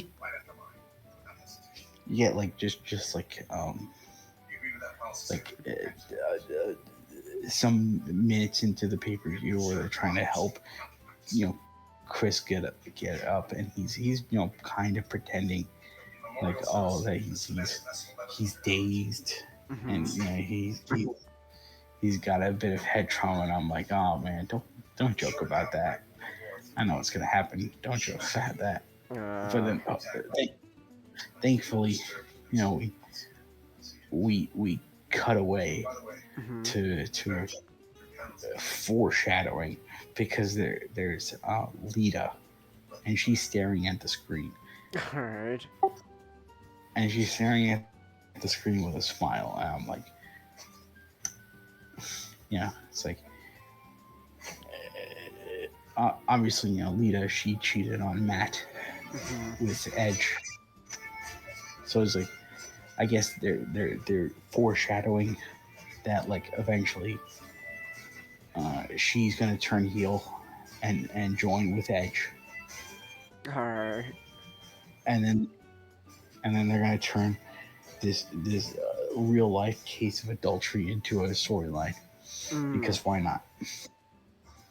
Okay. But you know, while Lita, this woman who's on a crutch, is just smiling onto the TV, the future Changus, the future mayor of Knoxville, Tennessee, comes out from behind. It's Kane. It's Kane. Oh my gosh. It's gotta be Kane. It's gotta be Kane. And I thought to myself, man, they're still doing this storyline where like where you know, they make, yeah, they're supposedly still married, and all, you know, all the essay, if you know, if you know what that means, that like Kane did to Lita, is just wiped away, because Matt was taken out of the company because of the cheating. Wow. And Kane has to be the good guy rapist. He has to be the good guy.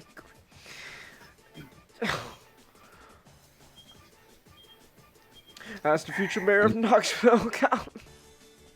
And the future mayor of Knoxville, Tennessee. Let's go, Mom. I'm not even in Texas, but that's my mayor right there. He's the good one. Yeah, no, he did it, but then he married her. Then he married her. And then I guess, you know, from how the storyline kind of progressed, I guess he Stockholmed her into liking him. And then, yeah. You know, not. I'm just gonna say not. With stuff like this, maybe Vince really did literally take a dump on those women. Maybe. It's a possibility.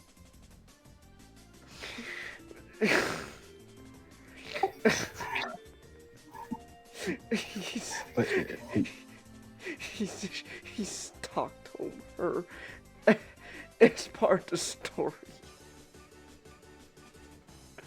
but you see, changes like this whole uh weird marriage subplot also involves another big man and beautiful woman Oh. with Viscera and Trish. They're they're rivals, Mm-hmm. and yeah, Lita, she just starts going on about how funny it'd be to imagine Viscera and Trish in the bedroom together, and then Kane does one of the funniest disgusted, disturbing faces ever. It looks like he was forced to watch, like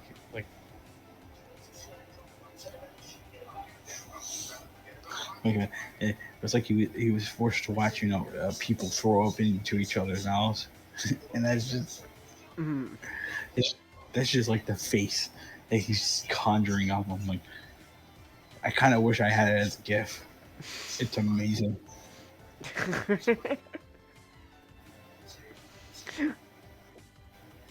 Alright.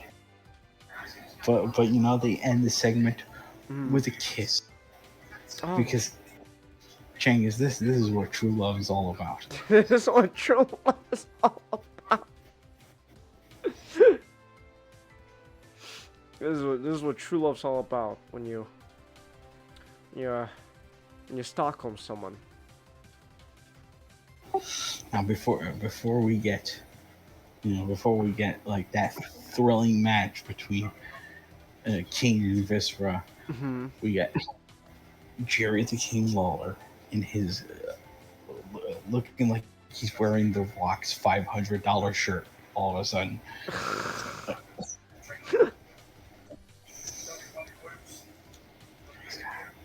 And he's he's in the ring. He's plugging the Divas swimsuit magazine,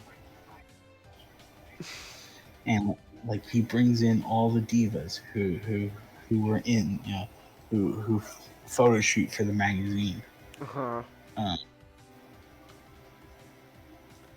And then he tells them, oh yeah, what are their favorite photos from the magazine, and then this is the moment, Chingus and Nick, this is the moment of the broadcast where we're just here to ogle pretty women.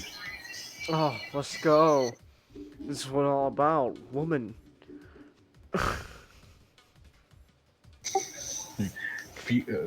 Like this entire segment is just women, because we get like pretty women in bikinis, and then before Jerry can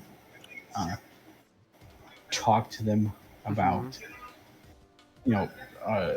intimate personal questions, we get the masterpiece, Chris Masters, coming out and onto the stage. This very this very juicy man, who is clearly on something. I don't know what, but he's on something. He's on something. Because his vein has veins. His vein has veins.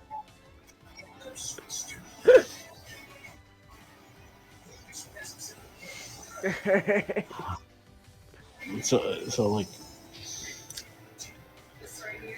Chris Masters comes out onto the ring, and he's still continuing his Master Lock challenge, where he'll pay anyone $3,000 if they can get out of his submission move.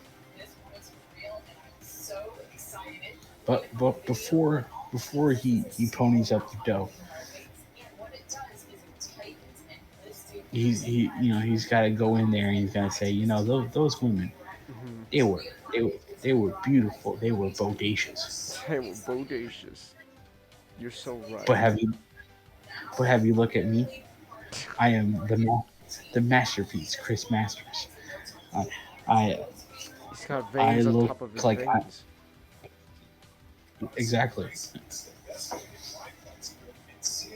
and so he looks out into the audience and he says, "Okay, $3,000. I'm gonna put you in the master lock, and you can break it out. You get this money." Hmm. And so, Oh my gosh! I actually looked up the guy. Holy shit! You weren't joking. Those are veins growing out of his. Oh my gosh! This is... Oh my god. Maybe it's just this image, but this image here makes him look like clearly like roided out. It's like, oh my goodness. Jeez. I love how you put it in the model section. It's great. Oh, it's in the miles. You know what?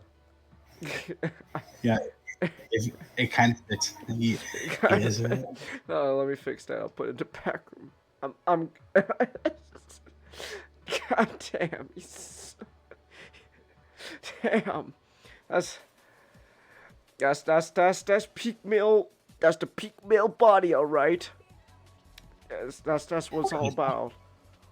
It's peak male performance, and he's going to demonstrate it by putting his submission hold on someone on the audience, and so he picks out uh, someone with a Red Sox hat, but you see, he initially believes that this was a man, but it is in fact a she. Oh my So we went gosh. from this segment went from, you know, uh, this segment went from ogling pretty women to, you know, putting violence against a pretty woman. Oh. It's. And so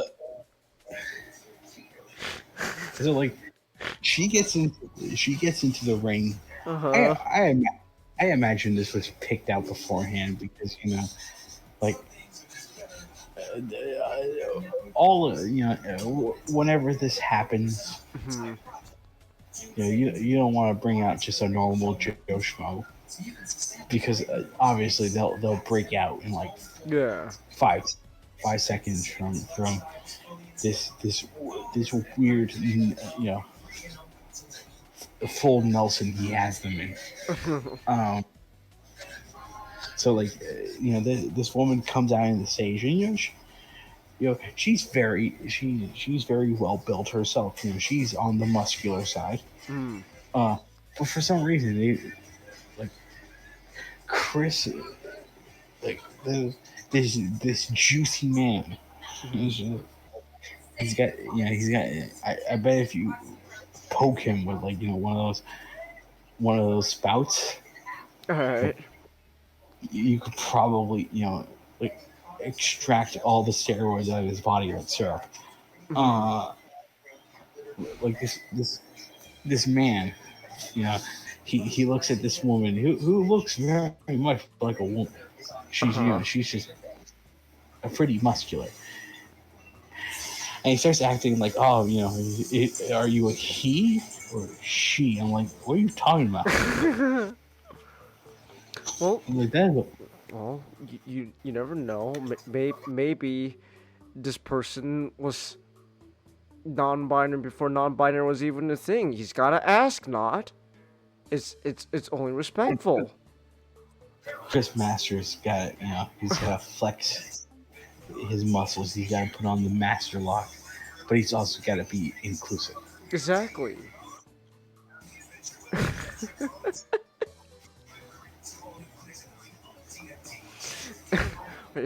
Are you a he or a she? I don't know, Chris. Maybe maybe we should ask her. So she gives out her name, Melissa Coates. Hmm. She's from the city where the show is being held, Manchester. New Hampshire. Manchester. And then Chris Masters makes the obvious jokes. Oh, she puts the man in Manchester. I'm like, oh, I get it, Ha. because this obviously looking woman is has look has natural muscles, and you uh, gonna put her down like she's a man.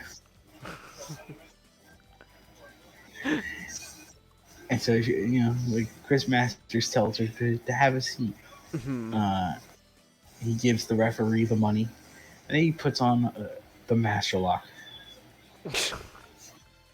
And then there's just like a full minute of just this man thrashing around this woman. Mm. I'm like, what?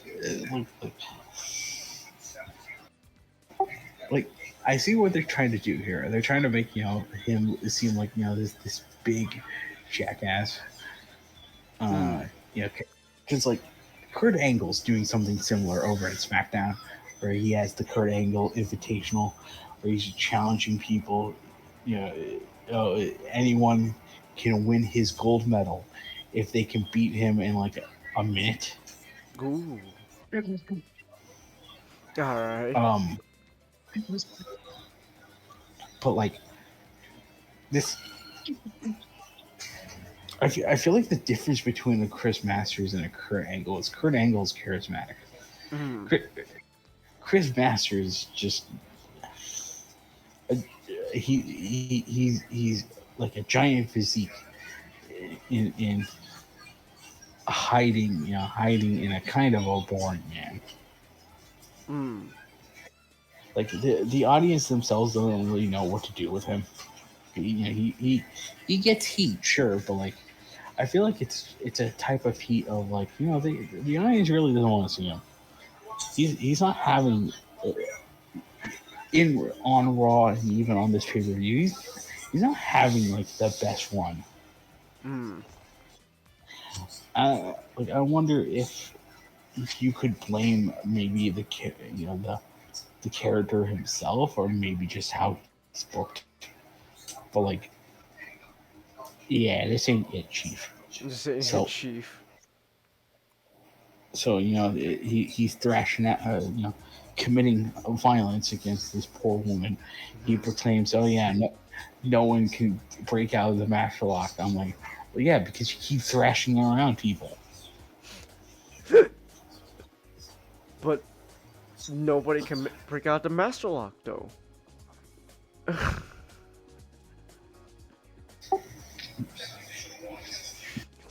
It's perfect. Genius. And so we move on to there, and we move to Viscera and Trish. They're backstage. All right. And all Viscera can think about is this like 400-pound African American male. All he can think about is getting it on. And I'm like, All right. I know his opponent is King, but like,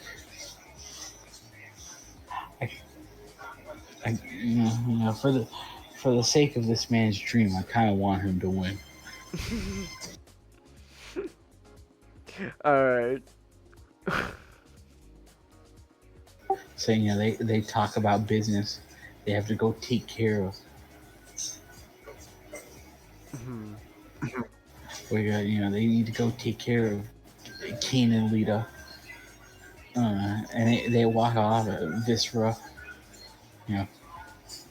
grabs a cheekful, as it were, as they're heading to the ring. Okay. And now we get the Kane versus Viscera match. All right. To kind of be perfectly honest with you guys, this was the moment of the show that I kind of just started skipping.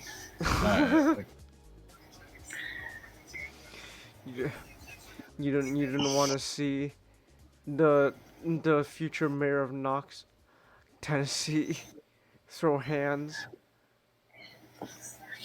against a big fat black guy. No, like and that mostly kind of comes down.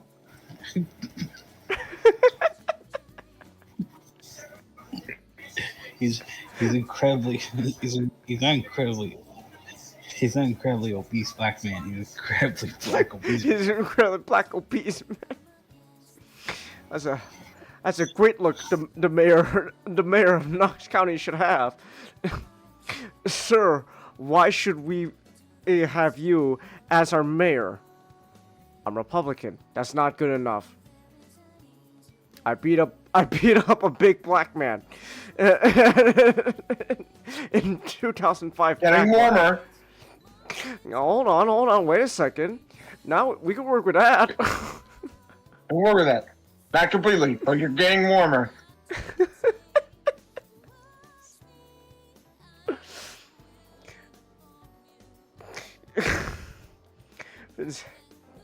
Vince is truly a funny man, not. I know he is. He's just a funny guy, you know. He's a chuckle-worthy man. So, like, and the reason I wasn't the biggest fan of this match is it really just comes down to this, right? Like, no disrespect towards the man, but like, he was never the best wrestler, even when he was Viscera or like Mabel or Big Daddy V. Big Daddy V. Yes, go look up Big Daddy V. Hold on, I'm looking this up right now.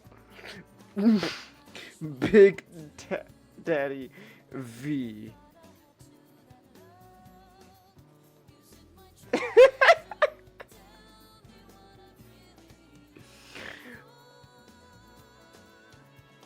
Oh my goodness. He's just out there like with only suspenders, covered in tattoos, and then it's like that's the guy that the future mayor of Knoxville, Tennessee's gonna beat up. Thank you, Vince. I don't know who magically told him, "Hey, can you wrestle with just like straps on?" I'm like, I think we need, either we tell him to put on a shirt, or we're gonna need to censor him. that is too much. It is too much chest action going on. Oh my gosh! Wait, just straight up an image I'm seeing where it wait a second. What's going on here now? It kind of looks like his arm is caught underneath his boobs. It's like, all right, listen. All right, now listen.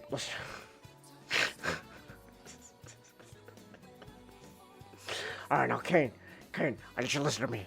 All right, Vince, what's going on? All right, so you're gonna have your arm trapped underneath the fat folds of trapped underneath his fat folds. Why, Vince? Just do it. Just do it. It'll be great. It'll be great, Kane.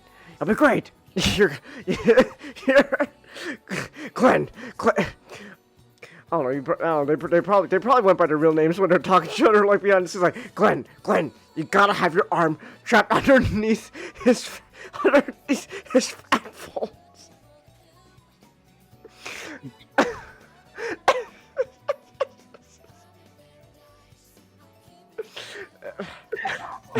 I'm reminded of that story of like of Flats. From SpongeBob trying to punch SpongeBob, and it's just it's causing him no harm. That's just visceral. That's just Kane and Glenn, just start going ham on him. Just keep beating up, Glenn. You got it.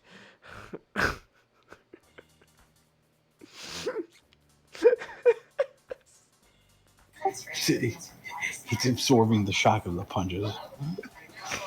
Oh my gosh. Oh my goodness.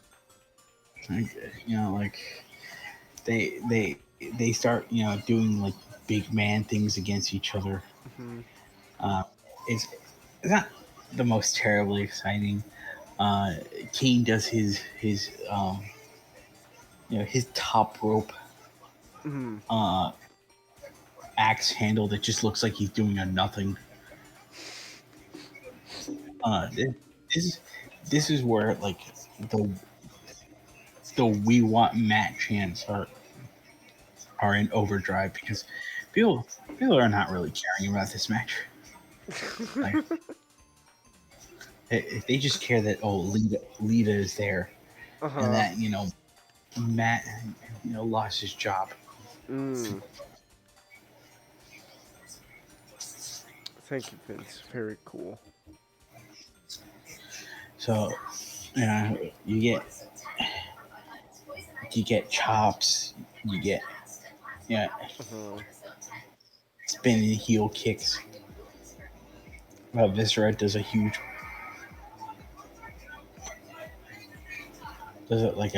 body slam.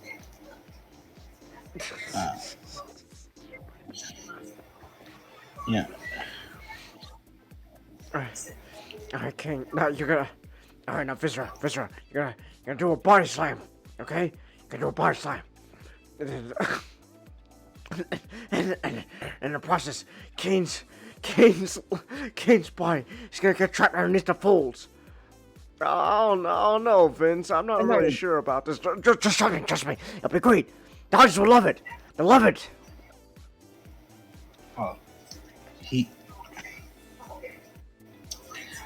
like Kane tried to do a choke slam, but Viscera clotheslined him out to the outside. Outside, Lita had to stand by her man and stop Viscera from doing more damage, but then Oh my gosh. Viscera shoves her away. This woman on a single crutch.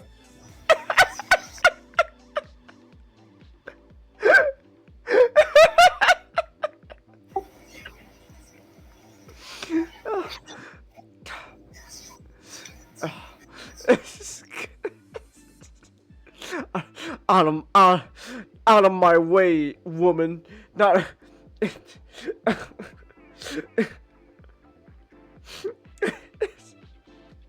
Who is the biggest woman respecter of this night? Chris Masters or Viscera?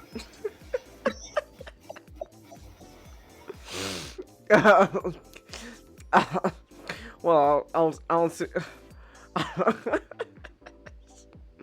Well, I don't think I don't think Chris Masters did anything to technically a disabled woman.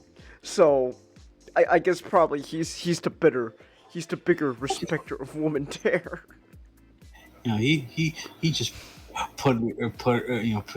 he just puts them in half, full Nelson, and just starts thrashing them about like a dog.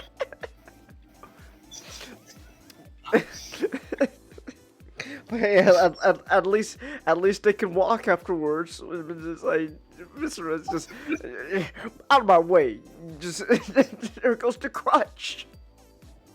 It's like, and so Trish went to go hit Kane with a chair, but Lita she intercepts and she uses her crutch like it's a sword, just starts deflecting the chair shot into like Trish's face. I'm like, okay.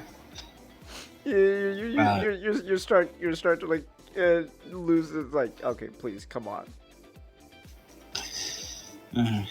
So like Viscera does a sit down power bomb.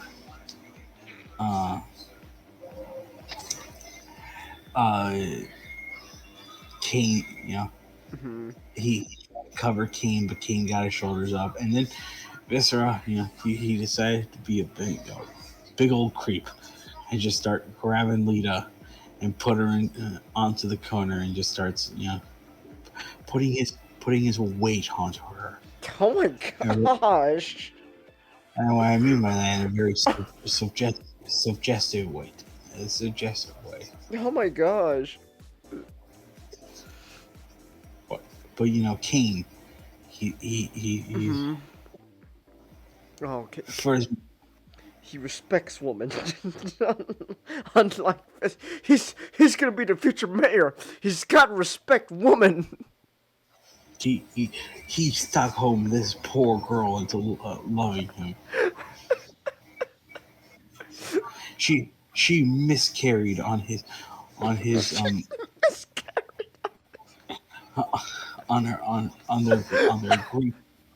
their grape child, and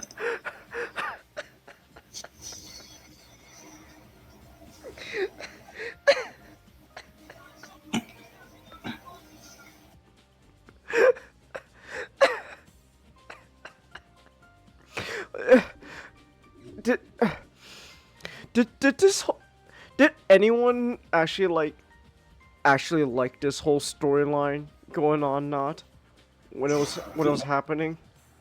not really, because like the whole storyline kind of just started with, oh, like Matt Hardy. Uh-huh.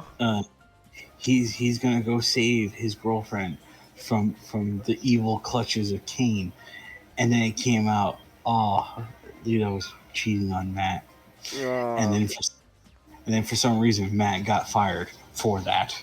I don't know why. And then they had to had to change the storyline to Kane's a good guy now, and he it's like Jodorowsky with Frank Herbert's Dune. Kane raped her, but he did it with love. Vince said so. Vince said so. He had Snitsky, this bald, greasy, yellow teeth man, just said, "Yeah, I landed on her, and I killed her, her stillborn child, but it wasn't my fault." And and if it was my fault, she kind of deserved it.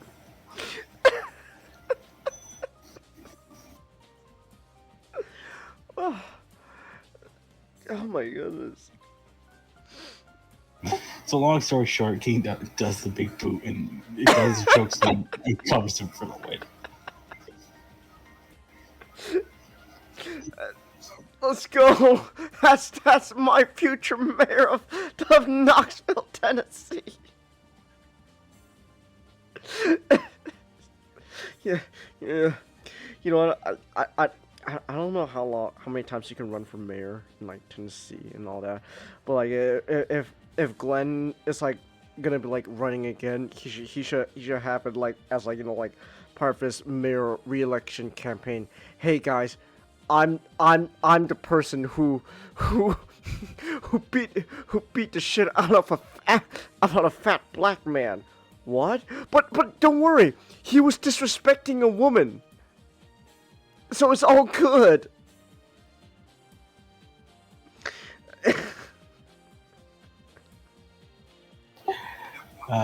So and then after the match, Trish got angry, and Trish said, even if he won it, she still wouldn't. Like, she still wouldn't sleep, with a big, fat, greasy chicken eater like him. Oh my gosh! What the? So then Viscera, decides, okay, he puts on the bear hug, and then dumps her on the mat, and then he was about to get out of the ring, but he's got that big old cheesy smile on his face. He's like, you know what? He's just gonna cause even more damage, so he just does a splash on her. I'm like, oh, what splash? What did he just lie on top of her? Well, you see, Chingiz, he ran from one side of the ring, Uh-huh. and then he jumped and then fell on top of her, Oh my gosh. Jeez. and then you just have this entire scene where like you see, the worst thing about having like instant replays in wrestling is it kind of eliminates the mystique of wrestling. Uh-huh. So like this obviously you're supposed to pretend that this very chunky black man Uh-huh. uh, put his full body weight onto this frail small woman. But like when you see the instant replay, I'm like he is breaking his fall with his arms. Oh my Like gosh. he's barely brushing her, but like you got to have this whole like shtick at the end where they're putting her on a stretcher. Oh my, okay. Yeah. Let, let me see something. I gotta know Viscera.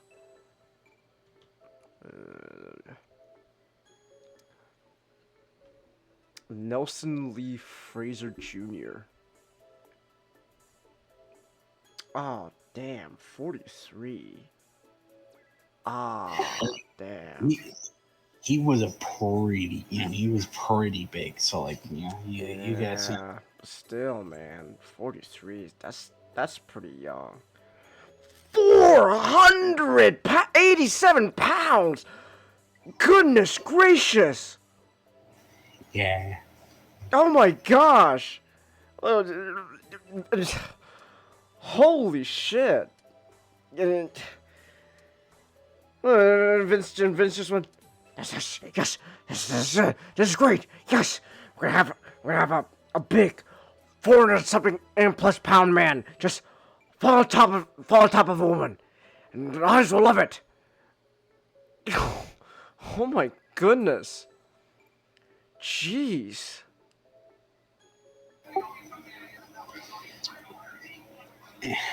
Oh my gosh, there was a lawsuit? Yeah. Oh my goodness.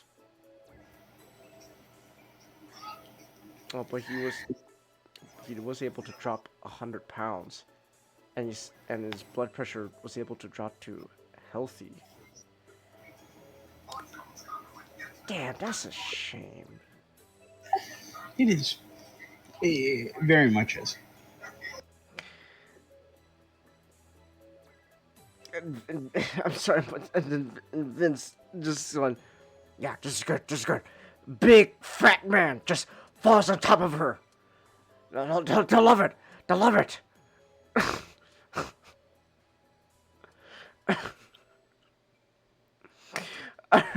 Okay, then. Sure, Vince. All right.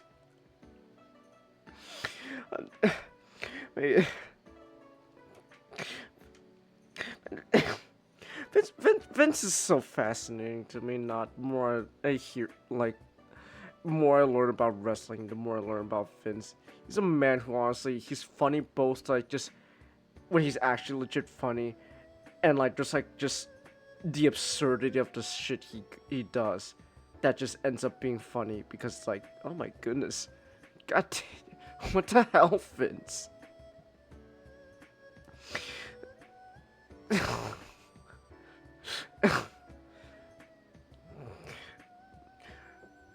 So I take it people didn't really care. People weren't really excited for that part of the night of Kane beating up a giant ass black man. No changes because the next match, this was the moment they've been waiting for, because we're gonna get to Muhammad Hassan and Davari versus Shawn Michaels and Hulk Hogan. Oh, let's go! USA, USA, USA. So this whole thing started when like Sean on the Raw after Mania was like, he was like, guys, it was great that you all came out there and started cheering is having such a great time on the match. Yeah, I lost, but really, the most important thing here is that we had yet another amazing WrestleMania match, Mm. and then the the party pooper with the towel on his head had to come out. Party pooper with the towels.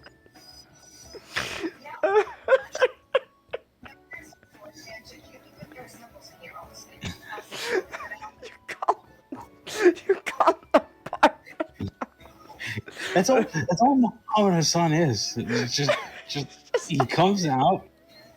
He comes out. He makes it about his race. He says that the person standing across from him is like inferior, stupid dum dum head, and then he beats him.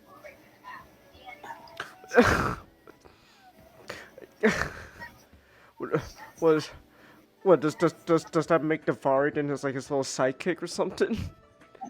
Yeah, Davari is a little hype man sidekick who speaks only Farsi for some reason.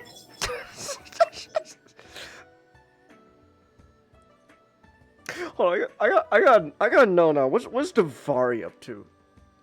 I hope he's up to good things now. There we go, Sean Davari. Oh, he's Persian. Oh, I didn't know that.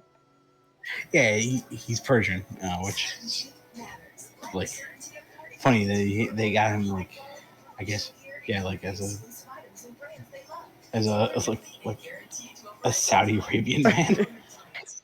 Oh, he retired 2021. Wow. So he was still wrestling. Yeah, he had a very long career. Oh, wow. Good for him. Good for him. Nice. His brother Ari Davari is I'm pretty sure he's still wrestling. Like, okay. You know what? Legit. Good for him for having a nice long career. That's yeah. I'm happy for the guy. yeah, Chinggis. This whole thing, being like, just the hype man to Muhammad Hassan.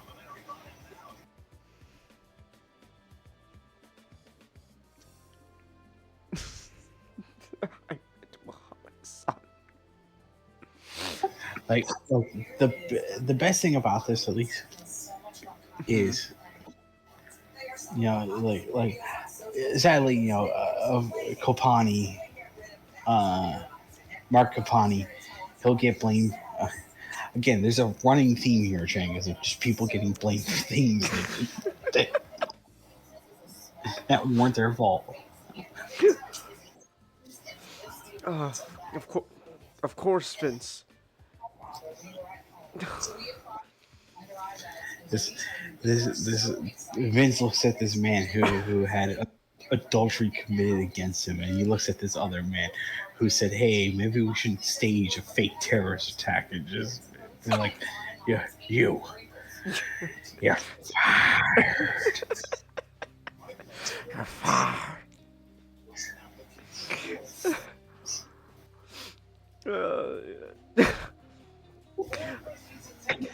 You know what? At the end of the day, though, at the end of the day, the two, Mark and Davari,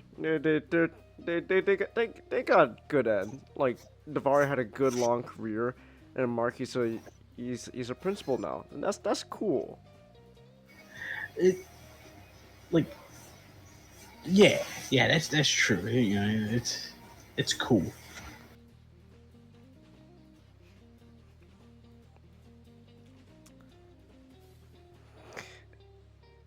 So, oh no, go ahead. So, like Muhammad Hassan comes out, he's like, Sean, like, Sean, you're pathetic because you lost your match at Mania. And you're here gloating like you've done something good. but like it's no surprise that the people here will cheer you on because losers cheer losers. I'm like, okay. Oh my goodness. So, you know, Uh, Sean before his son walked out, he was like, I hope we get to have me and Kurt has a rematch. Yeah, and they do have a rematch, and I hope like because it's I'm pretty sure the rematch is the Great American Bash. So I hope. I would love to see that. Because yeah, that was honestly one of my favorite matches that night. Watching with you, Kurt versus Sean, that was great shit. But party pooper went down. I'm sorry, that still came to me. That's great. Like so like, and then like after Hassan's this, started all that shit. Like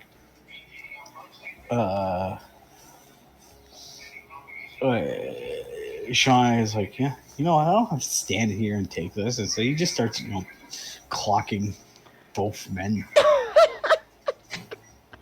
But then eventually they get their wits about them, and then it's 2 against 1. Oh no, Sean! Sorry. Oh no, watch out! Sean. If only there was someone who could save Sean. So only if there's someone who could be there. Looks like the hoaxer has to teach you Muslims a lesson again. Well, not yet. Not yet? Oh, okay. So, but like, so, Sean, the night after, the next Raw after that, like, Sean and Muhammad Hassan, have a single match together. All right. It was going great, but then Davari does Davari things. Oh no. And then like the what do you call it? Davar's been going to Muhammad. the school of whatever Edge's sidekick's been going to. He's gonna. Don't worry, Mohammed. I got you. Here's a ladder.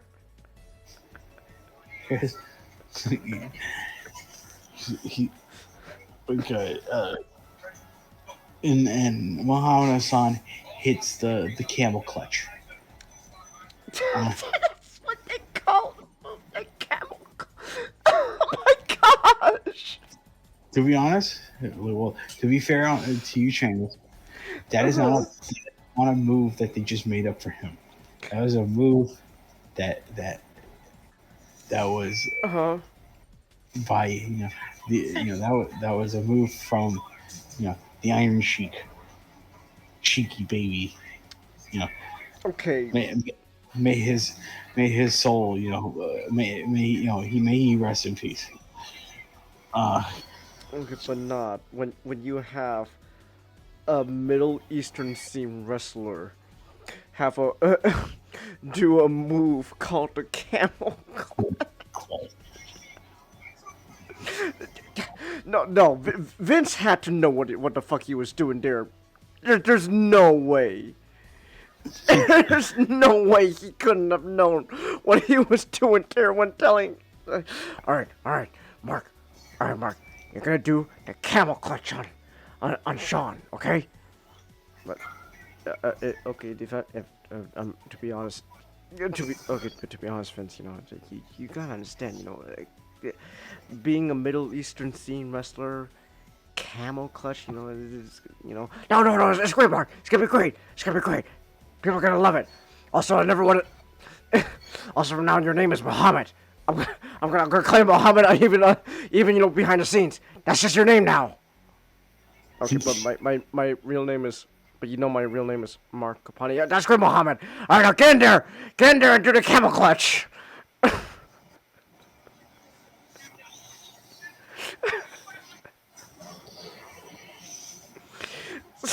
so he does the camel clutch on Shawn Michaels. And so he beat Shawn.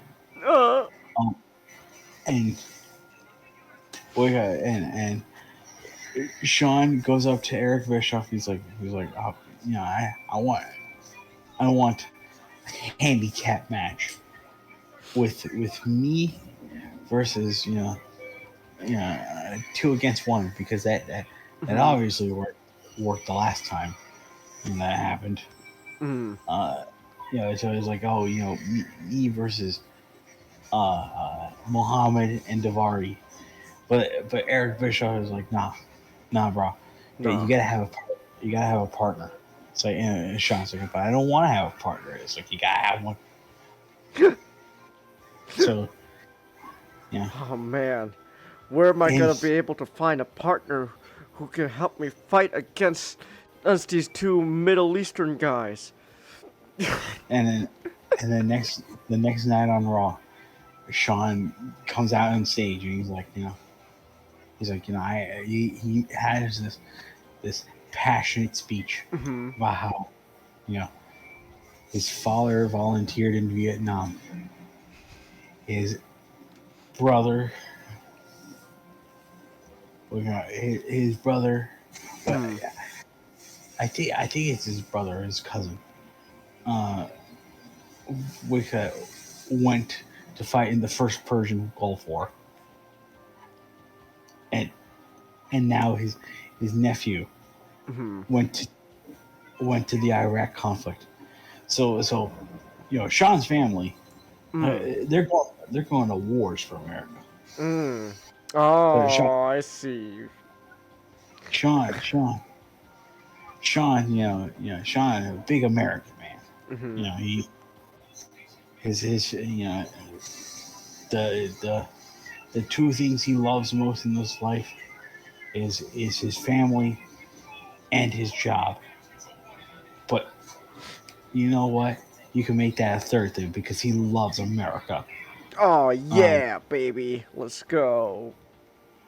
And so, after mentioning, his family, the family members who have served, who have served and are serving, he mentions, okay, now I need to, I need to recruit, the next best thing to help me face off against Hassan Davari. I'm gonna call real American Hulk Hogan, a man who never served in the armed forces.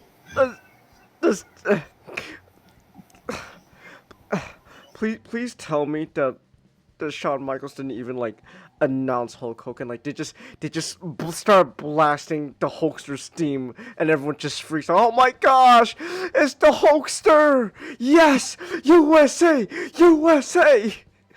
That's pretty much what happened.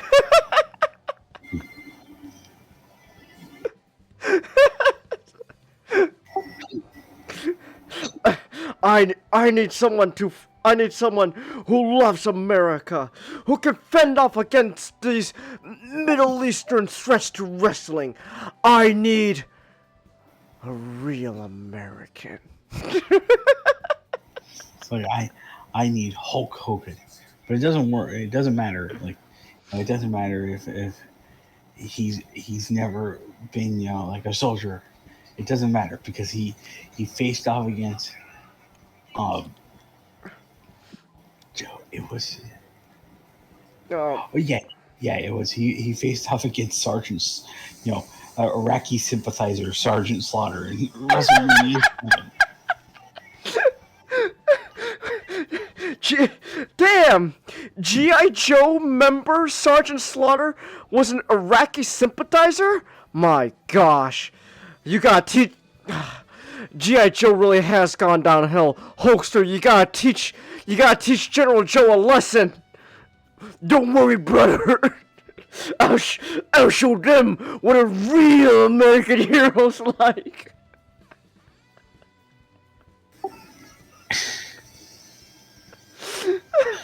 So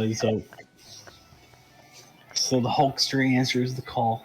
He helps his brother do against the conflict, and they're set to face against the evil invaders. No. Let's go. This Sunday at Backlash.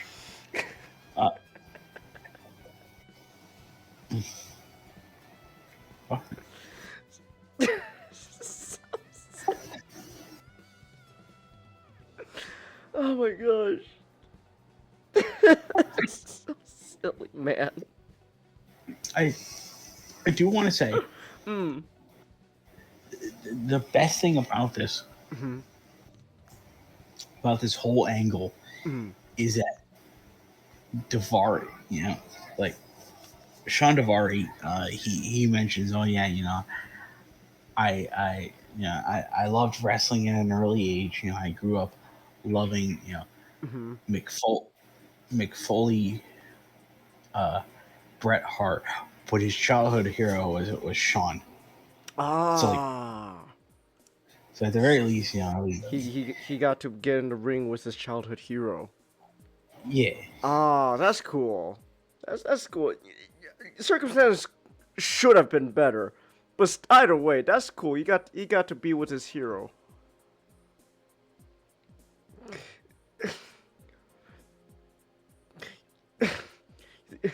You think Shawn Michaels looks back on this like you think like if like you ever like went up to him and was like, hey Sean, you remember the time in Backlash you had to fight those the Middle Easterns, or you think Sean would just look at you like, what? Well, old Chinggis. Maybe he does remember, like, him having to face off against like the Middle Easterns.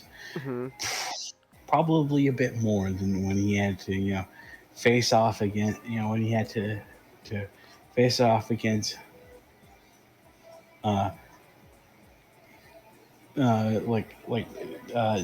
Vince McMahon and his son while tag teaming with God. What? This is a real thing. Wait, what? Wait, God? When someone dressed up like Jesus Christ himself, it's like, all right, Sean, we gotta take down Vince. No, Chinggis. Like they had a spotlight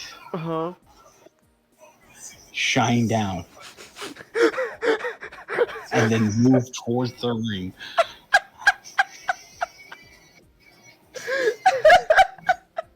And there's Sean's tag partner. It's the Almighty. You asked me that.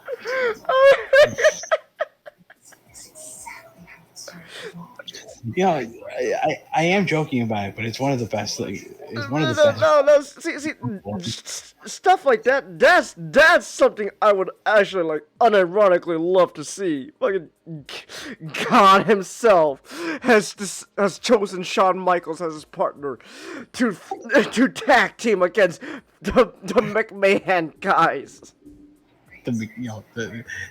There's a like.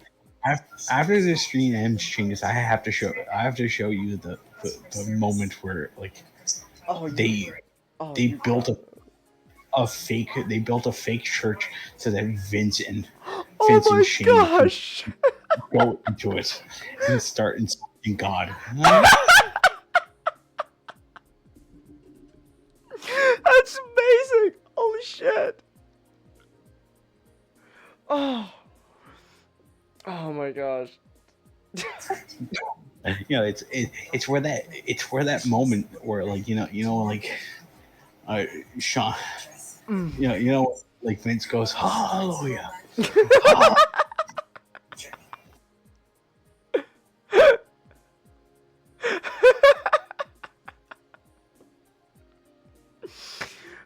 Oh my gosh. Oh, Vince.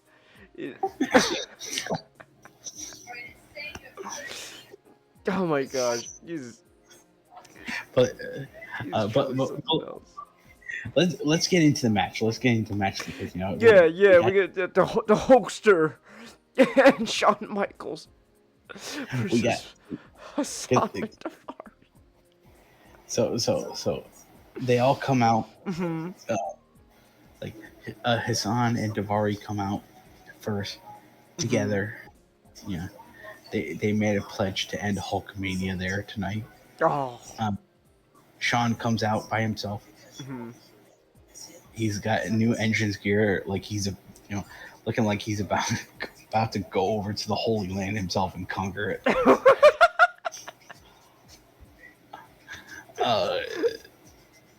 But then, as Sean gets into the ring, the Hogan chant starts. Oh, let's go! The Hogan chant.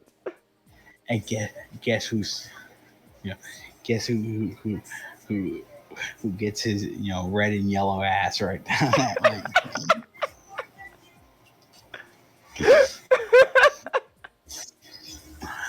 It's a real American. It's the real American, baby. With bleach blonde hair and all that. His bleach blonde hair on the sides. Yeah, like to paraphrase my favorite Carl Bertalowski quote, it's all on the side. Like you hipsters do it like all on top and no on the sides. It's all on the sides, no on top, like a real man. Like a real man. Oh my gosh. Oh my gosh. So this this match, it's not amazing, but it's built entirely on, oh man, Shawn Michaels and Hulk Hogan, they're teaming up with each other. Two wrestlers from two different generations are here together. It's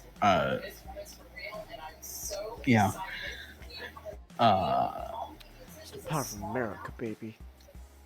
Like Hogan starts off first, and he's oh man, looks like Nick couldn't handle Hulkamania. It ran wild, James. Oh. Like we got, Hogan starts off first, and he's like, he's working over Hassan. Mm-hmm. But then like Hassan gets to his corner. He knees him in the gut, and then he and Davari does like the sneaky double team moves. Oh my gosh, how dare they? But then the Hulkster, he does the double clothesline. And then he hits him with some lefts and some rights, and then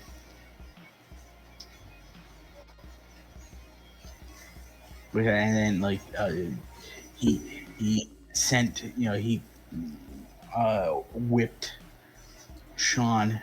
No, he whipped Hassan into Sean's boot right in the corner, and then they made the tag there, and they did a double team big boot. Oh my gosh! And then that's when HBK, his part of the match comes in. Mm-hmm. He hits a slam, but he didn't hit the elbow. Oh. And that's where Davari got tagged in. So you get like behind the scenes, you get that really great moment where just Davari got to live a part of his dream. Mm-hmm.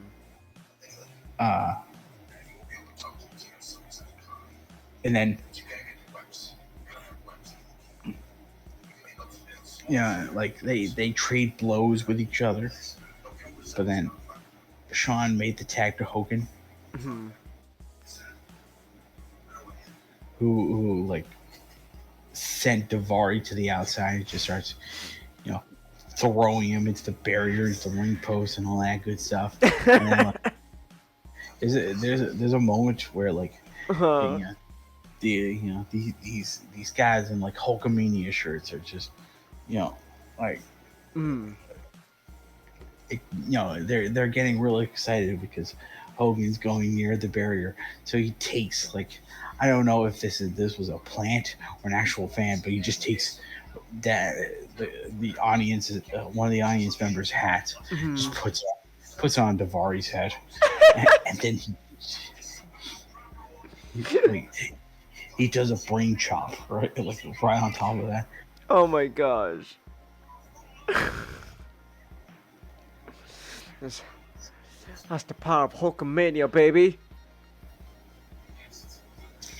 And then he threw him back inside. Mm-hmm. He hit his body slam, the elbow drops. He tagged Sean back in, but Davari got a boot to the face, and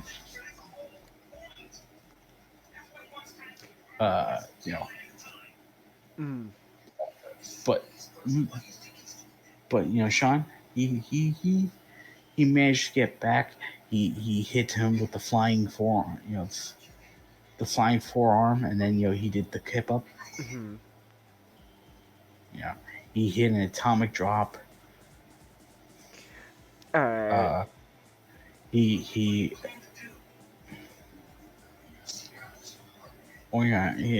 hit him with the elbow, and then at that moment, Mm-hmm. Sean starts tuning up the band. Here we go. He could be, he could be hitting sweet chin music Mm-hmm. and completely ending the match, but then that sneaky son had my gosh. had a pipe off it. Hidden, and just while the referee was looking at Hogan, who tried to, Mm-hmm. who tried to knock Hassan off. Hassan grabbed the pipe, just hit Sean with it. Oh my gosh, how could he? No. Oh, it's horrible. Who's gonna avenge Shawn Michaels now? It is one fly dude. And Hogan stopped Davari from pinning Sean. Mm-hmm. Like Hassan and Davari do double team moves on Sean, and then they're completely wailing on HBK.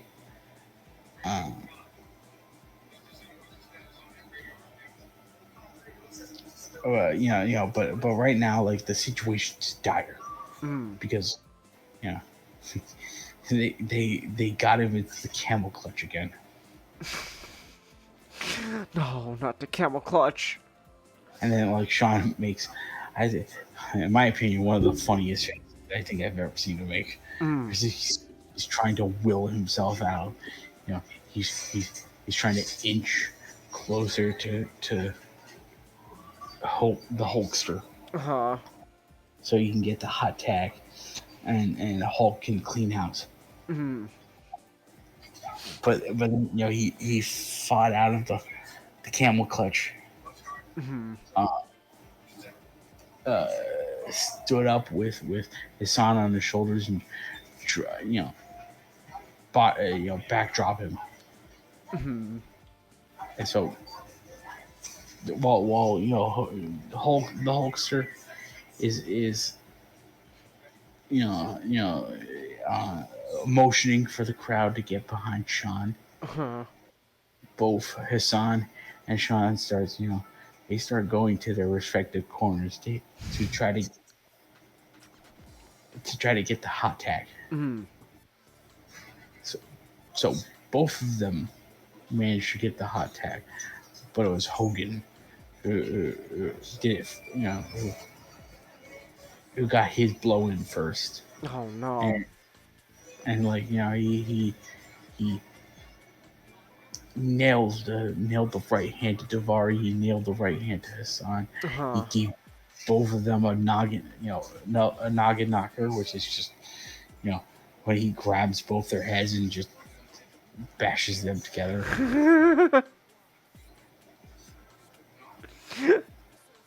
Alright, that was actually kind of fun, actually. And then he was gonna, he pulled off the big boot onto Hogan. Hogan pulled off the big boot on Davari, and it's like, he's gonna go for the leg drop. Let's go for a leg drop. But then here comes the pipe again. Oh no! God. Oh my gosh, someone needs to take out Hassan. But just, but just as Davari was gonna try again and get this time Hogan with the pin. Yeah. This is when Hogan starts activating his magical powers, so walking up.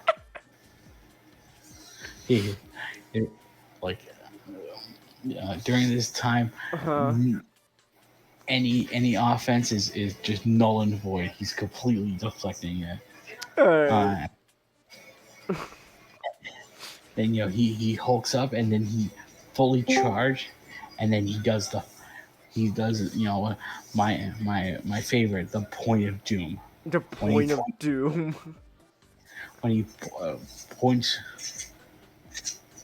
right at that guy, that guy he's done for. He's taking the pin. Oh, all right. So big boot. Again, Hassan tried to do the sneaky bit, but then. Oh my gosh, they really want him to use that damn pipe. I know. They love that damn for some reason. But then Hogan got him that time, and then Sean laid out Davari with sweet chin music. Oh, let's go. And the Hulkster got the pin. Let's go. 1, 2, 3. They did it. America is saved. America's still undefeated, baby. Yeah. Oh. And then they both, they just both have a celebration, just Hogan style. Which just means like both of them just did Hogan's taunts. They just taunt Span the entire time. Like, Sean was gonna leave, but then Hogan was like, "No, come back. Let's taunt Spam some more." And he's like, "You know what? Hell yeah." Hell yeah. And then they called in, like this obviously is a plant. They called in this very fat guy. I'm like, okay, is he supposed? Is he like a fan or something? But then like him and Sean, like Hogan and Sean, grab the shirt that this man was wearing and just tears it apart. And then you see on his back he has a tattoo of Hogan. I'm like, oh, this is incredible.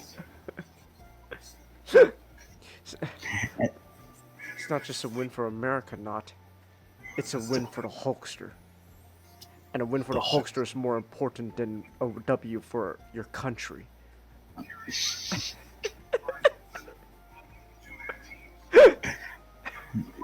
You know that line from Metal Gear Solid 3 where like the boss just goes, what is it? What is it, Jack? Is it loyalty to your country or loyalty to me? what what is it, huh? Loyalty to your country or loyalty to the Hulkster?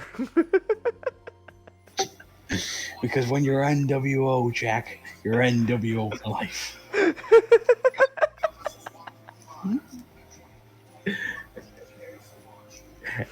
And so, like, now Hogan, Sean, and the fan are now just taunt spamming. Oh, let's go. And so finally, they get onto the stage, and now they're just pooped. They're finally going away, and I'm like, this was a great moment. Again, it's an amazing match, but you know what? You can have some fun with this match. Mm. And then finally, we're setting up the last match of the night. Triple H backstage, and he pretty much just kind of said the same thing I said in the beginning of this. Alright, He's topic. He's still He's like, yeah. He's still trash talking Batista.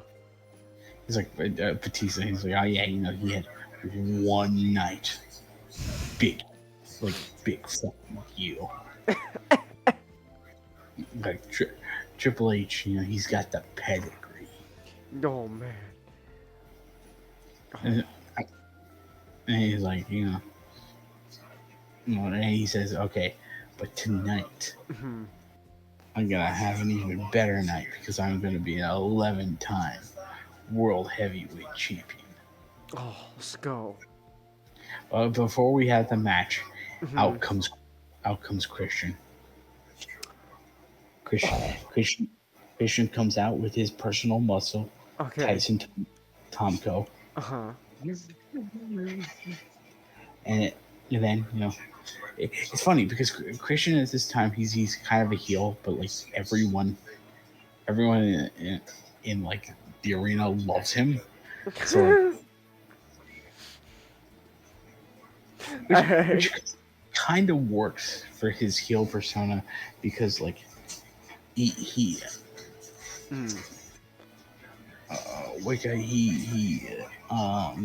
calls his fans the peeps.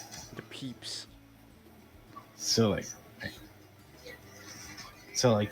everyone in the station in the arena are his peeps. And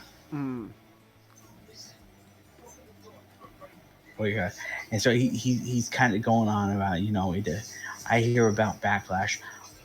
I'm not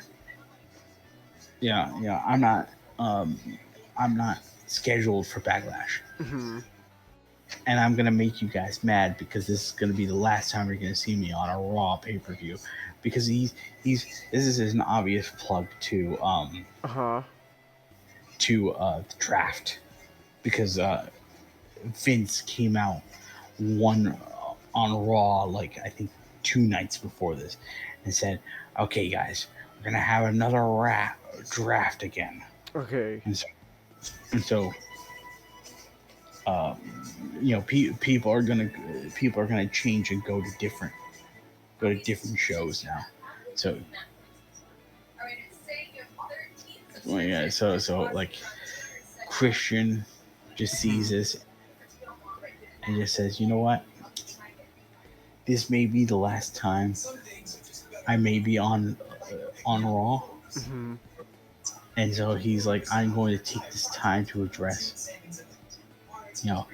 the main eventers, and he's going to do it in the form of a rap. Now I'm going to tell you, beautiful, on the I'm going to lay to you this wisdom that Christian is supposed to on this. It's like on Raw, you got Batista with muscle to spare, but he's got charisma like Tomko's got hair.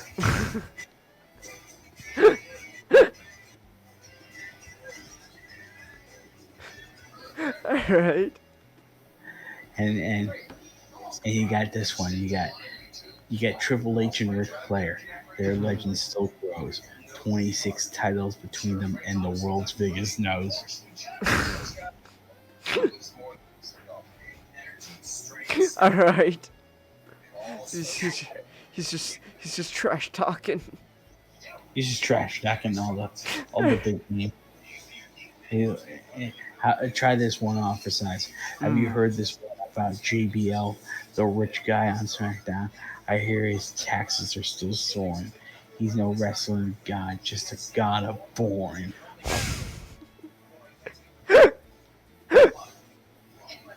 Oh, hold up, his writing is just fire.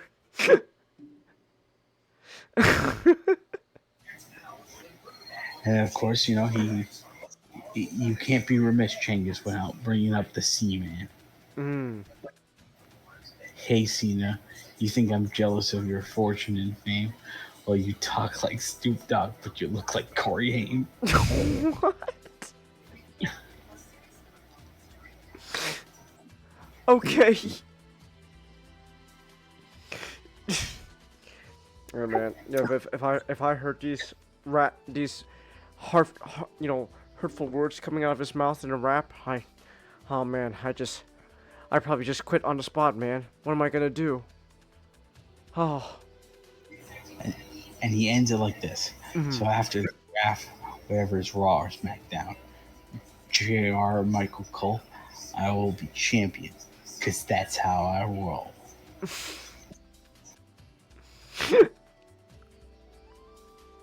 Yep, beautiful. Oh, I'm crying of just the awe. What wonderful words he's spoken. True poet. And Chris exits the world just like he enters, by going through the entrance. All right. Wow. Now, finally, the last match of the night for the World Heavyweight Championship. The challenger Triple H versus the champion Batista. I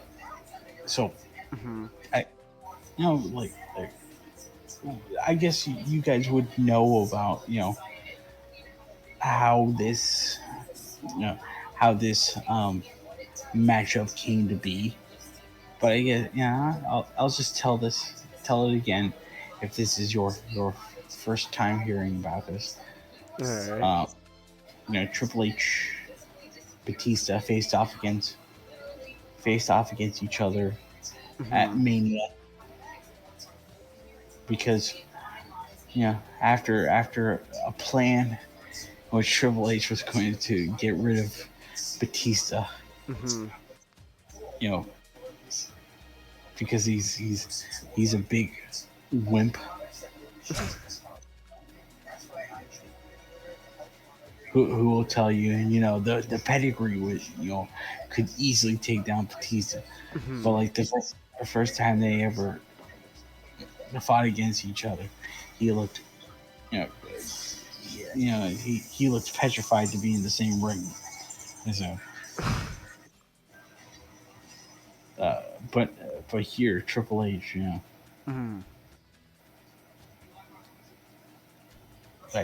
Triple H, he'll use the pedigree.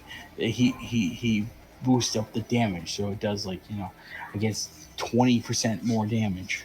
Oh. So. Oh, it's great. He's like a Super Saiyan. He's just gotta charge up. He's just gotta charge up his energy.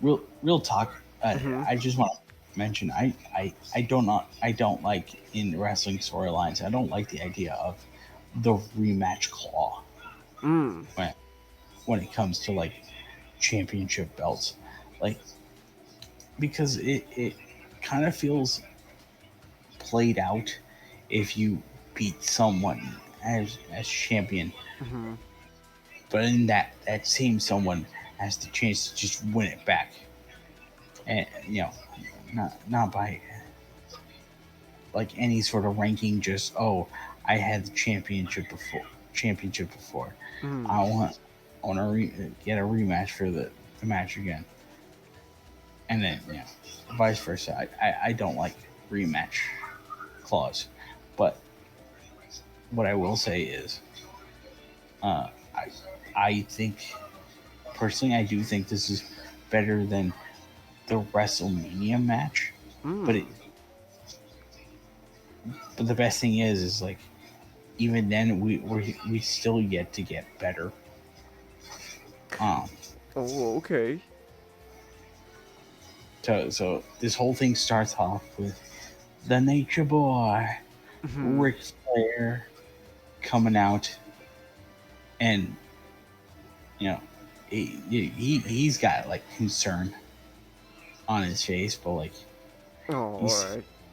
you see outside, you see the audience, and they're all wooing, Mhm. because it's Ric Flair, and you woo for the you know the 16-time world champ. Woo! All And right. so Flair comes out Mhm. with a mic in hand, and he introduces his friend, the greatest wrestler alive today, and the soon-to-be 11-time world champion, Mm. the, the Game, Triple H. All And then, right. Triple H, baby. and then after Triple H's entrance, here comes Batista, who's Mhm. one guy who just like 3 weeks ago on Raw, Mm. he debuted a new part of his entrance where he pretends to fire a machine gun while uh, the pyro behind him Mhm. goes wild like he's shooting a gun. All right. And so we we, we head off.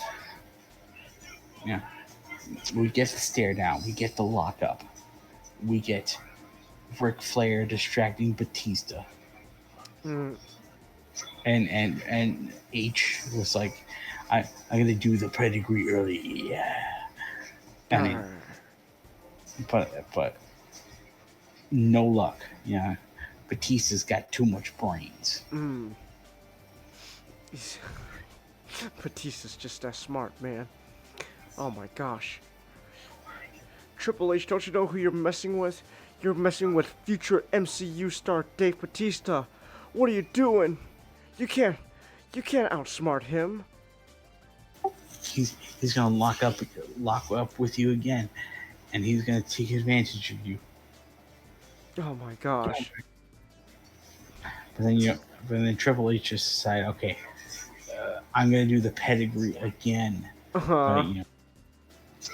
like this is a man where even doing things a third time probably won't dissuade him for doing it a fifth time. Wow. So Batista escaped, of course. Hmm. Let's go. And now, well, H is trying to lock in the pedigree. Batista needs to lock in the Batista bomb. Oh. Yeah, baby. But H avoids that as well. So this entire match is just, Hmm. these two, they gotta clinch in their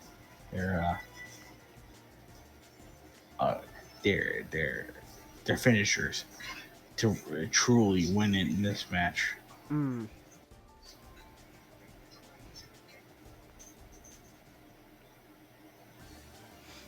I'm sorry. Um, we got a Triple H backed Batista into a corner. You got the elbows. You got the shot to the gut. Uh-huh. But then Batista came back with the back body drop. He hammered away at the H man. Hmm. But the H man decides, you know what? There's times the charm. Oh, let's go. He's gonna get it this time. He's gonna get it this time. But nah, back body drop him to the outside. Oh man. Damn. And so like Batista decided, okay, gonna go out there. I'm gonna charge a Triple H, but then Triple H just went psych and just spine bustered him into the barrier.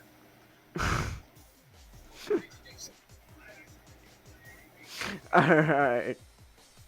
So, yeah. So, so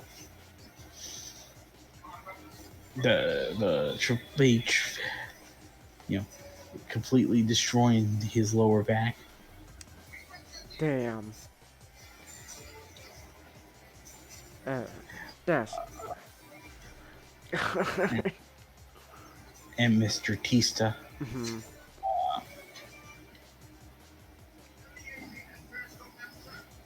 And Batista's going for the Batista bomb. Oh, he's going for the Batista bomb. Oh. Again. But, H drives him to the corner. Oh. But, just as, Ric Flair is gonna interfere, Triple H distracted the ref. Let's go. That's my triple. That's right. Distract the ref, Triple H. You'll get the W this time. But after rest, but after that, Batista answered with his own spike buster for the near fall. All right. I'm sorry. I'm almost at the end, and so after some hand, sidewalk slam, clubs nines, crashing H's head into the barrier.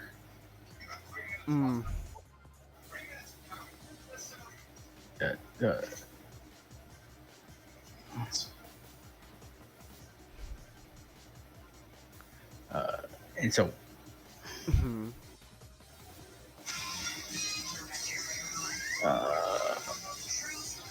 when Batista, he's shook enough. He's taking too much damage. His indicators in the red. And so, Flair, he's gonna continue doing what Flair does and distract the rest. But with the title in Triple H's hand, but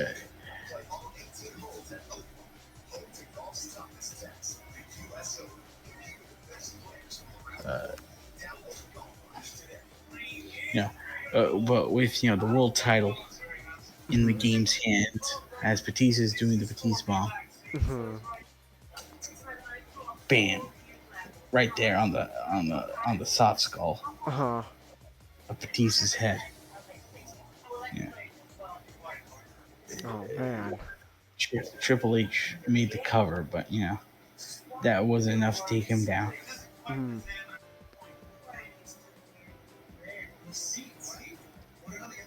That wasn't enough. Damn. Yeah, and that wasn't enough.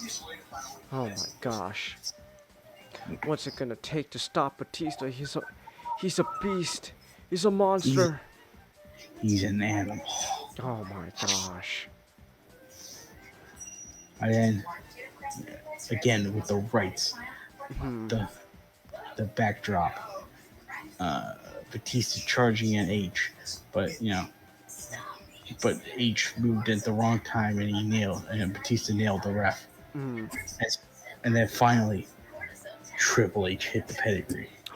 He did it. Let's go. Surely Triple H will win, because he said no one can survive the pedigree. There's just one problem. No. That ref is cold. He's out. No. Even though Flair got him back in the ring, he ain't giving no pins. Oh my So- gosh. So like, you know,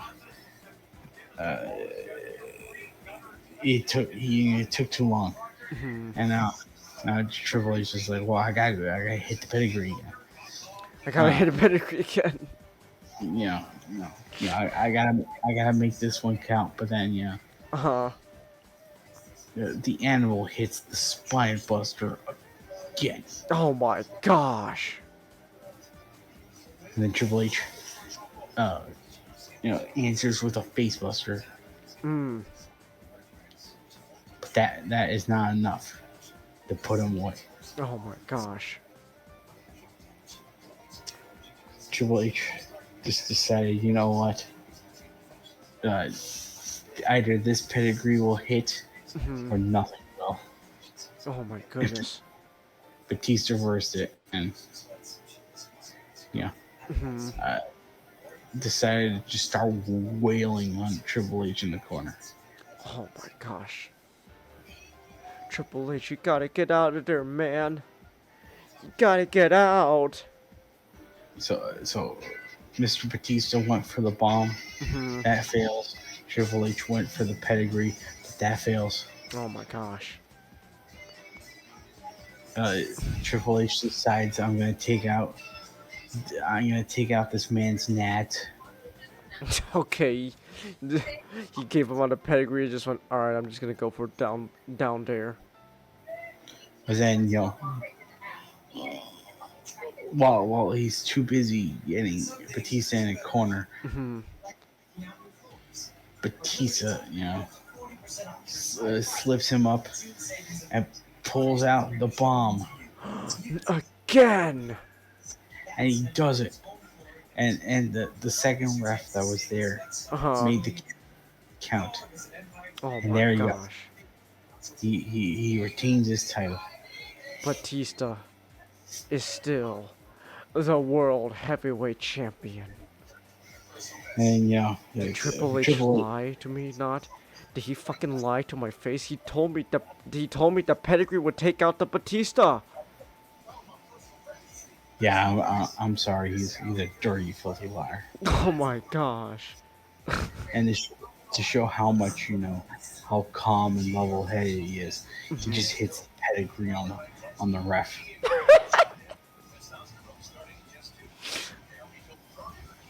Okay. Yeah, And sure. That's how the show ends. That's how Listen. the show ends with Batista still being champion, while Triple H acts like a sore loser. Yes, as God intended. Oh, Vince, you are truly a genius. I should have never doubted you, man. Oh my gosh. Yeah, you had me a little worried there with the whole, with everything with Hassan there. I thought those Middle Easterns were actually gonna win, but you want me back when the Hulkster came in, and then I guess I guess the Kane thing was okay. I don't know. He respected woman. He, he was the one guy where anything that involved a woman, he respected them the most, even if he Stockholmed one. Yes. Ugh. Peak fiction.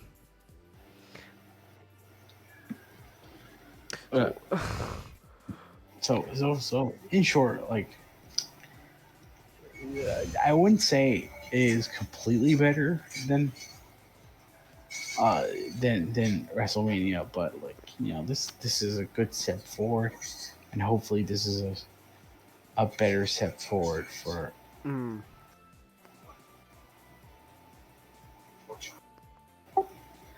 so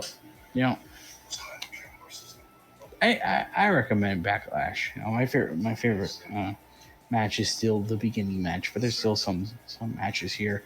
I think the main event is pretty good. I believe the one they'll have in Vengeance, when I get the chance to finally see it,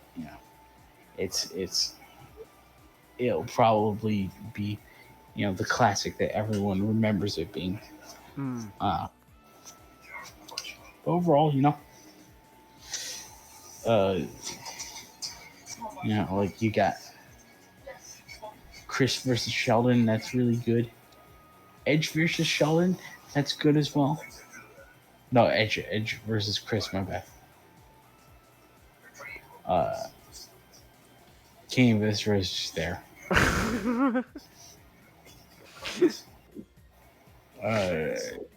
The tag match is just a vibe, and then Uh-huh. yeah, yeah. I'm not gonna lie, it really kind of felt like a lot of the energy started dying down when you got to Kane versus Viscera. Yeah.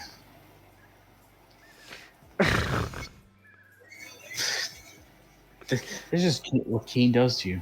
Kane, he is a good guy, Grievous. It's a good guy, great. He tried to get me to stop him. Man.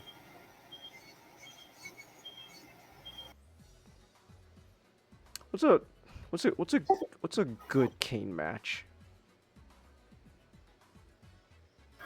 There's ones he had with like Mick Foley.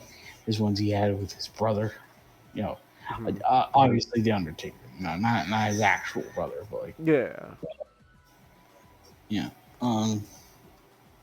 There's a one that I remember he had with Rey Mysterio. Oh, ooh, okay.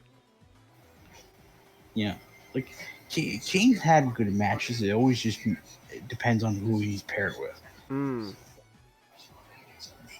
Yeah, obviously when he's paired with Viscera, he's got to work around a giant refrigerator. But like anyone else, especially if they're good, Kane's in good hands. Mm. Okay.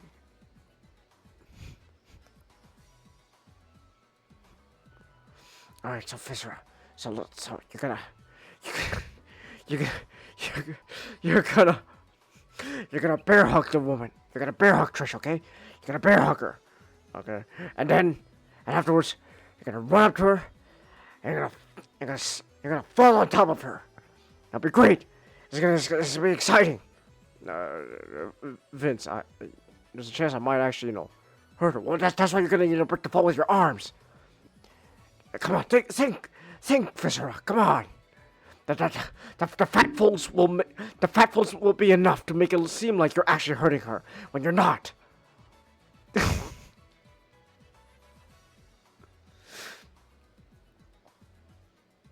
All right. I guess that's it. That's it. All right. This is what wrestling's all about. All right. I know that foreign invaders and black fat guys. Nobody does it better than Vince.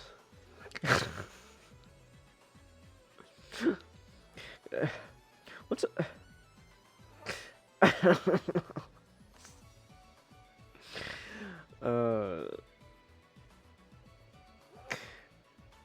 you know what?